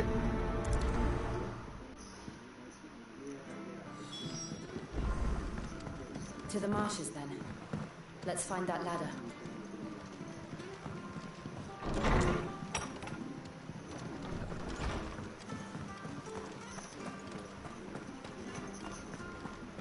Any goods to Eastpool? Here's the gate. And that must be the ladder.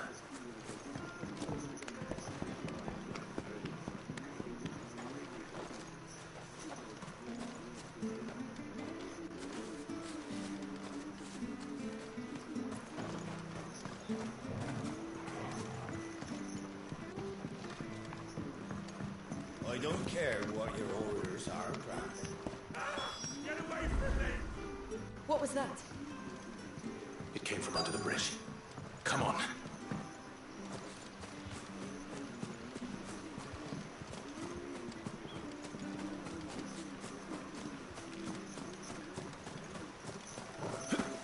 There he is. Hold on, we're coming! Sick him, Torgal!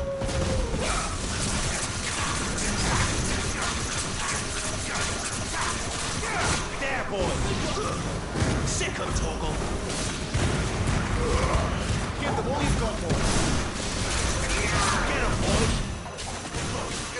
Okay, they made these actually kind of tough.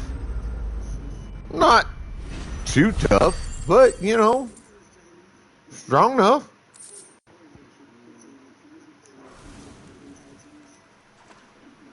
Thank you, my lady. You saved my life. Not at all. You're Bernard the carpenter, yes? I am. I didn't realize my name was known so widely. I'm a friend of Martha's. She asked us to come and find you. Well, I'm very grateful for it. I just finished checking these piles when I turn around and I see a gang of slavering monsters looking to feast on my flesh. If you hadn't come when you did, I'd have been snipped into strips by now. We're just glad you're safe. I best go and give my regards to the landlady then, eh? Actually, she asked that if we found you, we should beg you make haste to repair the bridge to Eastpool. Of course. I said I'd take a look at it, but it clean slipped my mind. I'll head up there straight away. Thank you, dude.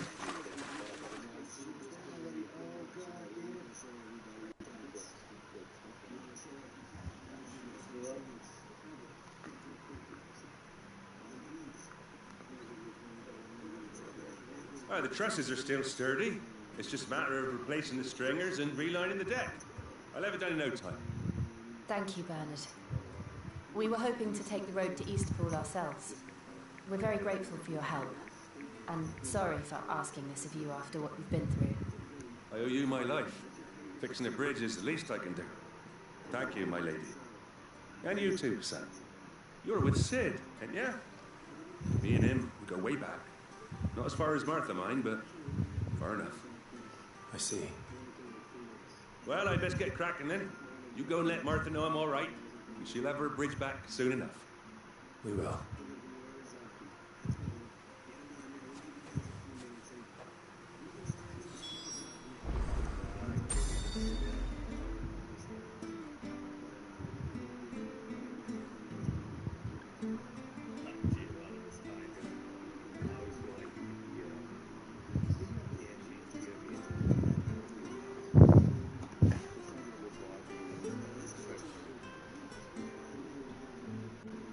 Alright, now I gotta come back up this way. The bridge will be fixed when it's fixed, alright? I was supposed to be in Eastpool yesterday.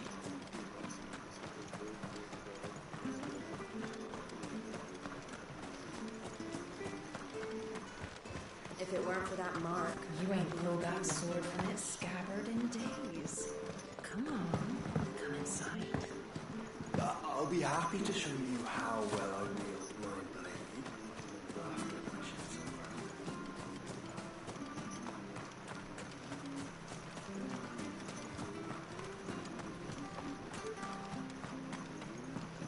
I hear the leathers are due to go up again. Do you like that? There's plenty more where that came from.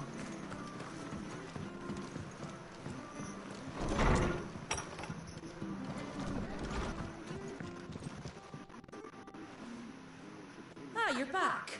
What happened? Did you find Bernard? We did. He's fine. And he'll have the bridge to Eastpool repaired soon.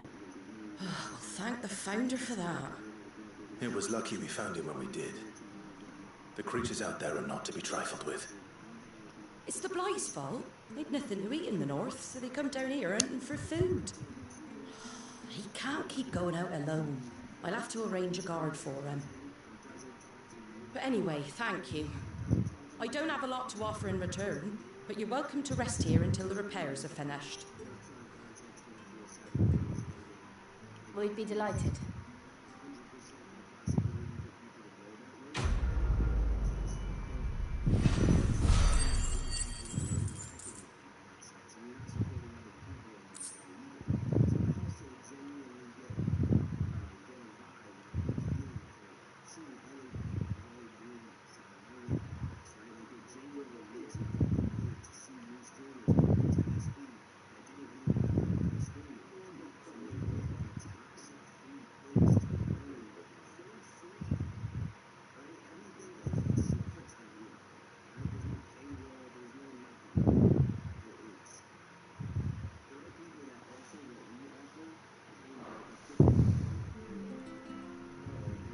Can I get you a drink or anything while you wait? Flagon of Imperial gold, perhaps? Tastes like swill, but it'll slake a thirst. No, thank you. I prefer the truth about why there are so few bearers around here. Yes. There were more of them when we were young. Far more. Is this the Empire's doing? Have they been sent away?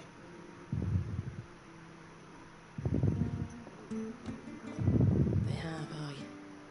Either to the Legions or Oriflamme. Seems the miners at Drake's Head are having a hard time keeping up with demand of late, so the bearers make up the shortfall. Time was they used to dole out crystals like sugar plums even down here in the provinces, but not anymore. Nowadays, they'll jump at any excuse to confiscate our bearers so they can be put to work elsewhere. I always knew the Empire treated their branded like shit, but after seeing it with my own eyes, well...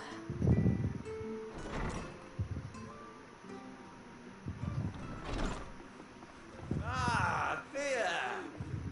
Congratulations on the new arrival. And you got the little laddie with you? It was a bearer. A boy I carried for 9 long moons. A bloody bearer. Oh, you poor thing. You gave it to the constables then? Just left it at the garrison, I. Let them deal with it.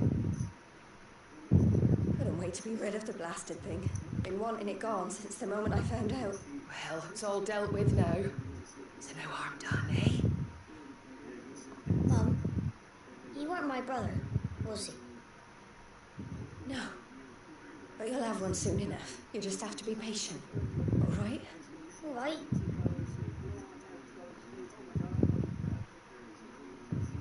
Unbelievable, innit? Bearers may have been looked down on back in Archduke Elwin's day, but they were still human beings.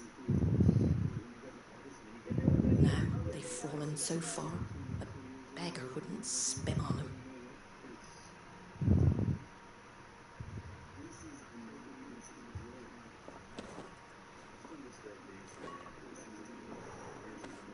Since you're not drinking, do me a favour and take that to the Abbey.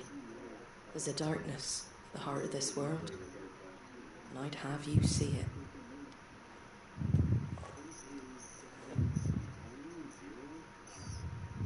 And we'll see it at an abbey. Glademond Abbey, on the shore of Sorrowwise Bay. The abbot there is a friend. Tell him Martha sent you, and he'll show you what I mean. Understood.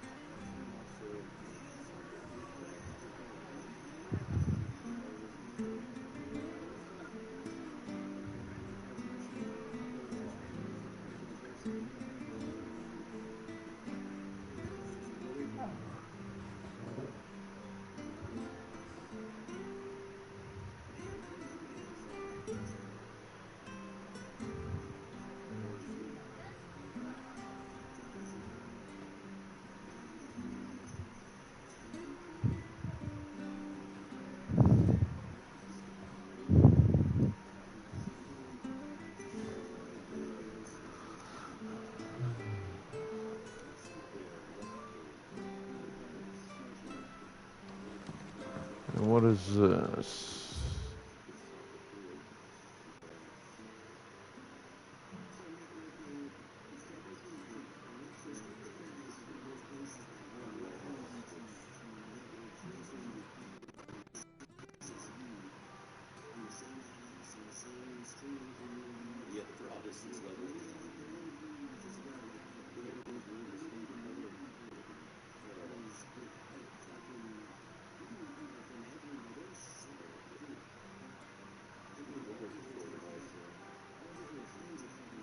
Okay.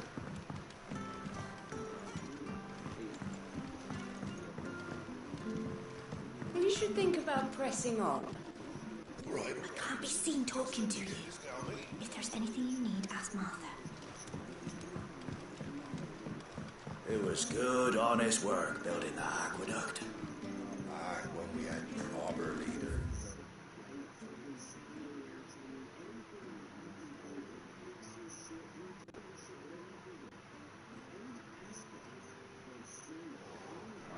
Proper trades. Not just selling out blades and our bodies.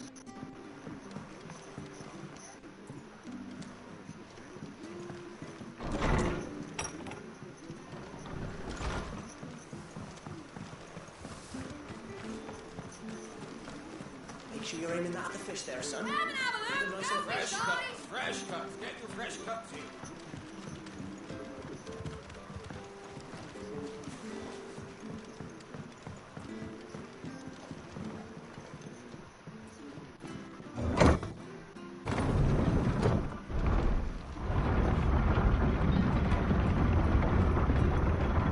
I knew that children were tested, that a bearer's fate was decided at birth. And assumed it was best for all concerned. I know. But for a child to be blamed, to be hated by its parents through no fault of its own. We knew nothing of what it meant to be born that way. Did we? Get him!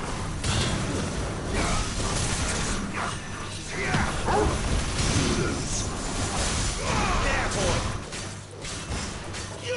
Get him!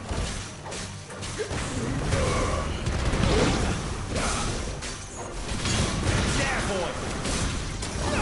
Sick of Toggle! There, boy!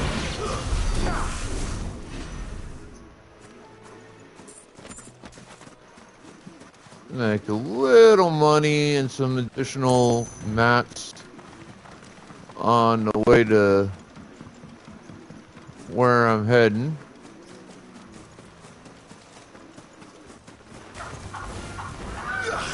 Get him! There, boy! Get him, boy! Let's see what I can grab from some chocos. Sick of Toggle! Get him, boy!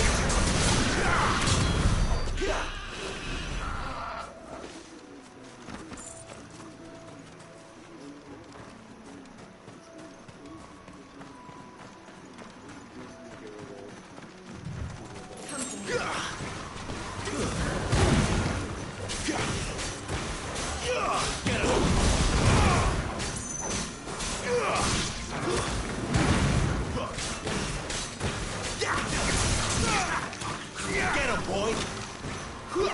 You know what to do, boy. Get him, boy! Sick of Toggle!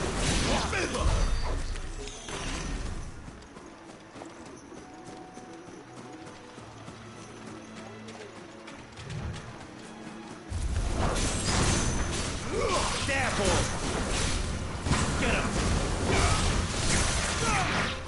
Sick of Toggle!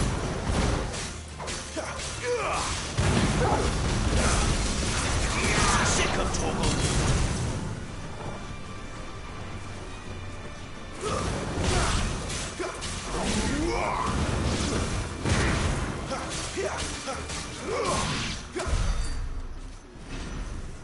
Alright, she handled that one on her own. Very good.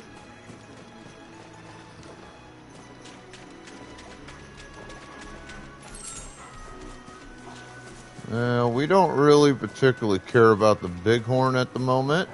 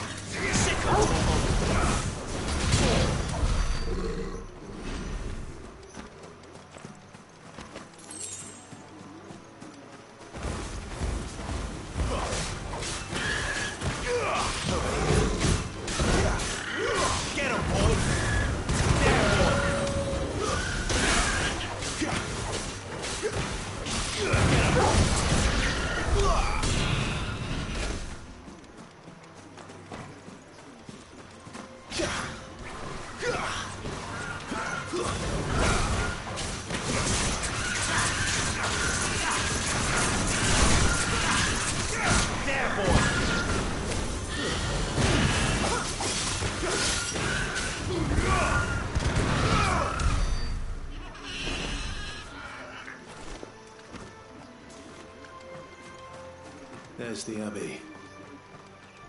What darkness awaits us within, I wonder? Let's go and see. Don't let him get away!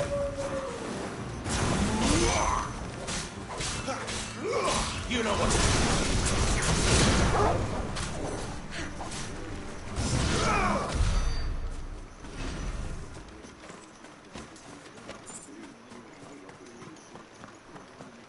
I'm gonna have to make a trip to the hideout again here soon.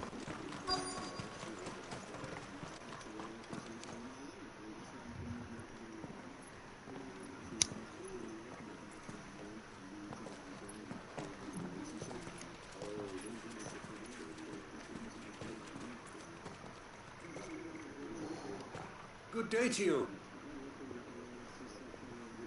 I'm afraid the Abbey is not open for public prayer. May Griga go with you. We came to offer a donation. From Martha.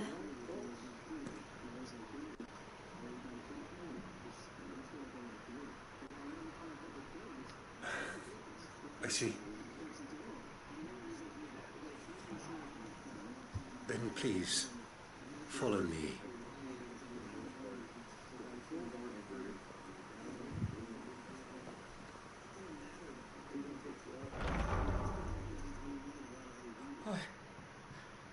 I never want to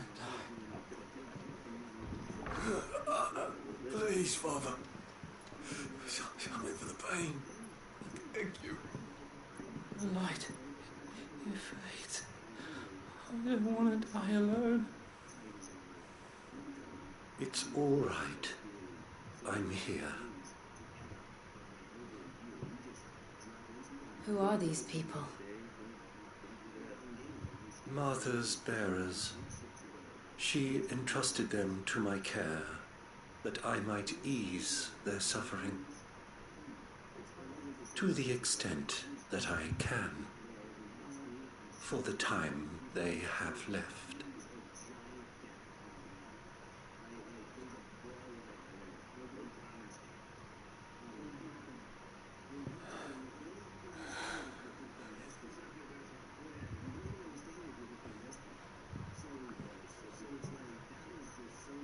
The curse has taken them. All of them. As it does every bearer forced to use their gift.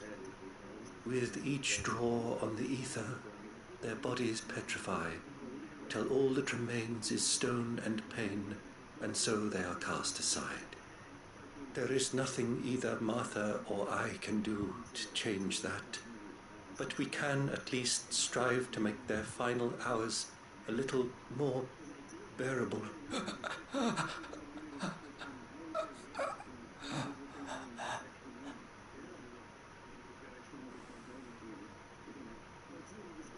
Have faith, my son, for you shall rise again and find the happiness denied you in this life.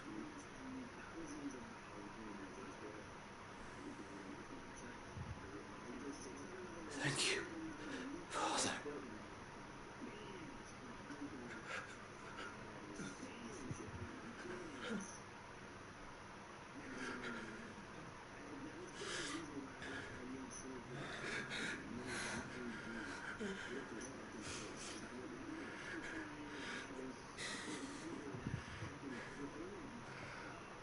I must offer you my own thanks for the medicine you so kindly brought.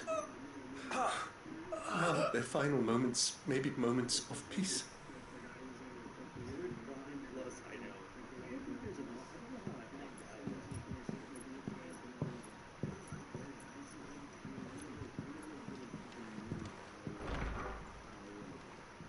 When next you see Martha, pray tell her that 2 more have succumbed.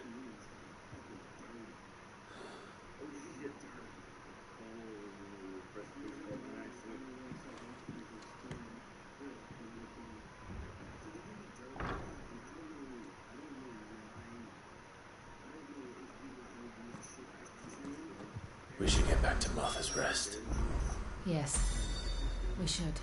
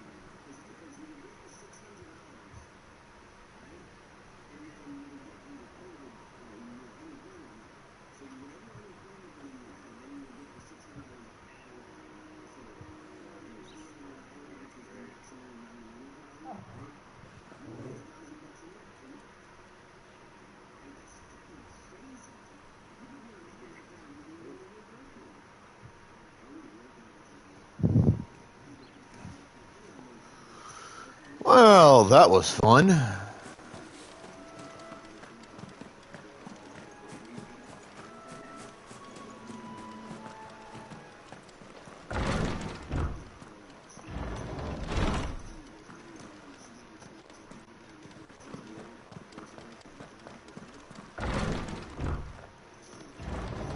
Bringing us the physic.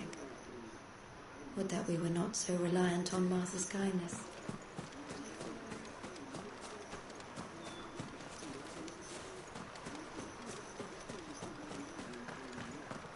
Just want to check the grounds. Yeah, I figured there was something here I was going to be able to grab. It just made sense. Given the game style.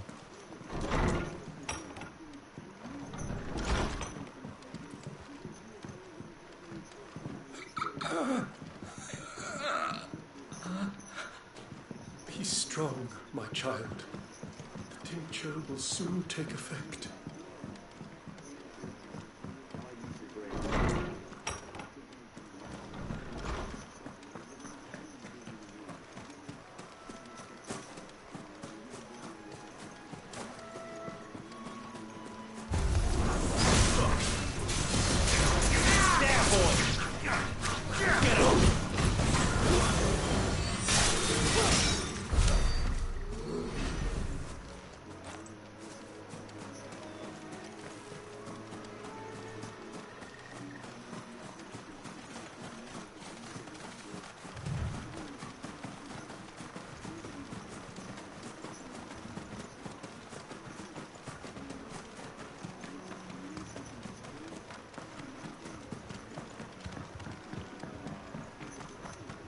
Oh, let's come over here, grab that real quick.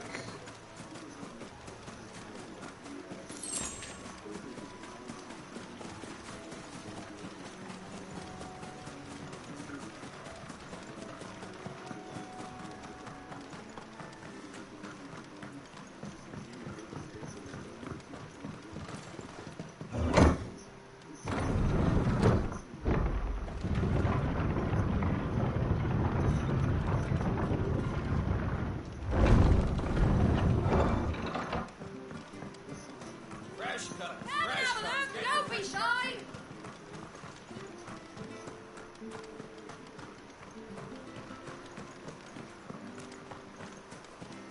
Yeah, that's what I thought. This way would be quicker. The other way I'd be going completely around the fucking building.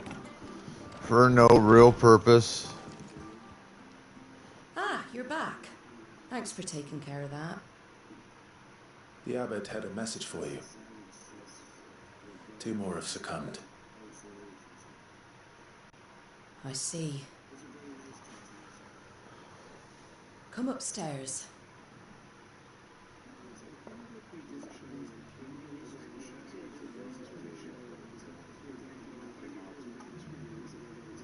So, now you know, eh? I've seen plenty of bearers die on the battlefield. But never like that. And all because they were born different. The powers that be can't take away their gift, so they strip them of their humanity instead. Oh, there's plenty who pity a bearer's plight. But so long as we're content to sit around, weeping for those on whose broken backs we're carried, we ain't gonna change nothing. And so you lend Sid your strength? What little of it I have. Used profits from this place to buy the poor buggers. So when the abbot told us the bearers were yours... Aye, they're my property, at least by law. Any still fit to work fetch a price beyond my means. All I can do is care for those who are past mending. But it's not all doom and gloom. Bernard's finished fixing that bridge for you. You can carry on to Eastpool now. You've got questions that need answering, ain't you? Well, I wish you luck. Thank you, Martha. Oh, I almost forgot. Sid and I have other friends in Rosaria. Wear this and they'll know you for one of us. Slumbering Chocobo. You will always be welcome here.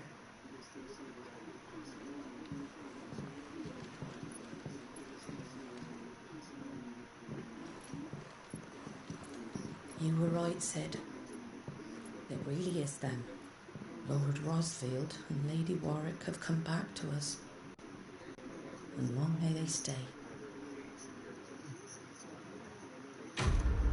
Yeah, well, we still gotta fix all of whatever this is. So...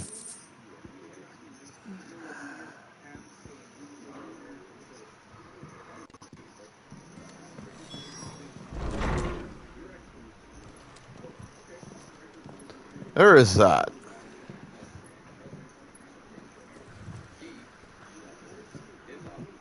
Sid. Ah, Clive. You're not where I left you. Hurt your hand. I did, aye. With 1,000 little lightning bolts.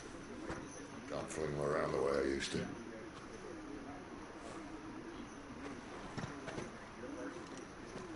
Think of it as my decoration for long service and exemplary misconduct.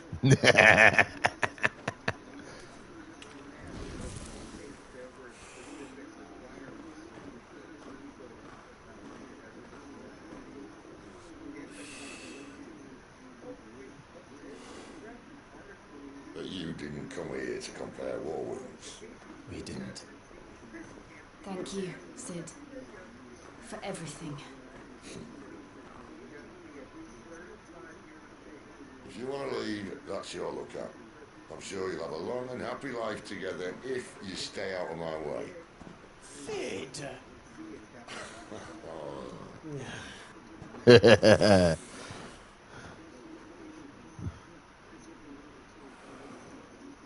I knew a girl, back in the day. She was a slave to her fate, just like you.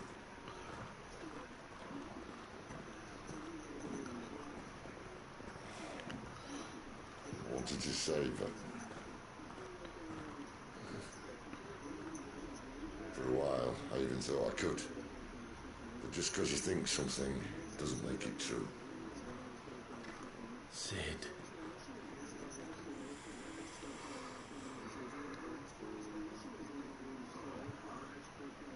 I'm no savior. Just a conceited old fool. I talk about people forging their own futures.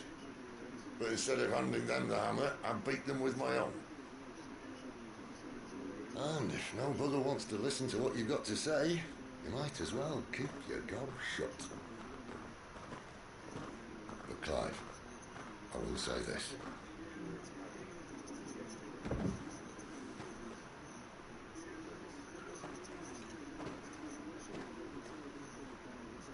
You're not a monster. You're the same man you've always been. Accept that, and you may yet escape your fate. My fate?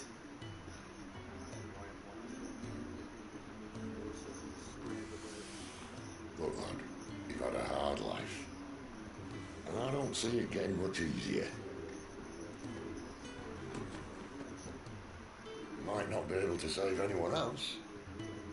But at the very least, you can save yourself. I'll try. And Jill,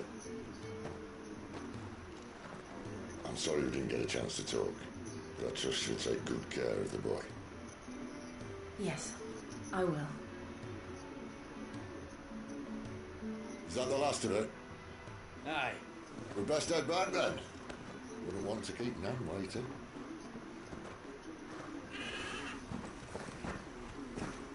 Ta-ra then.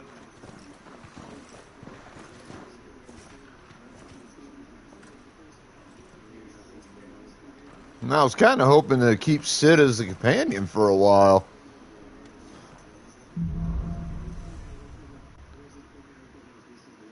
Hey, the guy's pretty good in a fight.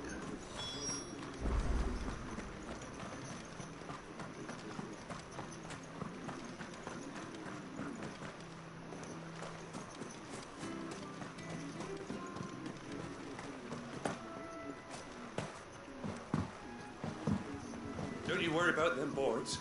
I use good solid lumber. It's the base on the other side you want to be careful of. Martha said the blight had spread even further south. pushing yet more monsters down with it.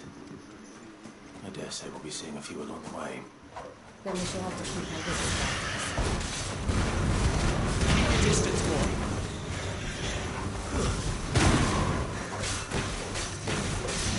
You know what to do, boy. There, boy!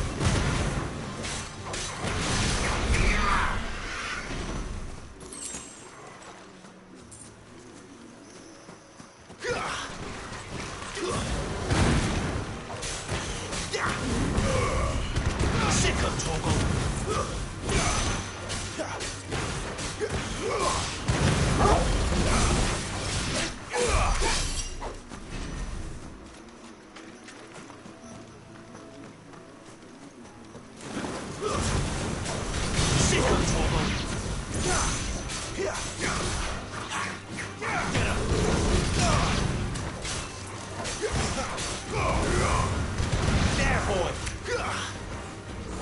Over here.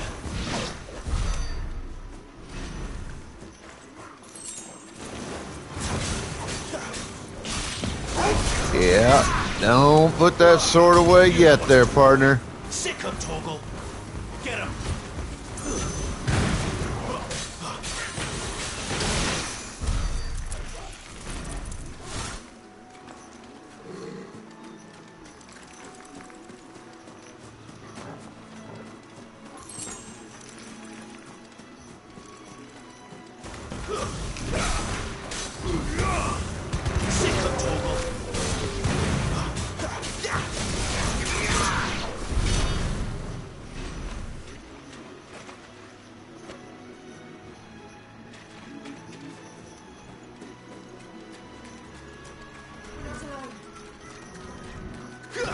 Ooh, a tortoise.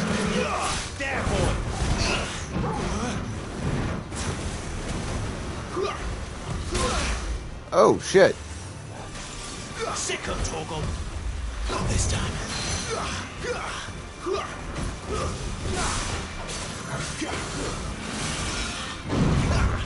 Get him.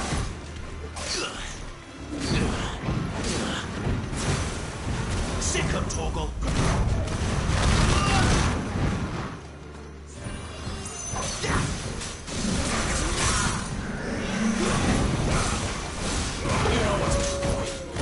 Yo, Bunny Kitty, what up? Get him, boy. Get him.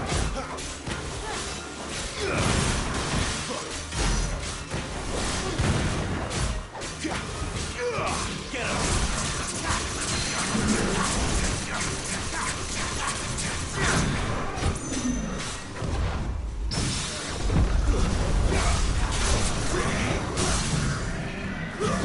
There we go. Staggered like a motherfucker. Let's finish this.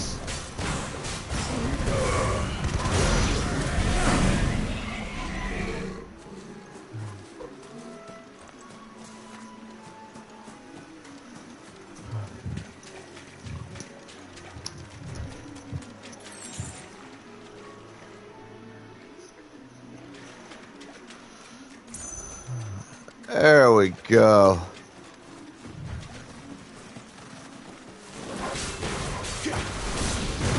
After that adamantoise turtle, that's a walk in the fucking park.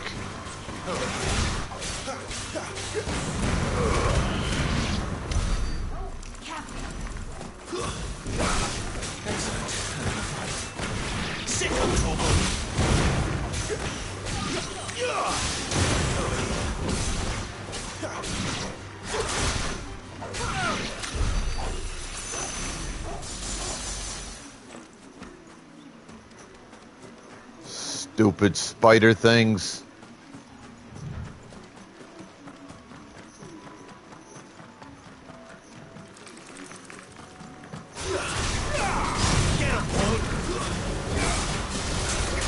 Sick of Torgal. You know what to do, boy.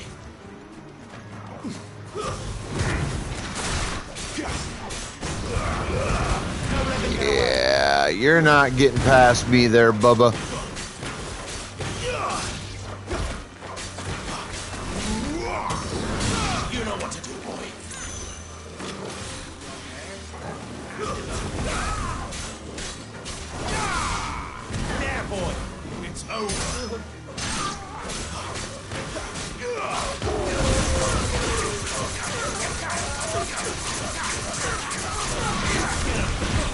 Garuda abilities.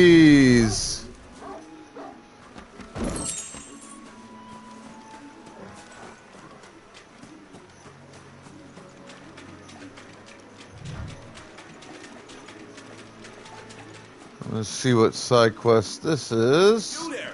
Over here! Excuse me. I'll use that blade of yours. Curse my luck. Are y'all getting into trouble again there, Bunny Kitty? How's your leash? Wait. That's the slumbering chocobo you're wearing. You and the Marfords, are you? Good. She won't begrudge me the use of you then. Well, there's wolves about. We tried dealing with them ourselves. Made out baked, think we might swoop in and slaughter the lot. But we didn't expect the park to be quite so bloody big. I expect the blight drove them here. They must have fled their homes for greener pastures. We'd hoped empty bellies might make them easy prey. They've made them mean instead. Martha's no fool, so she must see something in you. Do us a favor and get rid of them, will you? All right. I suppose those wolves pose a threat to us. No, you get into trouble. Just admit to it. We all do. Wager, the greedy bastards are still over yonder, finishing off our bait. When you've seen to every last one of them, go and speak to my friend over the bridge. Bryce, his name is. He want to know if it's safe to come across. All right, off you go then.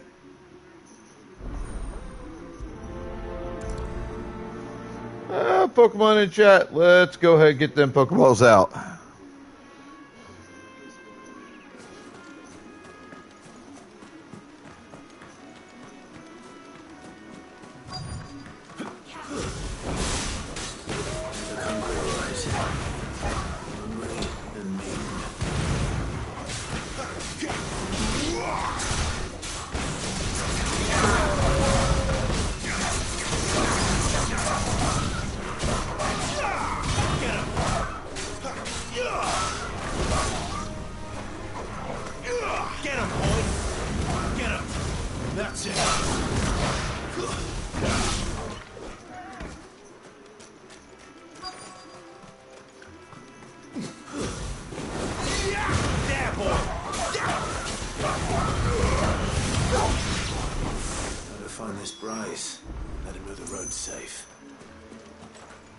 And there she blows.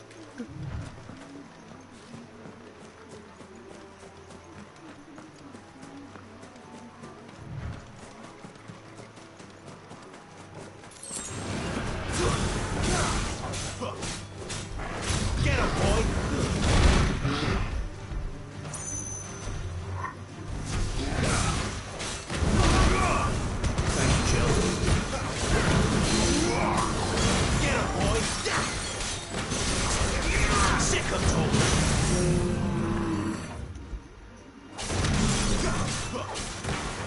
Slice him in the dick!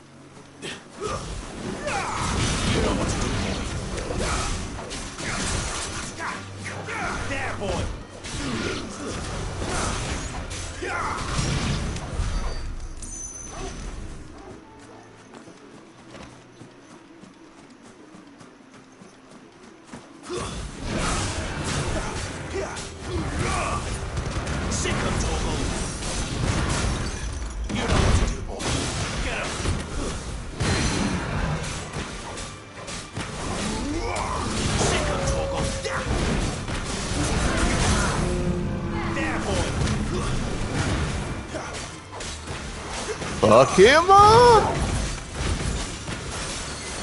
Over here. Sick of Torgal.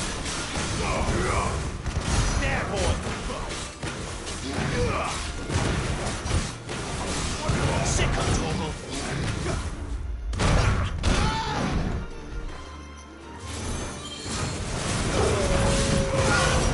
Not this time.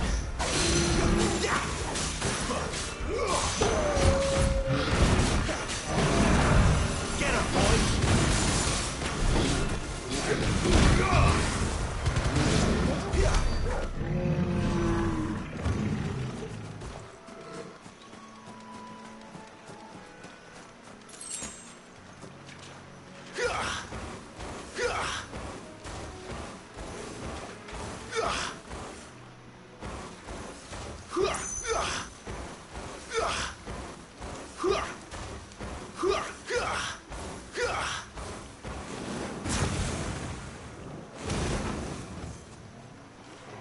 I keep forgetting I can do that.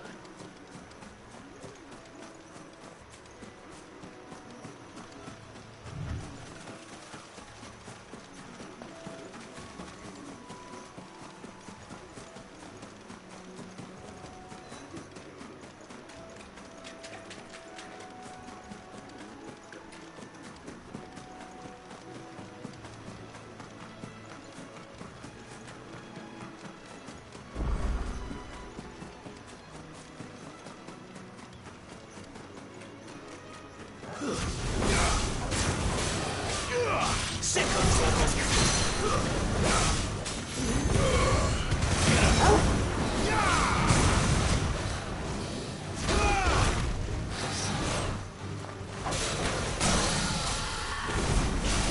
Sick of Torgal. Fuck him up in the head!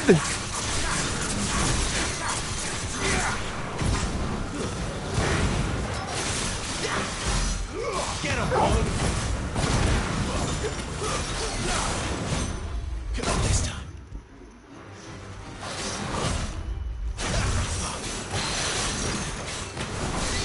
You know what to do, boy.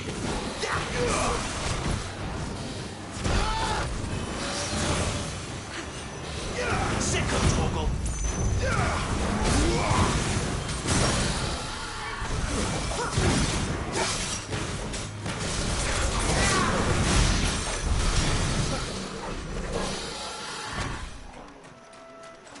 Nice.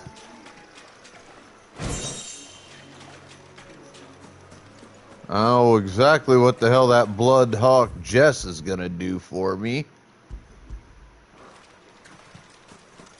But I reckon at some point I'll figure it out.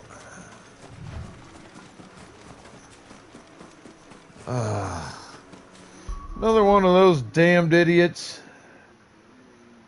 See you later, bot boy.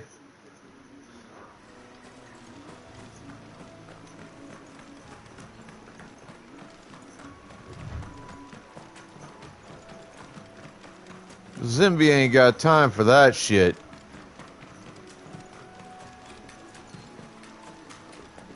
God, those things are coming so prolific. It's getting super fucking annoying, to be honest. You, Bryce? What's it to you, bearer? Your friend asked me to get rid of the wolves. So I got rid of the wolves. You'd have me believe a single bearer slew the entire pack. Then again, if you didn't, you wouldn't be on this side of the bridge. Bugger me, you're a tough one, aren't you? Oh, Frederick. You oily bastard. I never thought to pit beast against beast like that. Served us well, bearer. Be sure to pass our thanks to your master.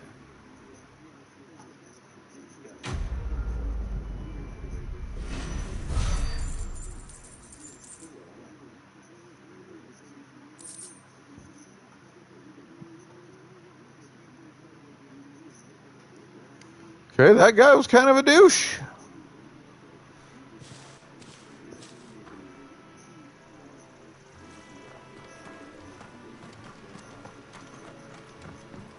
Look, the windmills.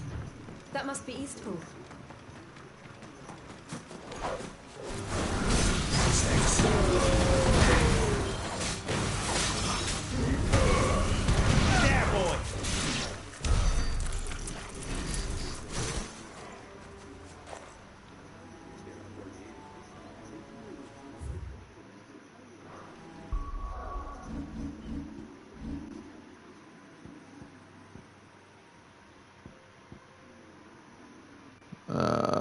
So I've got 1,000.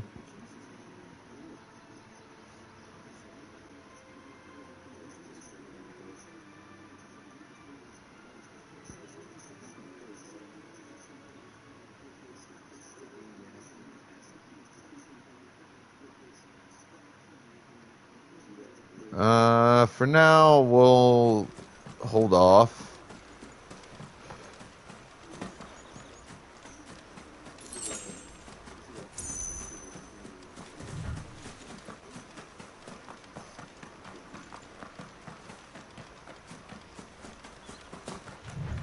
I remember coming here with Lord Murdoch when I was young. Rosaria seemed a very different place back then.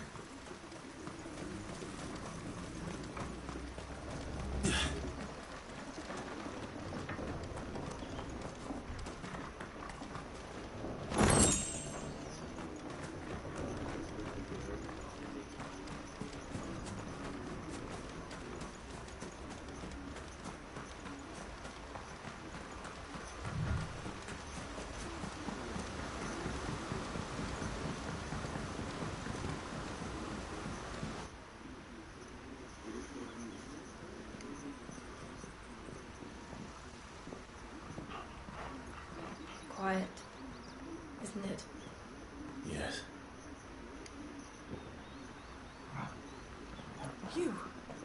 You're Clive Rosfield.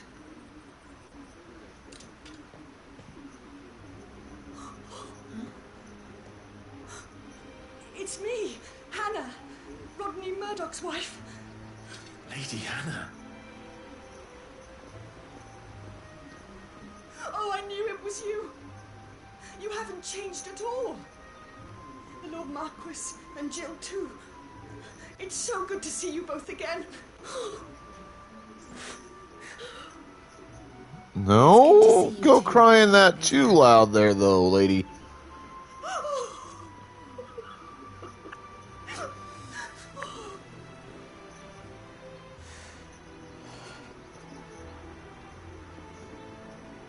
If you have time, you simply must come back to the house. I haven't much to offer, but what is mine is yours.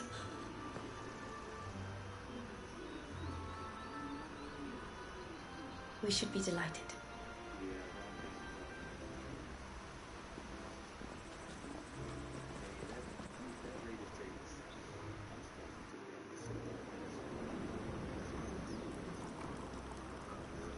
And you have been wandering the world ever since. I can well understand fleeing from those iron blood brutes, but oh, to take to the road at such a tender age.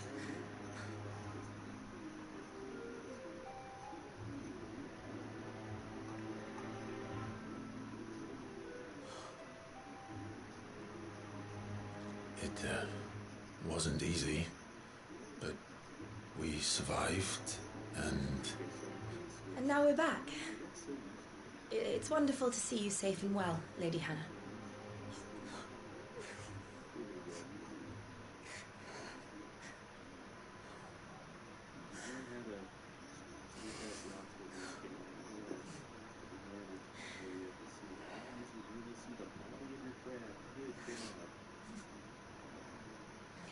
Do you think you will stay here, in Eastpool?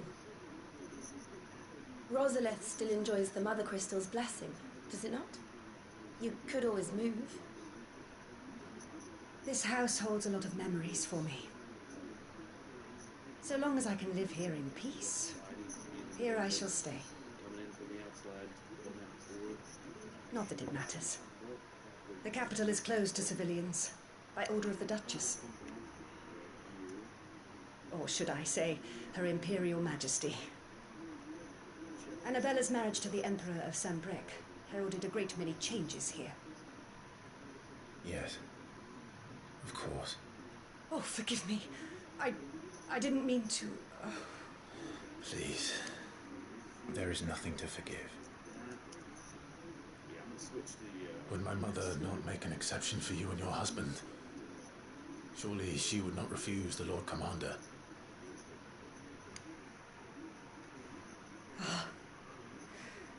You haven't heard, then? Rodney passed away on the night of the fire. He never returned from Phoenix Gate.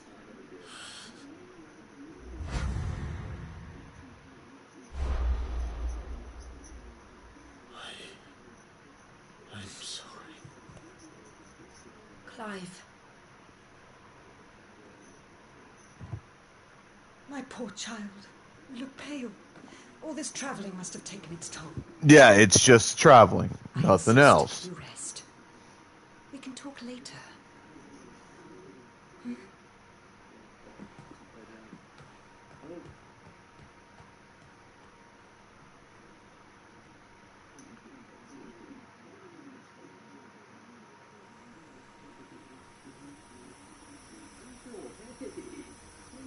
Are you sure you don't want to sleep inside?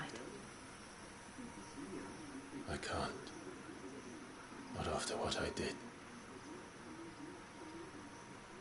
Lady Hannah said she would prepare a change of clothes for you in the morning. She really has been very kind.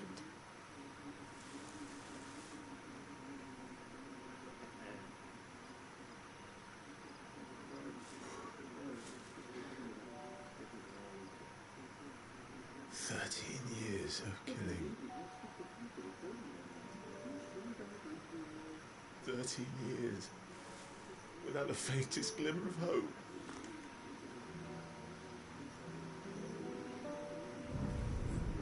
It was only Joshua that kept me going.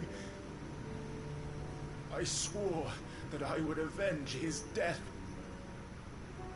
That I would kill his killer. That was the only thing that gave my life any meaning. But if it was me who killed Joshua and Murdoch and all the others, then why the hell am I still breathing? I ask myself the same. When I fought, hundreds died. There were so many bodies, so many lives cut short in their prime. That day in Dhalmekia, I wanted to join them. I wanted it all to end. I couldn't bear it anymore. If living meant being that, better to be just another body.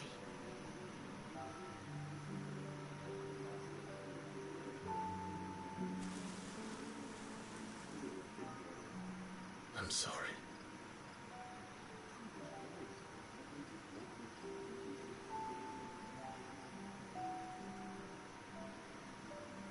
Do you remember that night on the balcony, when we looked up at the moon? I said a prayer to Metia, and that prayer was answered.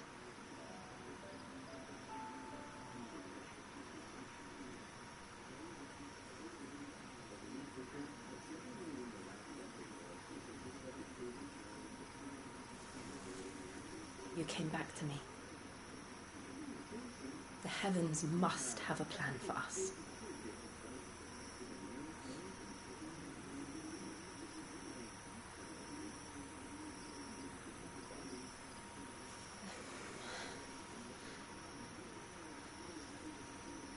We should get some rest. Right.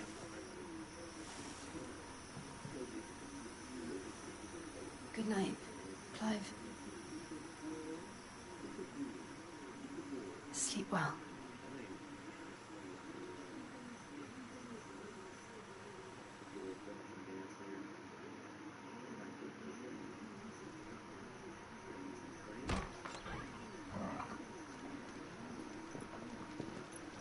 Thank you, Lady Hannah. Perhaps now people will not flee at the sight of me. You look just like Elwyn did when he was your age. How did you come to have some of my father's old clothes? Oh, before Elwyn became Archduke, our families would often summer together. He and Rodney were like brothers. These clothes have been in a wardrobe for years, collecting cobwebs along with everything else. Well, I'm very grateful for them. Sorry for depriving you of your memories. Not at all. It's what your father would have wanted.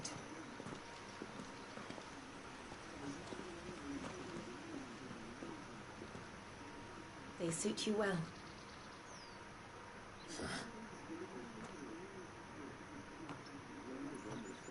Thank you, Lady Hannah. Yes, thank you. You've been most kind. No, I should thank you. It may only have been for a short while, but seeing you again took me back to happier times. Fare you well, my lord and lady. And you, Lady Hannah.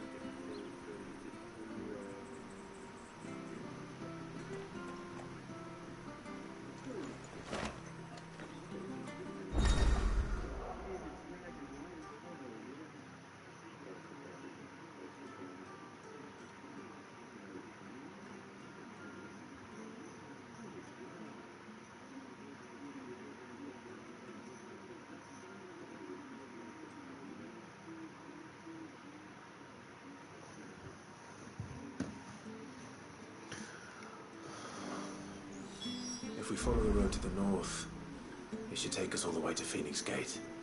Let's go.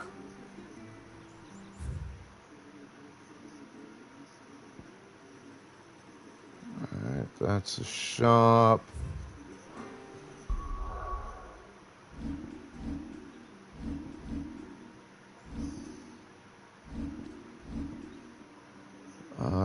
Doesn't this tell me...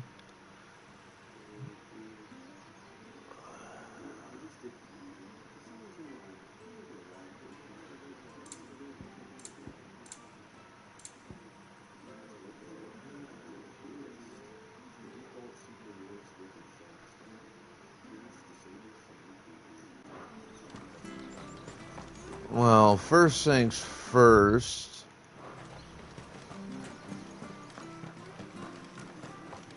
I do need to stop at the shop for just a minute. If you're buying, I'm selling.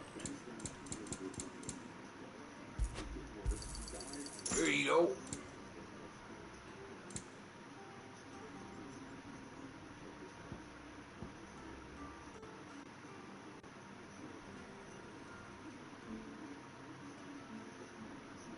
See you then.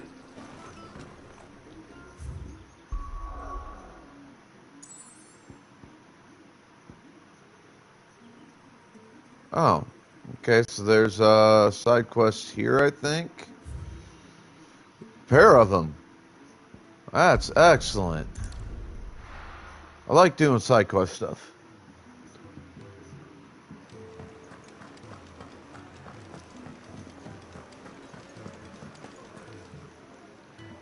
Nope, wrong room.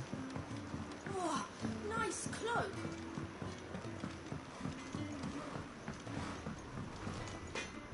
Well, what's that for you, dear?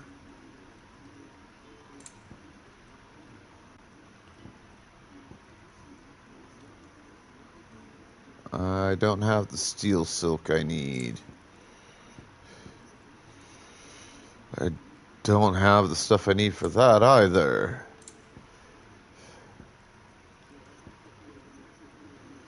Fuck.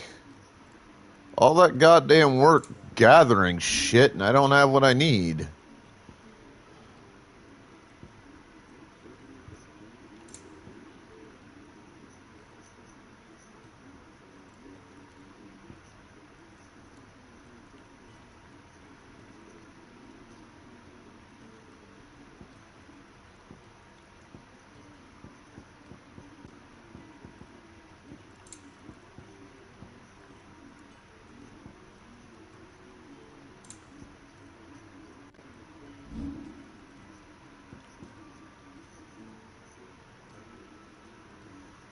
Anything else? Alright. Well, that sucks ass.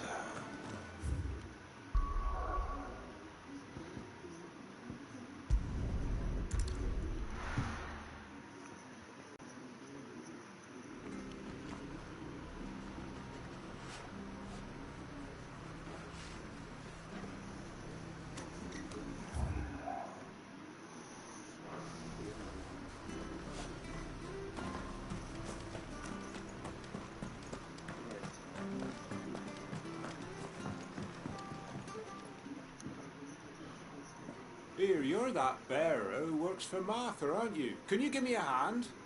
Curse my luck. I dropped my crystal off a cliff into the bloody swamp like an utter fool. Now, I've not got your knack, see, and I need that shard to chill my fish if I'm to take him to market.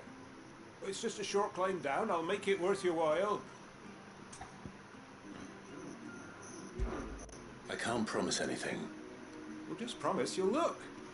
Ah, there may be one thing I failed to mention about the crystal. A creature might have already claimed it. Claimed it?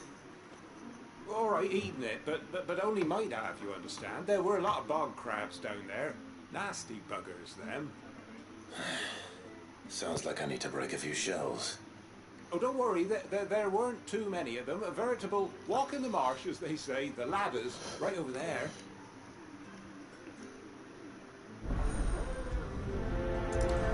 Alright, I need to go to the bathroom real quick and grab some coffee. I'll be back.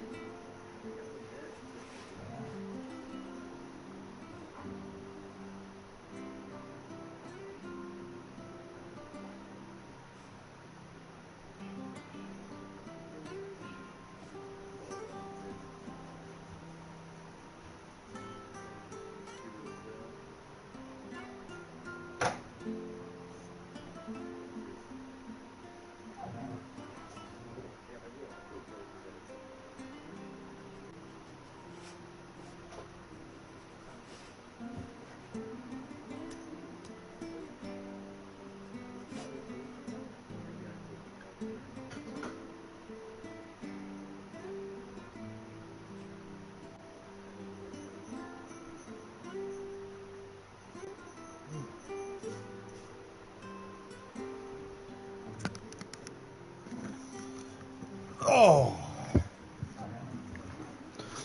I feel a bit better now.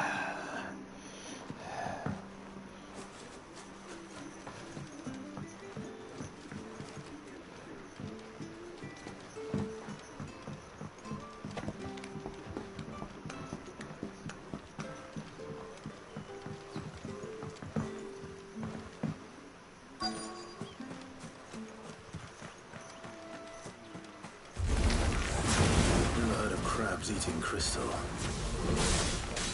Should be interesting.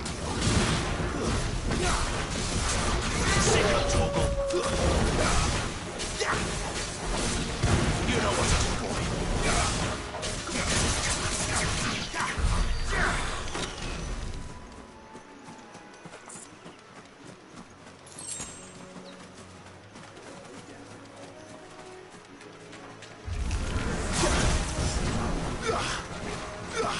Over here. That's enough. Get him, boy. Over here. Get him. Stay down.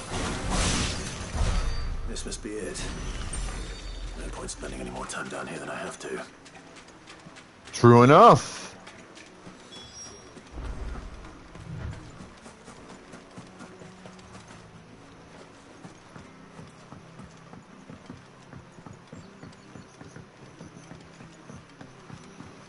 So let's get my ass back up there and turn this quest in.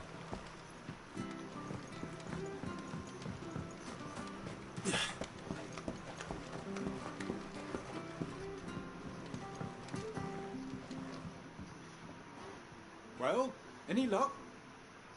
Yours, I presume.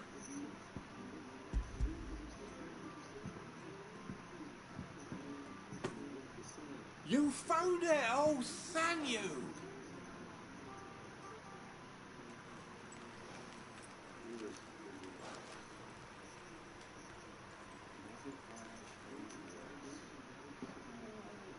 Any longer out in the sun and my catch would have made for poor eating indeed. Be more careful next time. Oh, I will, I promise. No point casting my nets of a morning if I'm without a crystal to see the cash to town. There was a time honest tax-paying folk could get new ones whenever they wanted. Can't now, though, not for love nor money. Crystals are scarce, and the Empire tightens its purse strings more every day. Lose this little beauty again, and I might as well scrap my nets and take to begging. Yeah. Sounds about right for what we've seen in this game so far.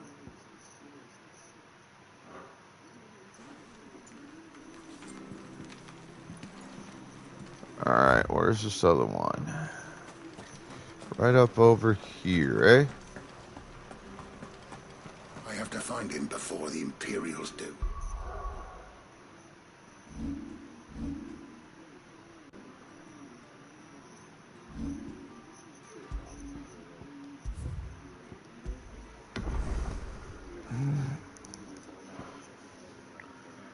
All right. So, it is that time of the night.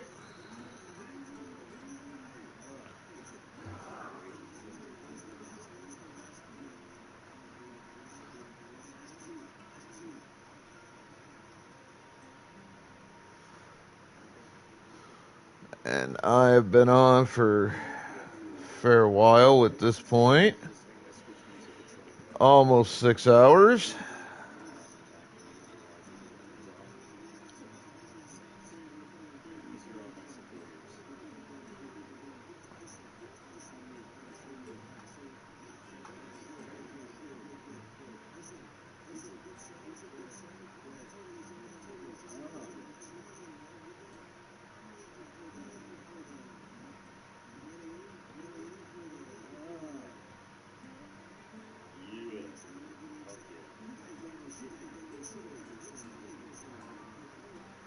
There's what I'm looking for. There's what I'm looking for.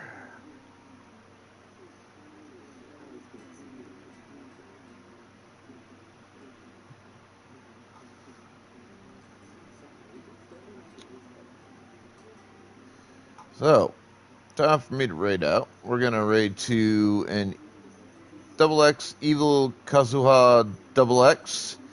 Playing Zenless Zone Zero. I've seen this game being played by a few folks recently. Don't much know anything about her.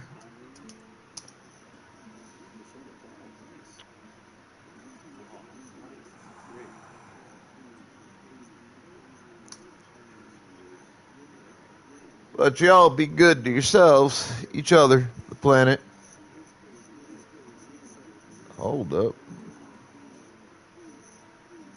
Wow. Really?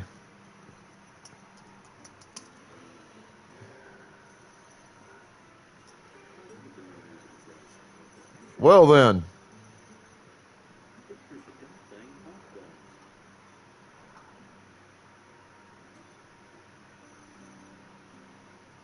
Guess we're not going to raid into Evil Kazuha.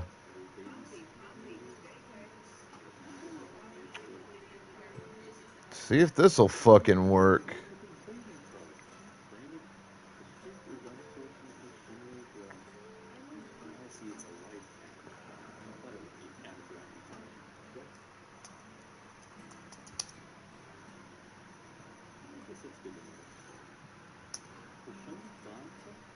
That works. All right. So we're going to raid into Tickly Secrecy. Over here playing Fork Knife.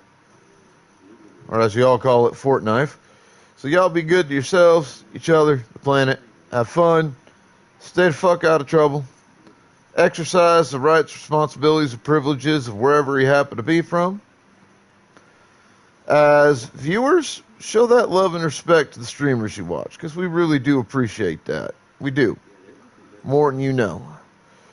As streamers, show that same love and respect to your viewers, because we could do this job without them, but it wouldn't be any fun. This is your immortal Sith Emperor, signing out.